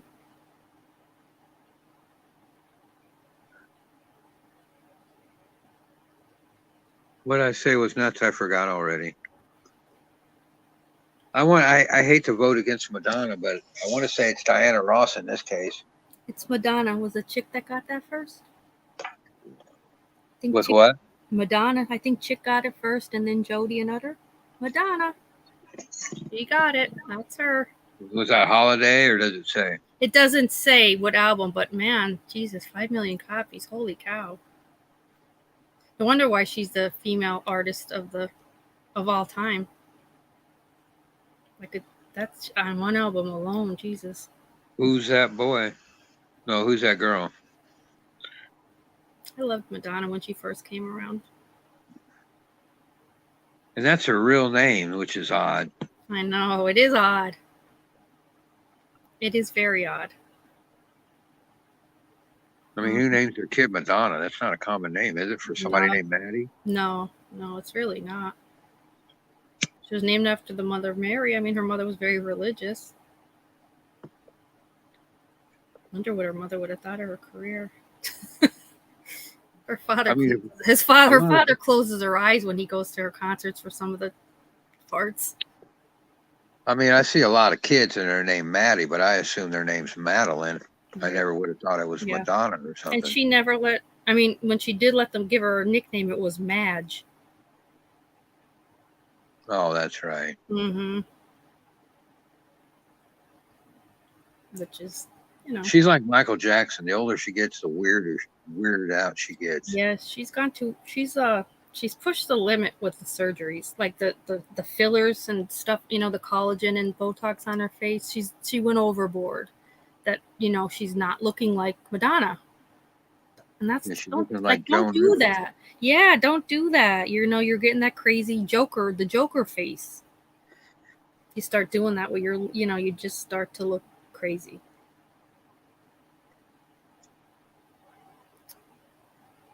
Okay, let's see here. Okay, get ready, players. Jesus Christ, we know too many of these. I'm serious.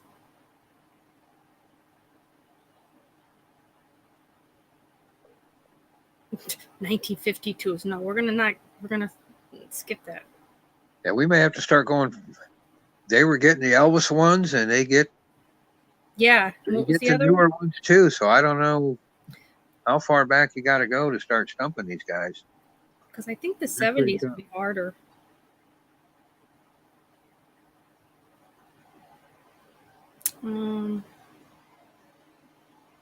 Which Dolly Parton song did Whitney sing in 1992?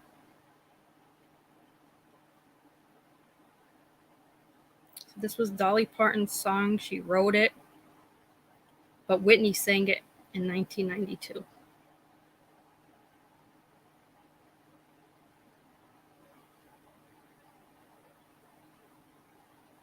Seems like it was before that. The movie. I Will Always Love You. Yep. It is a beautiful song. Very good.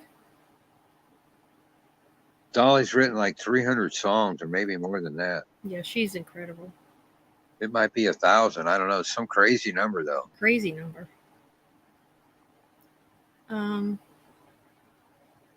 Which band had the huge hit song Losing My Religion? Oh. Yeah. Then I got a follow-up question to that one. Okay, good.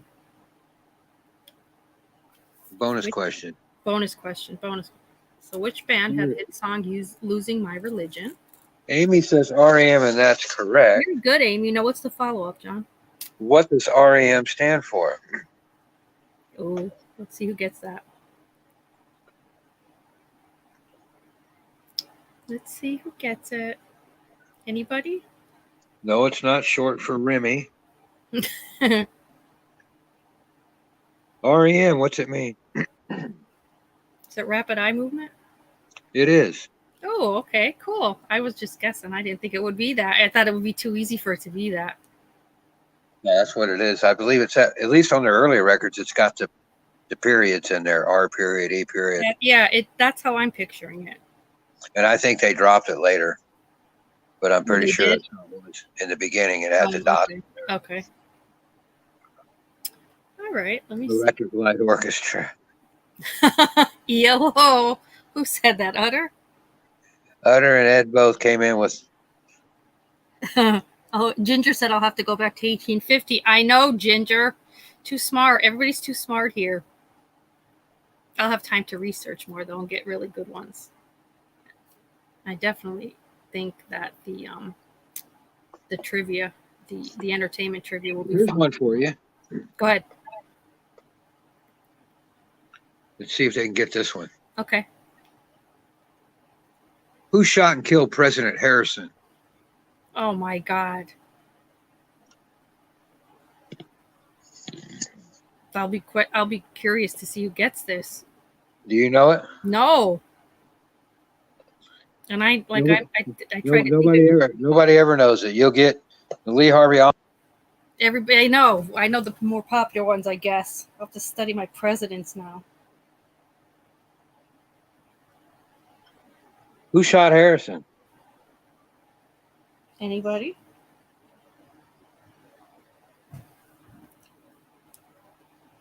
Of course, we got a lot of Aussies and stuff in here too, so they may not. Yeah. They may not know that anyway. DTC said he wasn't shot. He wasn't? I don't know, DTC. Who do you think it was, John? Maybe I'm thinking of a different president. What's the name of the guy that assassinated? There was one that got shot, and he got shot by this dude named like Zolgoff or something like that. Starts with a C and a Z. Oh my God. Zolgoff. I don't know politicals either, Mark. I don't know if that was Harrison or I think it was Harrison though. DTC, you got to look that up for us now because John threw a potluck at us that he's not sure of again. Oh, there were two Harrisons? I didn't think there were two. Google that shit. That's a GTS. The answer is GTS. It's another GTS answer, yeah. GTS. All right, I have some here. It starts with it's like so it's spelled like a Z in it. It's spelled like CZOGLOV, Zogloff or something like that. Dear God. And he shot him. Well, he just walked up and shot him somewhere when he was giving a speech or something. He'd only been president for like a month or something. Yeah. JR was shot by Mary Crosby was the actress's real name, and it's Christian Shepherd, which Ed said. So that's JR. Okay, I got another president question that I actually know the answer to. Go ahead, give us a good one then.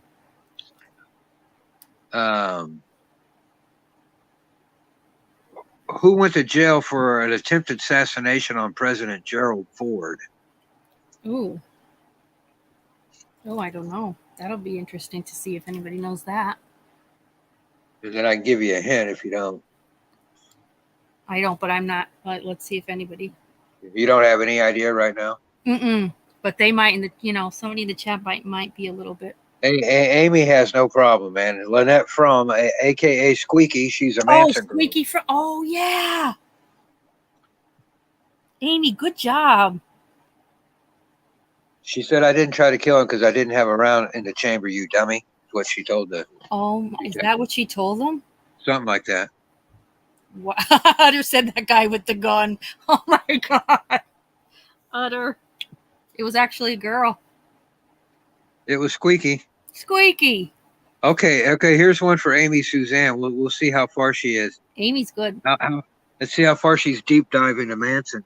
Yeah, wait, Three Souls. You're right. Mark Chapman was just released from prison. The Reagan shooter. Yeah, he's out now. That's a scary thought. Okay, who gave? Not Chapman. I'm sorry, Hinckley. Chapman is Lennon's. That can never happen. Hinckley. Why do they call Lynette Squeaky? Ooh. See who gets that. Okay, it's not Harrison. I don't know which president it is. The other one that got assassinated. It's that one. And I don't know which one that is, but it's that one. You're getting lost, Jody. No, chick, you're not getting lost. John was lost on that one. Harrison was one that died in office. I got it confused with being assassinated. So there's another one. Pneumonia. It's McKinley. It's McKinley. Oh, McKinley. Okay. Who shot McKinley? That's so funny, though. I think we're getting lost, Jody. You're not, chick. And what was the other question? We're getting all. It's because of my meds. That's all. It's John's meds. He gets way off. We're all good. It's white Durban. It's Durban Skittles and black Afghan mixed together. Don't try this at home, guys. John Hinckley got let out of jail. Yeah, he did, and that's scary. But I don't know how old. I wonder how old he is now. I forgot my own question. Oh, you just asked. About Squeaky. You were asking about Squeaky. Why they call her Squeaky? Yeah. Anybody did? Because the old man Spawn, he used to goose her, and when he did, she'd squeak. Oh, are you really? Yeah, the old man at Spawn Ranch. He was a blind guy. Oh my God, that old pervert. She took care of him, and he'd pinch her on a thigh or something, and she'd squeak, and they called her Squeaky. They'd all have to sleep with him. He was gross. He was like a corpse, and they were all still having to sleep with him. Who told you that? I'm not sure that's true. I've never heard that. The movie. Oh, wow. All I know is number 40. Oh, my God. She took care of him. That poor girl. Ew, and he'd be goosing her all day. None of the Manson girls I've ever heard claim they ever slept with No, the it old wasn't man. any of his girls. It was the people in the No, the Squeaky took care of him. Squeaky took care of him because he was blind and he couldn't get around and stuff. He was blind. But Did he she really didn't know what was going on in the ranch at the end, you think? I doubt it. Oh, He sat in the house and watched TV, and everything they were doing were out in the buildings and stuff. Wow. He just stayed in this one little part of the house. Right. And that ranch was huge. There was buildings and stuff all over where they were sleeping. Yeah. Right. Okay, I got one for you. What singer and songwriter and actress? Her real name is Stephanie Germanotta. She's a 2000s big musician, singer, songwriter, actress. Big. No idea. Her real name is Stephanie Germanotta. Nice Italian girl. No idea. So let me know if anybody gets it.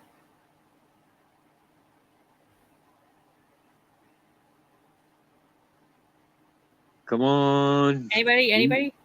Utter Nutter. Come on, Utter Nutter. I'm surprised Amy or DTC didn't get it yet. What's the question again? She's from the 2000s, singer, songwriter, and an actress. Who her real name is Stephanie Germanotta. DTC thinks it's Lady Gaga. It is Lady Gaga. Yeah, pretty good. That's her. Let's see. What rapper's real name is Sean Corey Carter? P. Diddy. No. Close. Well, that's Sean Puffy Combs. That's Sean Combs. Yeah. Anybody? Sean Corey Carter. Sean Carter. Famous rapper. He's a mogul. He's a rapper. He's got a clothesline, I believe. I mean, he's probably Jay-Z. Jay-Z, yeah. Jay-Z. That's correct. Because Beyonce is the Divine Miss Carter or whatever that album was. Dear Lord. I don't like her. No.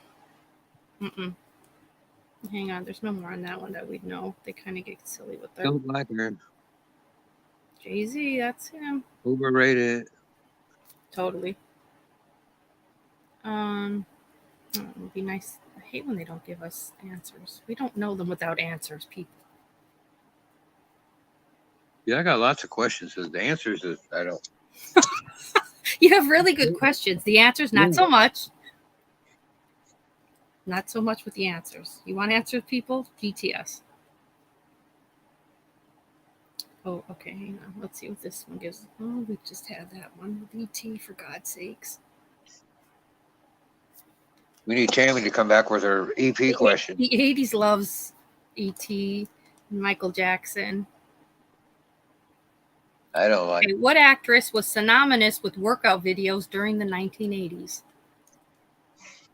Jamie Lee Curtis. No, but good guess.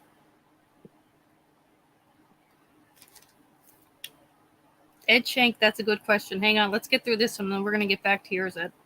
So which actress was synonymous with workout videos during the 80s? Jane Fonda, who, yeah, very good, guys. Amy Suzanne with the win. Ed, if you watch the latest documentary on Netflix, it's very real. It's very good. It's new information, like confirmed information on Marilyn Monroe. And yeah, she was with both brothers, John and Bobby. Oh, yeah. She also left the house alive that night in the ambulance and died in the ambulance, and they brought her back home. Really? Yes.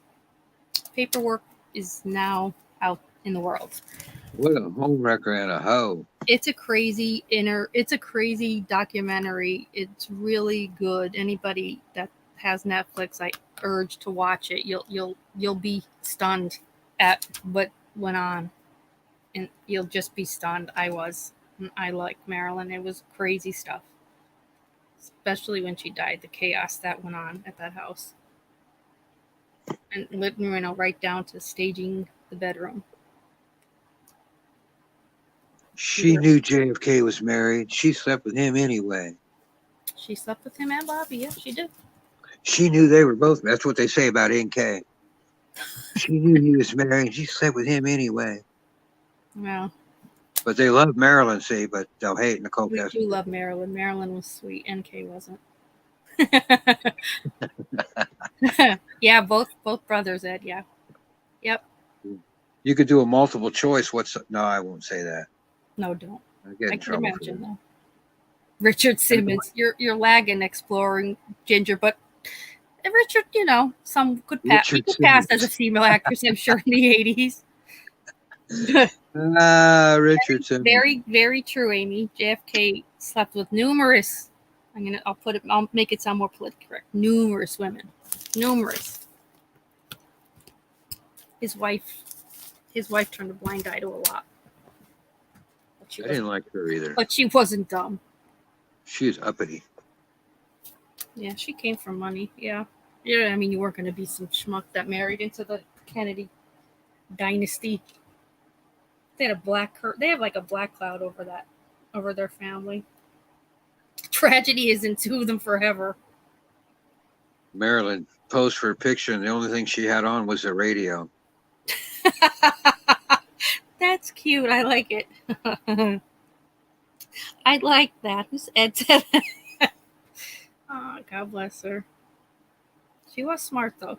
People thought she was naive or dumb. She really wasn't. Yeah, she's like NK, man. She wasn't dumb. Yeah, she definitely wasn't. Okay, the VHS, the 80s VHS tapes. What does VHS stand for? Oh, dang it. We had this the other night, and I thought we did, but there's some people in here that don't. I think they I can't remember it anyway. You can't remember it? Your meds kicked in. Oh, I know what it is now, though. All right, let's see if anybody gets what VHS stands for.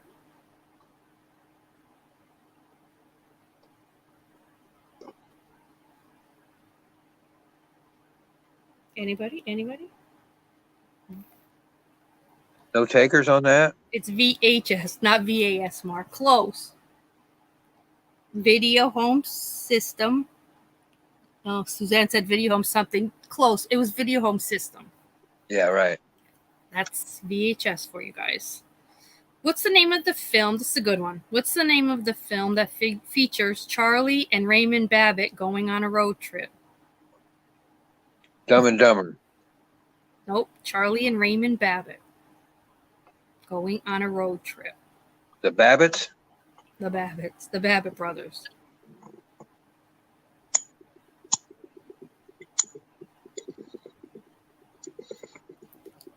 This was a big movie. Big gross, big money, major money. Charlie Babbitt, Raymond Babbitt. Anyone? Grapes of Wrath. What's that? Grapes of Wrath? No. Rain Man. Who said it? DTC? It's Rain Man. You got it. Whoever said Rain Man.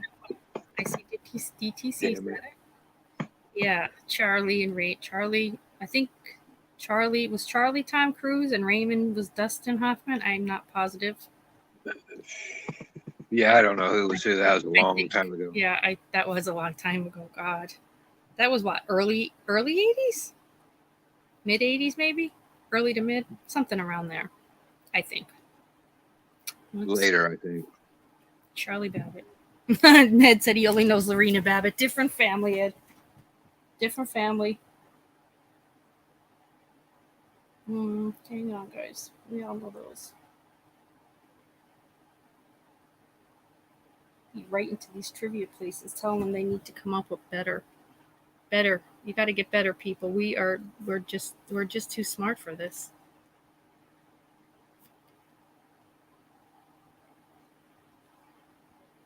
Oh, okay.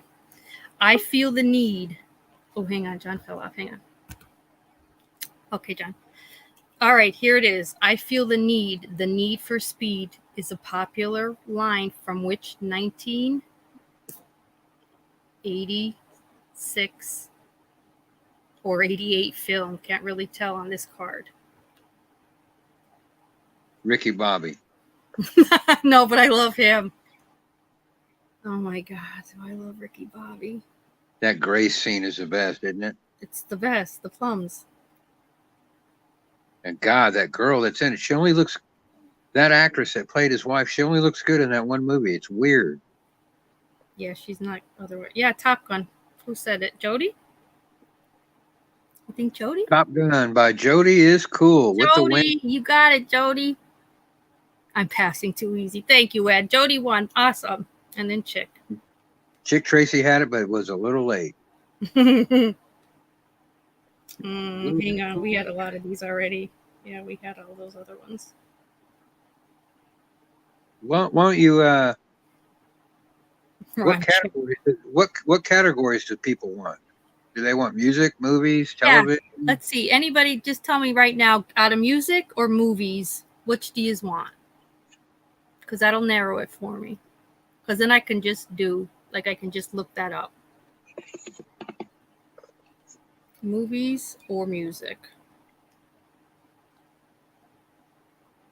Oh, sitcoms too. All right.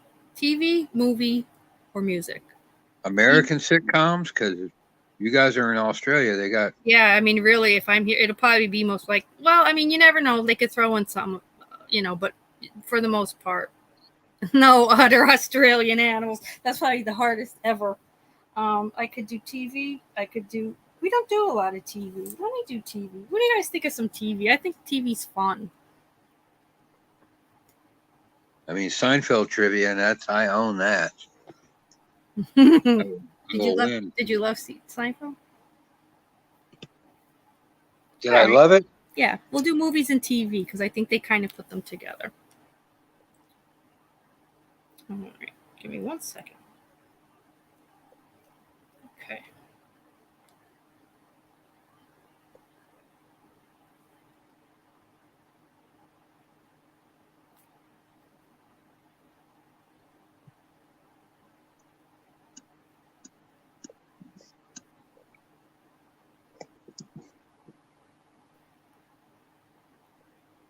Okay, hang on. Did you ever find out who killed McKinley? DTC? No, I didn't. Jesus, we had that one. She says I'm on. She said you're wrong? She said I'm on while you were looking, I guess. Yeah, I can always give you a question to answer. Yeah, go ahead, give him one. Cause... You might be on your own.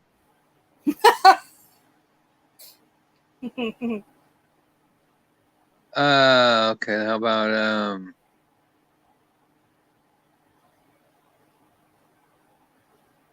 you want a Seinfeld question? Yeah, do Seinfeld. I like Seinfeld. Okay. Let's see.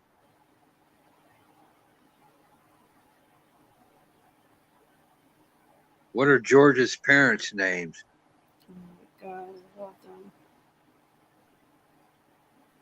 Could try that.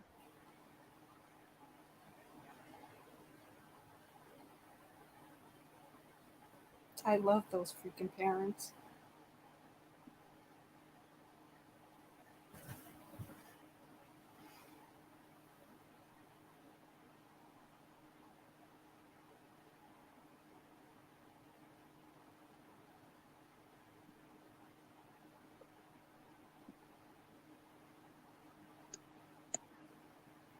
Anybody? Estelle's a mom, yeah. Well, what was her name on the show? Oh, I don't know the actress's name. Yeah, it's Frank and Estelle. DTC got Estelle. Yeah. Oh God, Frank. He was great. Frank's great, man. Ben Stiller's dad. Frank is freaking hilarious. He is. Yeah. Ben Stiller's dad. Ben Stiller's dad, Jerry Stiller. He's great. Oh, good night, chick. Thank you, hon. Happy 4th. All right. Seinfeld is often described as a show about what? Nothing. So true. I was trying to think of the Stiller had an act with his wife. Yes. You know the name of it? Yes. You know the name of it? No, I'm trying to. I know. I'm looking. I could picture the two of them on. Oh God. Let's get this. Yeah, nothing. Who said it? DTC ad. Yeah, it's a show about nothing. It truly was, but it worked. What was the name of the coffee shop where Jerry and his friends spent their time? I don't know, but I can tell you the cashier's name. Really? But I don't know the name of the place. The cashier? What was her name? Ruthie Cohen. Oh my! How would you know? That's crazy. Nobody knows the name of the cafe. Nobody. I think it's one of them is Reggie's, but that's the one they're talking about. No, it's called Monk's Cafe. Monks. Yeah, That's right. Monk's Cafe. Yeah, that lady she's got maybe one line in the whole 9 years of the run. Wow. Yeah. Oh, which main cast member was not in the pilot episode? This is a good one. Which main cast member is not in the pilot episode? I believe it's Elaine. Let's see. Anybody? Pretty sure it's Elaine. But we'll see. We'll see. Just let me know, first person in chat that comes up with something. Kramer. Jody says Elaine. DTC says Kramer. You're right, John, and everybody, whoever said it was Elaine. I didn't realize that. I don't really remember the first episode though. Well, there's an episode. She's in the first episode. She wasn't in the pilot. She wasn't in the pilot, right? Maybe that's the same one in that's the same. That's what it was. Yeah, she wasn't in the. But they've got a later episode where when he finally gets the show. Yeah. And now they're going to write the show, and then they can't write anything for Elaine because they're not women. Oh wow! And that's how I knew she wasn't in it in the beginning. Oh, okay. Oh yeah, what was the name of the female guest star who says they're real and they're spectacular? Oh man, that was a great episode. Who remembers her name? You know, name, I could picture her because she was on the show with the Superman show. It's called Superman. Name of the female guest star who said they're real and they're spectacular. No idea what her real name is.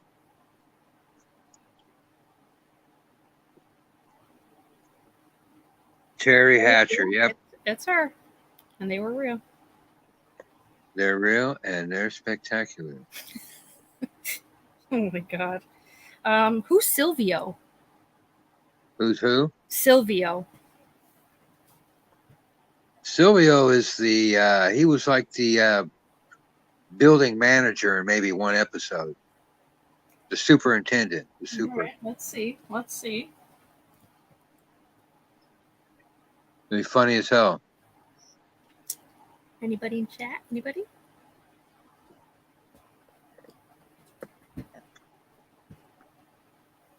It was their landlord, Jerry, and Kramer's name. Landlord's name was Sylvia. I don't remember that. He's only in one episode. Wow, that would be weird that they put him on their trivia though. And he's got a little helper that he speaks to in Spanish. Oh, okay. Okay. They're the ones that rent the apartment upstairs to a rock band above Jerry.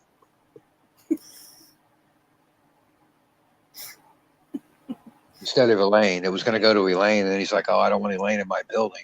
That's going to suck." So that was that episode. He's got a real weird hairdo, like a real back comb over. Oh, okay. Okay. I think I know now. I think that's the one with if there's a mink coat. You know what? It might be a later one. Yeah, there's a mink coat and Putty. Yeah.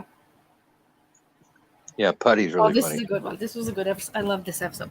Of all of Jerry's shallow complaints about the different women he dates, what petty thing really bothered him about his girlfriend Jillian? Oh God! I know this one, so Yeah, I'm not let's going to.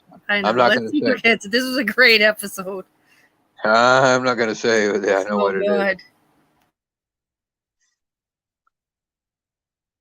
I love how petty it is. Oh, it's super petty. No, not man Super hands. petty. Not man hands. It's man hands, yeah. Oh, it is? Uh-huh. Jillian had man hands. Oh, I thought she was the one that ate her peas one at a time. Oh, that was another good one, though. No, it was the man who said it first. Mark? Yeah. Yep, Mark Manhands. I thought it was the one that ate the peas, and she scooped her niblets. That's what was so vexing. Niblets? Yeah, that's what George said. He asked her, did she scoop her niblets? He said, yeah. She ate her peas one at a time. That's what pissed Jerry off. He had to break up with her. God. Scoop for niblets. Yeah. Oh my I love that. That's so good. That's so George. Yeah. I love him. They get away with it because, you're thinking corn niblets. Yes, it's so good. Said, did she scoop her niblets? And Jerry said, she did scoop her niblets. But Jerry this was another good one. Oh, God. What STD does Kramer over-dramatize in front of a group of med students? Oh, God. This is such a good one. That one's freaking classic. Isn't it so good? Oh, this is like one of my favorites. Yeah, that little midget. Yes. I don't know what else to call him. Dwarf. Well, he was, though, and they would him and Kramer would like go and do this. And Kramer had a bit of fun. Hi, Rose. Oh, I'm so happy you stopped by, honey. We're playing some Seinfeld trivia now. It's what STD does. Yeah, that's right, DTC. Gonorrhea was the STD that picked the card for. And he had overdraw. Oh, my God. He starts giving the symptoms, but doesn't he, make them turn the lights off? Oh, God. That's when Kramer wore those jeans. Oh. Remember, he couldn't get the jeans off? And yes. It's just so good. Hey, Jerry said, what'd you do? He said, I bought dungarees. Dungarees. He says. He's walking around like Frankenstein, scared that little kid. Yes. Oh, God. Oh, fuck, that's funny. Kramer had so many good episodes. Yeah, he was doing Fridays. Where does Kramer find his furniture for his apartment, which was also a movie set? Oh, my God. And they'd come into his apartment, he'd introduce them just like on the show. He was Merv Griffith. Oh, my God. Anybody else want to go against Merv Griffith? If you didn't see that one, it's one of the best ever. And they'd have to sit in the chairs. They'd have to sit in the chairs that were from the set. Oh, and he said, yeah. He said, God, they smell. And he goes, yeah, 70s movie stars didn't bathe like they do today. Oh, he's such fun, Kramer. Elaine hated it. She was like such a sorry sport about it. And he had a tape recorder with the introduction music and shit. Yes. I love that kind of a friend when I walk in and play music. He plays music. All right, everybody stands up. Tell us a little bit about yourself, Elaine. She'd be like, no. She was a terrible sport. Oh, God. Take a break, and he's drinking. Yeah, that's... Um, He was real funny on Fridays, if you've ever seen that show. He's just a funny guy. It was like a Saturday Night Live, but it came on Friday night. Yeah. What mega celebrity does George crash into and injure during a charity softball event? Oh, God, I wish Molson was here. This is Molson's favorite female celebrity. That was hilarious. It's hilarious. The mega celebrity that George crashes into and injures during a charity softball event. Oh, it's a good one, too. Get your jumbo shrimp here. Jumbo shrimp. Jumbo shrimp up the bat. I'm so happy you're here, Bette Midler. Yeah. That's Mark right. With the, DTC. no, DTC. DTC and Mark, it's Bet. The Divine Miss M. The Divine, yeah. I mean, that's Mark Molson's favorite. The Wind Beneath My Wings. The Wind Beneath Molson's Wings is Bet. Okay. When is Festivus? The date of Festivus. Oh, God. Festivus for the rest of us. Oh, that's a great one. This was a sitcom like no others. Festivus. The date of it. Festivus for the rest of us. When is it? When is it? Nope. Barbecue shrimp. Boat trip. Okay, Heather. Shrimp toe, shrimp back. Anybody know with the date of Festivus? It's a national holiday, guys. It's a national holiday here. If it's not Christmas, I don't know. It's not. No, because George's father wanted it to have its own day. He didn't want to compete with anything else. It was December 23rd. So this year you guys will know that once you celebrate it. Put it on the calendar now, and you won't forget.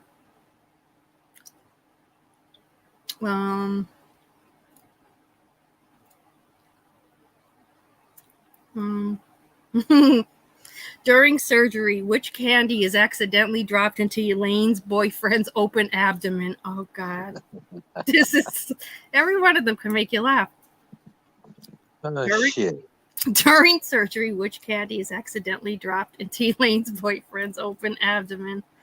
She was chowing down on them too, wasn't she? Oh, God. Kramer. It was Kramer that dumped it in there, wasn't it? But I can't. Yeah, that's right. Oh, God. It's a good. What a scene. DTC got it. It was a junior mint. Junior mint. Kramer couldn't believe Jerry refused it. He said, "Who refuses a junior mint?" Like it was so offensive. Yeah, they're cool. They're refreshing. And Jerry's like, "I just don't want one." They're cool and they're refreshing. Oh my God. Oh God. That fool's right in that guy, and you hear it go splat. Then he gets miraculously healed. Yes, that's right. And George loses his money on the artwork because he began able to do or die. Oh my God. Yes, I look forward to many years of enjoying the triangles. They are still refreshing, Ginger. Are they still refreshing? They are. Yep. Always. Okay. What's the name of the publishing company Elaine works for? Oh God. What a bunch of characters came from that publishing company. God. So many antics went on at her job. But it's the name of the publishing the actual name of the publishing company. Let's see if anybody gets it. I think I know. We'll see. Okay. We'll see. Surely these guys will get that one. This is. I mean, I think you kind of have to really be a true Well, I liked her job later where she worked for the magazine I did too. or the catalog. I loved it. But she Yeah, just her boss then was great, wasn't he? yes. Jay Peterman. Peterman is the best. You take back your tails, you vagabond. That's what he tells Kramer. I no longer need them. DTC said Pendergast. You're close. I believe it's Pendant Publishing. It is. It's Pendant Publishing. Yeah. That's where she worked. That's where she worked in the publishing company. For Mr. Oh my God. Who was Elaine's nemesis, also known as the Braless Wonder? It drove Elaine crazy that this friend, said the friend's name a million times during the episode, did not wear a bra. She was a Braless Wonder. What was the friend's name? Well, it really wasn't. It was Elaine's friend / nemesis. Oh God, that was a great episode. Yeah, because she ended up being in her wedding, but they're not really. I know who she is, but I don't know her name. The name on the show is it's like 2 names. Female name, 2 names. Okay, Montana. I'm happy we're here, though. Good night, honey. Happy 4th. Sue Ellen Mischke with the winner with DTC. That braless hoe. The heir to the O. Henry. Oh, my God. Candy bar? Yeah. Sue Ellen Mischke, yeah. They got married in India. Oh, God. What is the name of Kramer's vanity license plate? What does it say on that license plate? It's so stupid. I know what it is. But it's so good, though. That's a good one. I knew you'd know it, John. Let's see. Yeah, that one's great. And I love his like he explains what it means. Oh, God. Yeah, that's when Frank sat on that Fusilli Jerry. Oh, God, it's too good. I can't. Fusilli Jerry. He made Jerry out of fusilli pasta. Oh, yeah. Ah, fuck. It is. I can't see Be 3 Souls. It's on Okay, what's the question again? They're not on it. What's the name of Kramer's vanity license plate? Like, what is it say? Kramer's vanity license plate on his old, it's like a 75 Caprice or something. Oh, it's phenomenal. Nancy S. thinks it's Ass Man. Yeah, who said that? Nancy S. It's Ass Man. Ass Man is correct. Very good, Nancy. And it's meant, remember him saying it's a proctologist. It's a proctologist, Ass Man. Oh, God. You know what a proctologist is, don't you? Yeah, it's an ass doctor. A rear admiral. It's one asshole looking at another. Oh, God, I can't. Don't forget that one. That's a good one. It is a good one. This was a good episode, too. What happens during Schindler's List that gets Jerry in hot water with Newman? He spotted doing this during Schindler's List in the movie theater. And Newman was like so offended by it. Oh, yeah. He was pissed. Oh, yeah. This was a big no-no. You don't do this. He tattletaled on Jerry. He did. It was a whole thing.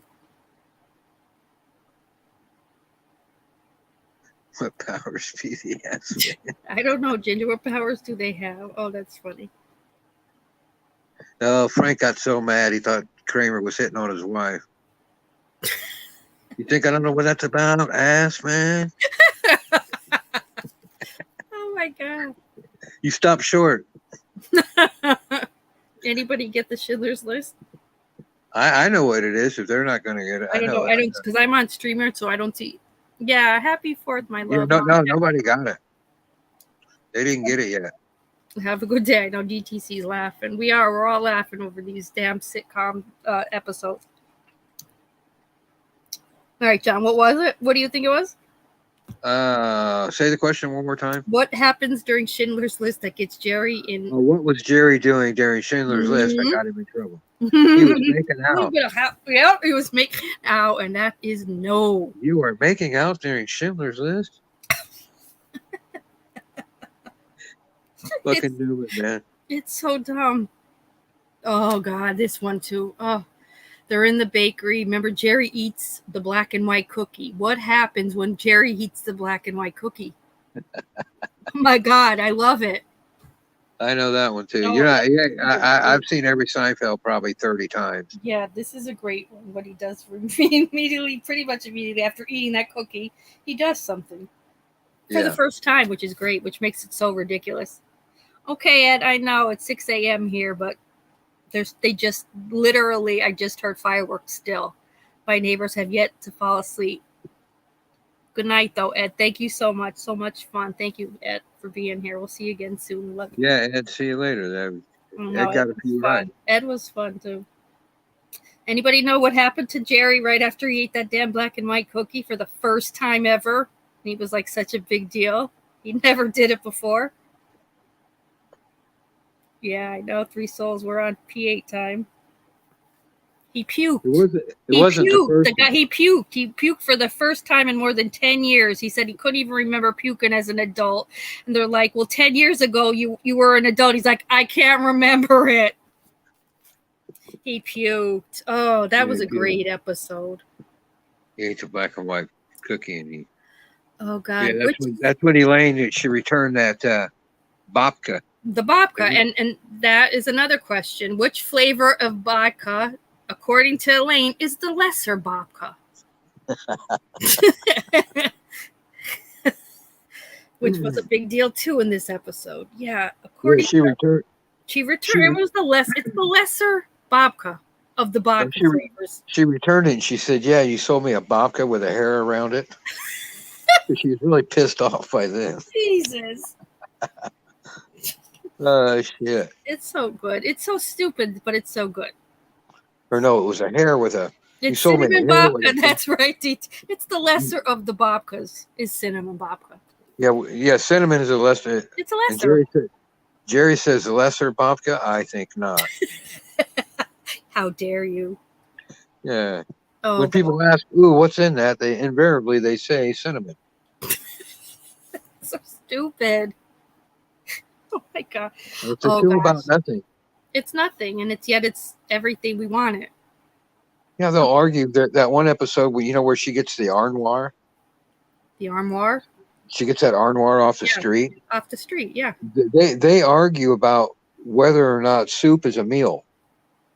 And it was an episode. And then she asked, well, did he crumble crackers in it? It's like, what the fuck difference does it make? And she's like, did he crumble crackers in it? And she goes, yes, he did. And she goes, well, crackers could be a meal.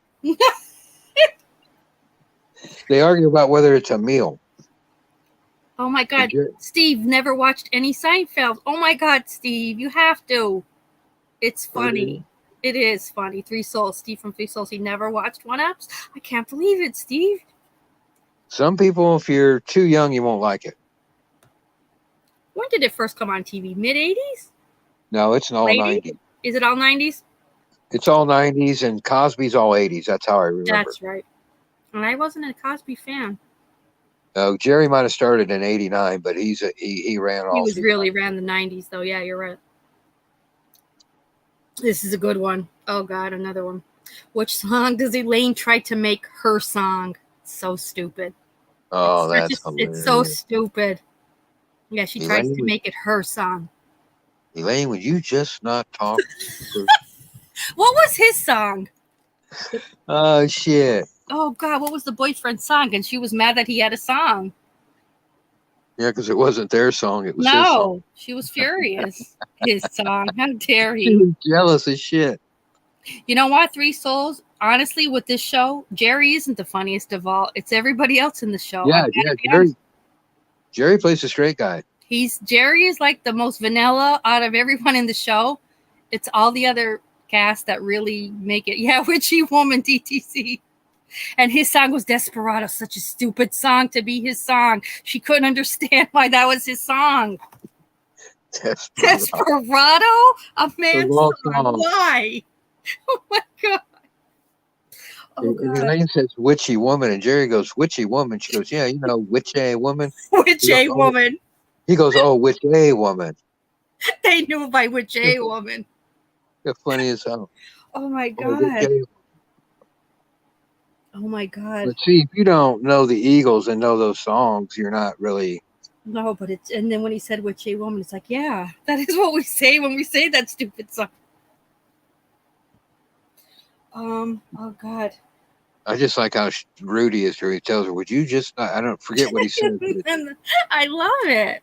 It's basically shut your mouth. Yes. Three Souls Freak, Curb Your Enthusiasm is freaking hysterical. Yes, it is. Yes, it is. I love David. I love him in that Larry David in that show. He's phenomenal. It's basically Seinfeld, though, isn't it? I mean, it a is. lot It's of a, I mean, he's, you know, that's the, you know, he's Witch A woman. Witch A. Desperado, would you just shut up? She picked that one. Oh God. Oh fuck, that's funny. Oh God. Oh yeah. Oh God. What causes George's mother Estelle to throw her back out? Oh, this is so good. She catches George doing something, and she threw her back out because she was so horrified by it. Oh, the way she describes it was the best. George's mother caught him doing this, and it in turn caused her to throw her back out. Oh my, she landed in the hospital over it. She was an attraction. You're treating your body like a circus attraction. Oh my God. Jesus. One of the best episodes. He's a mess in it. Oh my God. But it's what he was doing, and the way she says it. Spank of the Monkey, yes, but it's the way. So she found him, and the way she would describe it is he was enjoying my Glamour magazine. He was whacking off to a Glamour magazine. She called it enjoying Glamour magazine, and it made her throw her back out. Dear God. Yeah, he was wanking the Glamour magazine. He was wanking, enjoying the Glamour. And he used his body like an amusement park. In his parents' house where they were out during the day. Oh, Married with Children. That was a good one too, though, Steve. God. Ed Bundy's classic. Ed is, yeah. Nobody like Ed. That's the only place you'll get fat jokes on there. Yeah, a lot of different things that otherwise would not go over well. It all was accepted on that show.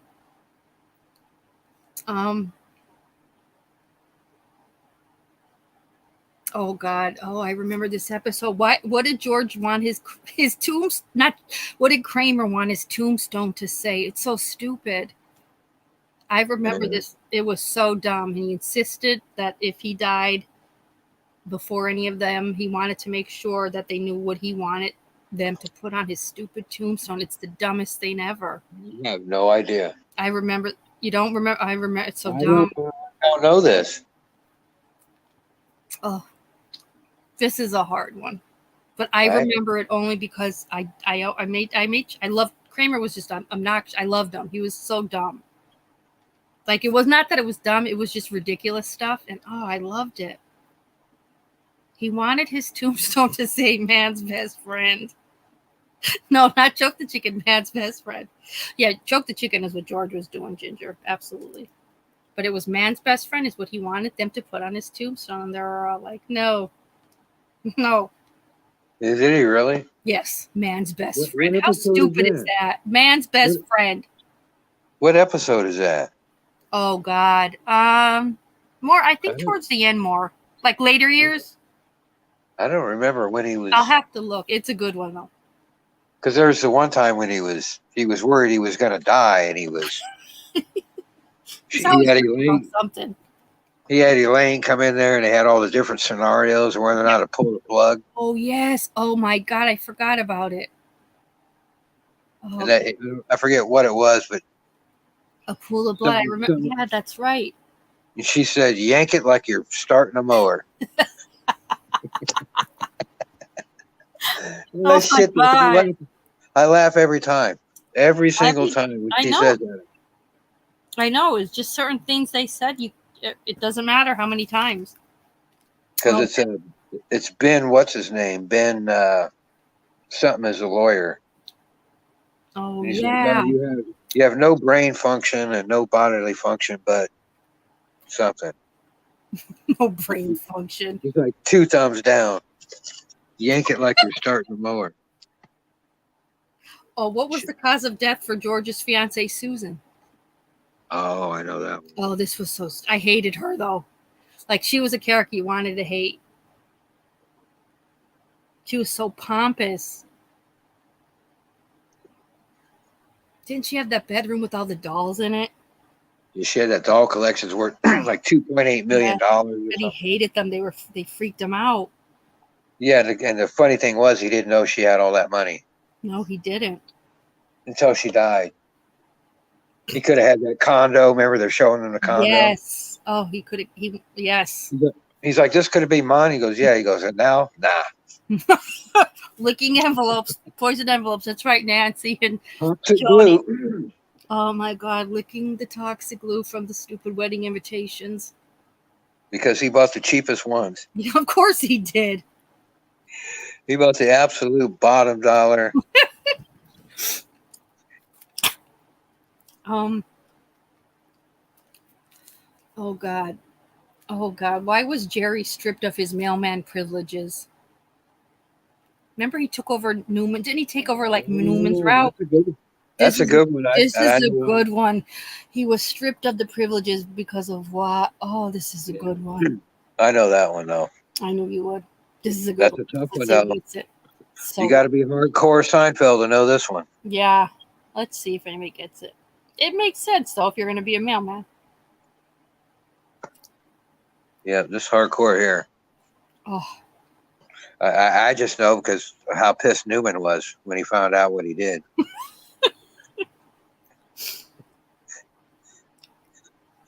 It's funny as hell.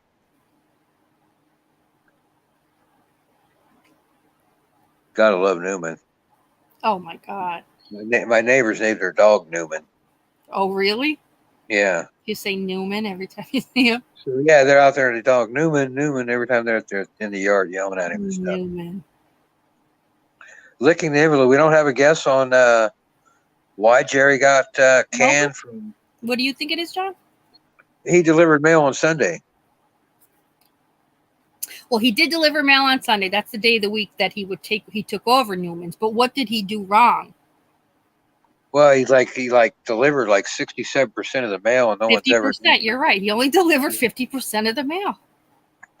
That's great. But Isn't that awesome? He was also doing it on Sunday when they don't deliver mail on Sunday. It said, because that was the next question is what day of the week did Jerry take over Newman's mail route? Sunday.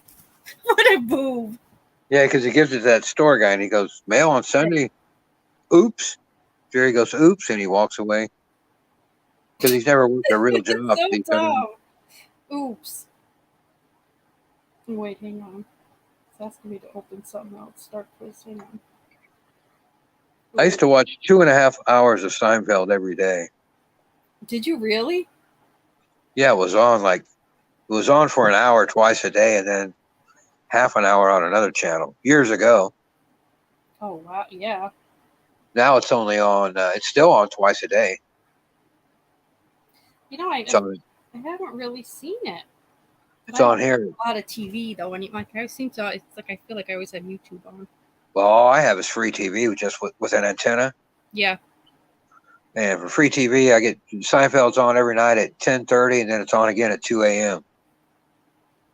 Oh, wow. But I watch it with the sound down now. I don't, because I know every single line. You know it all. Jody said, I love the John loves Seinfeld. I know. What year did Seinfeld end? 99, I want to say.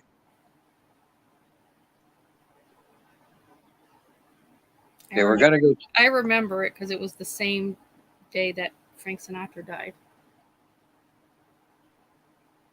Don't ask me why. I could remember sitting around and that was something that came on the news. I don't know. I say 99, but close. 98. It's 98. Yeah, it's 98. I think it's 89 to 98. He gave it a good run. 9 years, yeah. Because Larry's not part of the last season except for the last episode.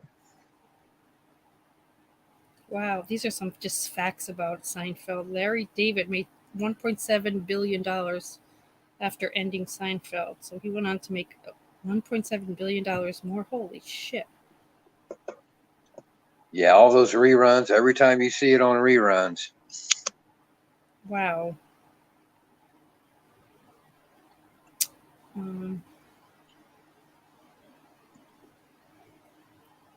Okay, this is a good one. You don't forget Jerry Seinfeld had his little. He ended up marrying his wife, but I think he was fooling around with her when she was 14 or 15. Did you know that? Jerry's wife, Seinfeld's real wife. Yeah, what's her name? Jessica. Or maybe it was his girlfriend before that. But the one girl was young. Jessica's younger than Jerry, but I didn't think she was that young. It might be the girlfriend he had before that. Really? Maybe he didn't. Wow. Yeah. He almost got in trouble. Oh my goodness. I didn't know that. Yeah. His wife's name's Jessica? Yeah. Okay, I can't think of what this girl's name was. Yeah, she does like a lot of charities for within New York City for like women and infants, women and children. Oh, what character created the Human Fund? This was so stupid. The Human Fund. Yes, remember the charity? This creator, this character created a charity called the Human Fund. It was so dumb. There was no charity called the Human Fund, but he created it. Oh my god, it's so stupid. 25 got 25 grand to the Human Fund. Yes, it's so dumb.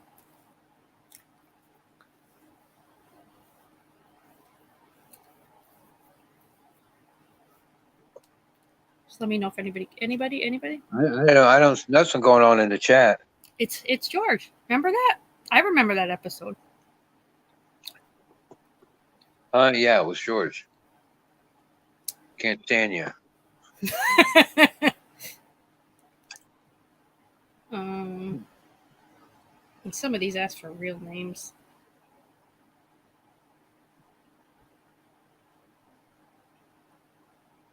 Oh my god, name the virgin who Jerry went out with. Remember her? I hate her. God, it was a big deal. She was the virgin. Yeah, and her job was closets. Remember that? Yes. She's a closet organizer. Anybody? I can't think of her name. I don't. Is there anybody in the chat? Where'd everybody go? Yeah, it's not showing in StreamYard. On YouTube, it shows. I still have 10 in the chat. Oh. We'll start winding down, but I don't think anybody's gonna know this one. It was Marla the Virgin. Marla. Yeah, I wouldn't have got her name. That's a hard one. Let me just go back and look because I just came back into YouTube just to see. She ends up with John F. Kennedy Jr. Oh my God! Remember that episode? One of her wasn't she supposed to go out with him? Yeah, Elaine was supposed to. And then the friend did, right? Or Jerry's friend? Then they got in a fight, and instead of Elaine being out there to catch the ride with JFK, it was the crying virgin.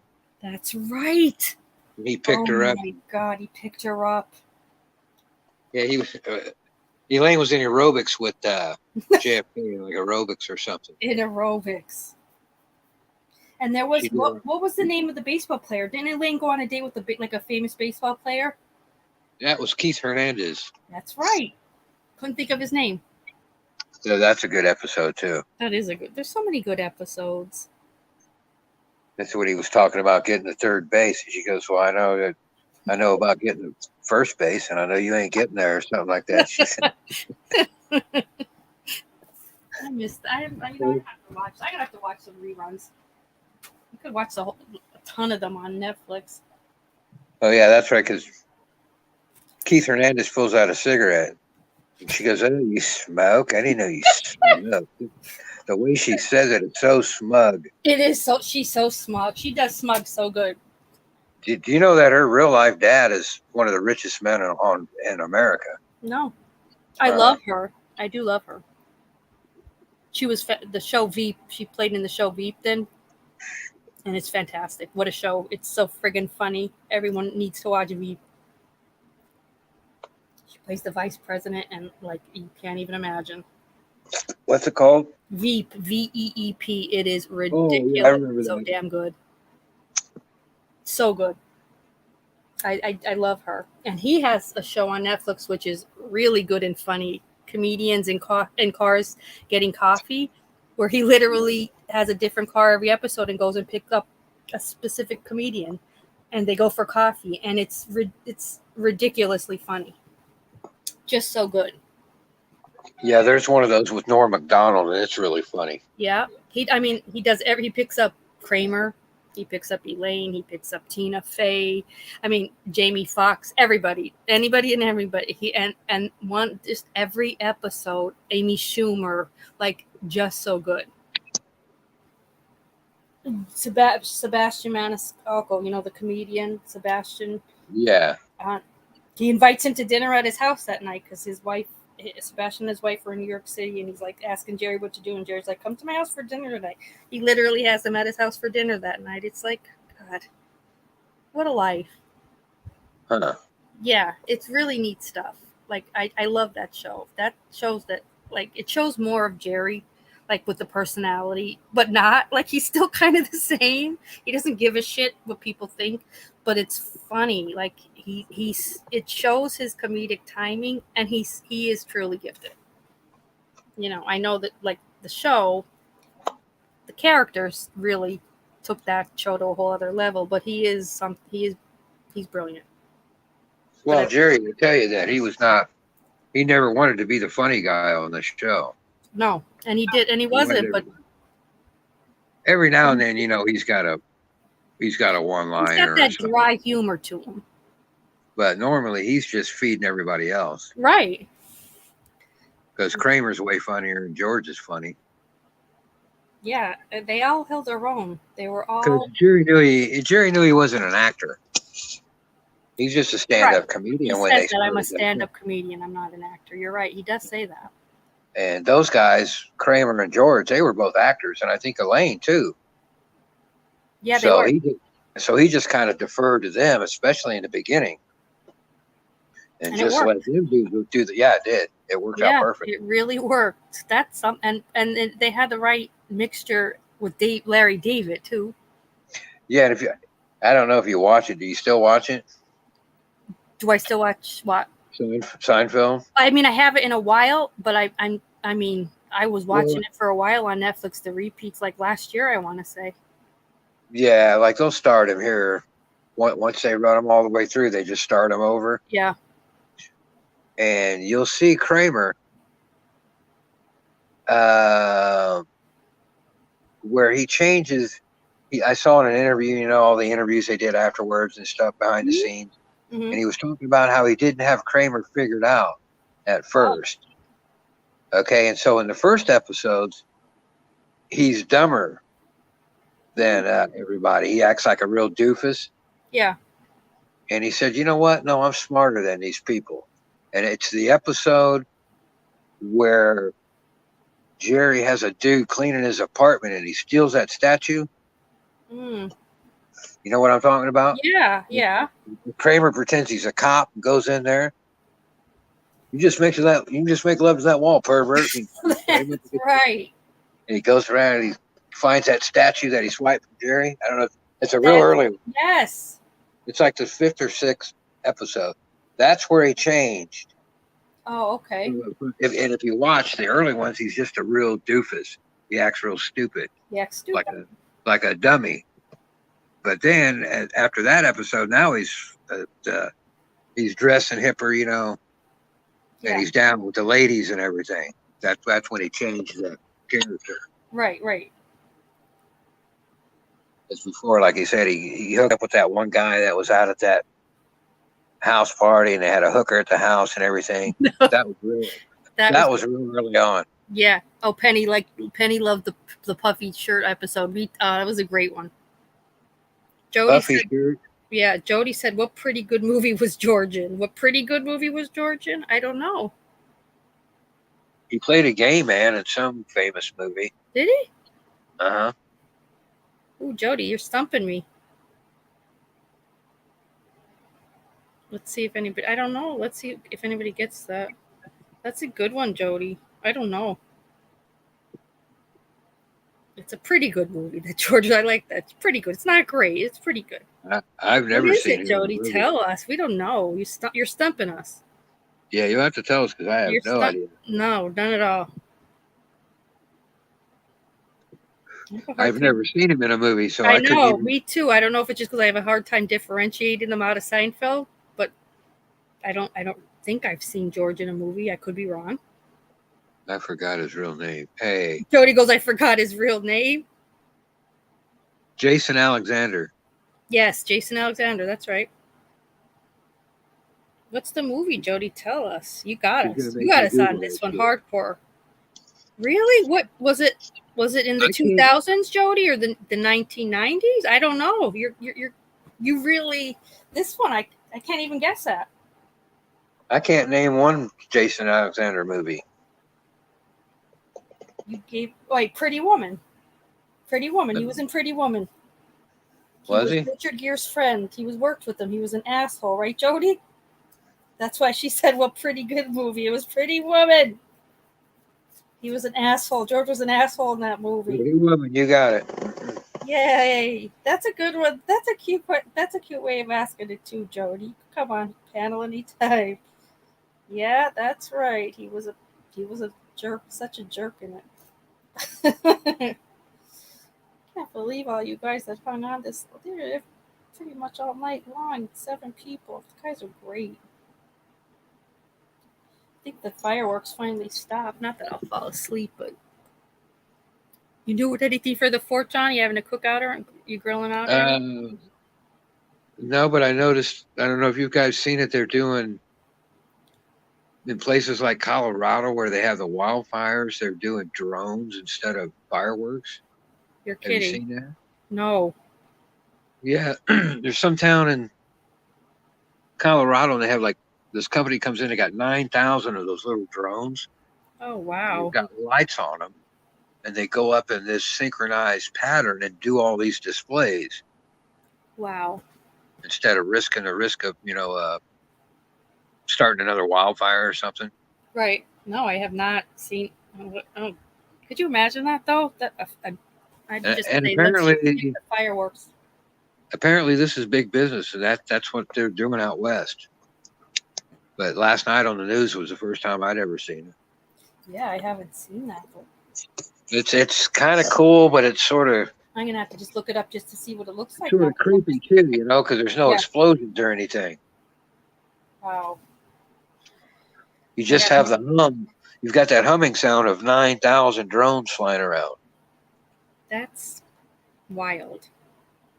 And I'm sure they play music or something, but. And that's Colorado? That report was from Colorado. They were said that other places out west were doing it too, though. Wow. Drone fireworks instead of fireworks. That's I don't know if anybody'd seen that yet or not. No. I thought that. I get it. You don't want to start a fire inadvertently, but. No, you don't. I mean, definitely not. But at the same time, Jesus. I don't know. And apparently they've been using them at, I don't know, at different shows and stuff. Maybe I just didn't know that's what it was. I didn't either. Oh, thank you, Michelle. Give Rose a thumbs up. You're a sweetheart. I'm happy you had a great time. I'll see what I can find today for trivia if I get a chance, and I'll come back on. If I can find some good trivia, I'll come back up tonight. I'll look under the movies, and I'll look under sitcoms. I'll see if I can find any theme, good stuff that we would know, like theme movies or shows. This was I like this with Seinfeld. It's a good. They have to be big time that stood the test of time. Yeah, you know the answer too, right? Right, that people really knew. But I'll see what I could find, and if I find a couple of good ones, I'll come back up tonight, and we'll play a little bit. But thank you. We still have 8 people here, but for now, I think we'll wind down, and try to relax. Not that I'll fall asleep, but I think I'm gonna put on Netflix and watch some. I'm either gonna watch Seinfeld or I'm gonna watch comedian coffee at Jerry Seinfeld's Comedians Getting Coffee. And just look tonight. I'll put a notification out. I don't think Kelly's going live tonight. Maybe she will. I'll text her later and see. If she does, I'll go on after her. If not, I'll just put a notification out. And who's ever around and wants to play some trivia later, we will hopefully do so. And thank Sounds you, John, good to for me. always being my awesome co-host. Love you dearly. Well, thanks. I had a lot of fun. I always have a lot of fun. Shoot me an email, John. You were going to send me a picture of something. I can't remember what now, and I'll give you my phone number so that this way I can text you. You can text me when we have when I have something going on, or you have an idea for something. That'll work. That'll be good. And I'll see you back tonight, hopefully. Okay, be good. Otherwise, thank you, Amy. Happy 4th. You were awesome. Have a good day, everyone. Happy 4th. Love you guys, and thank you, Jody. Love you. Love everyone. This was such a great time. Always great people in chat. We have a great time. Happy 4th. Be safe and have a good time. And hopefully I'll see you all later. Bye, all.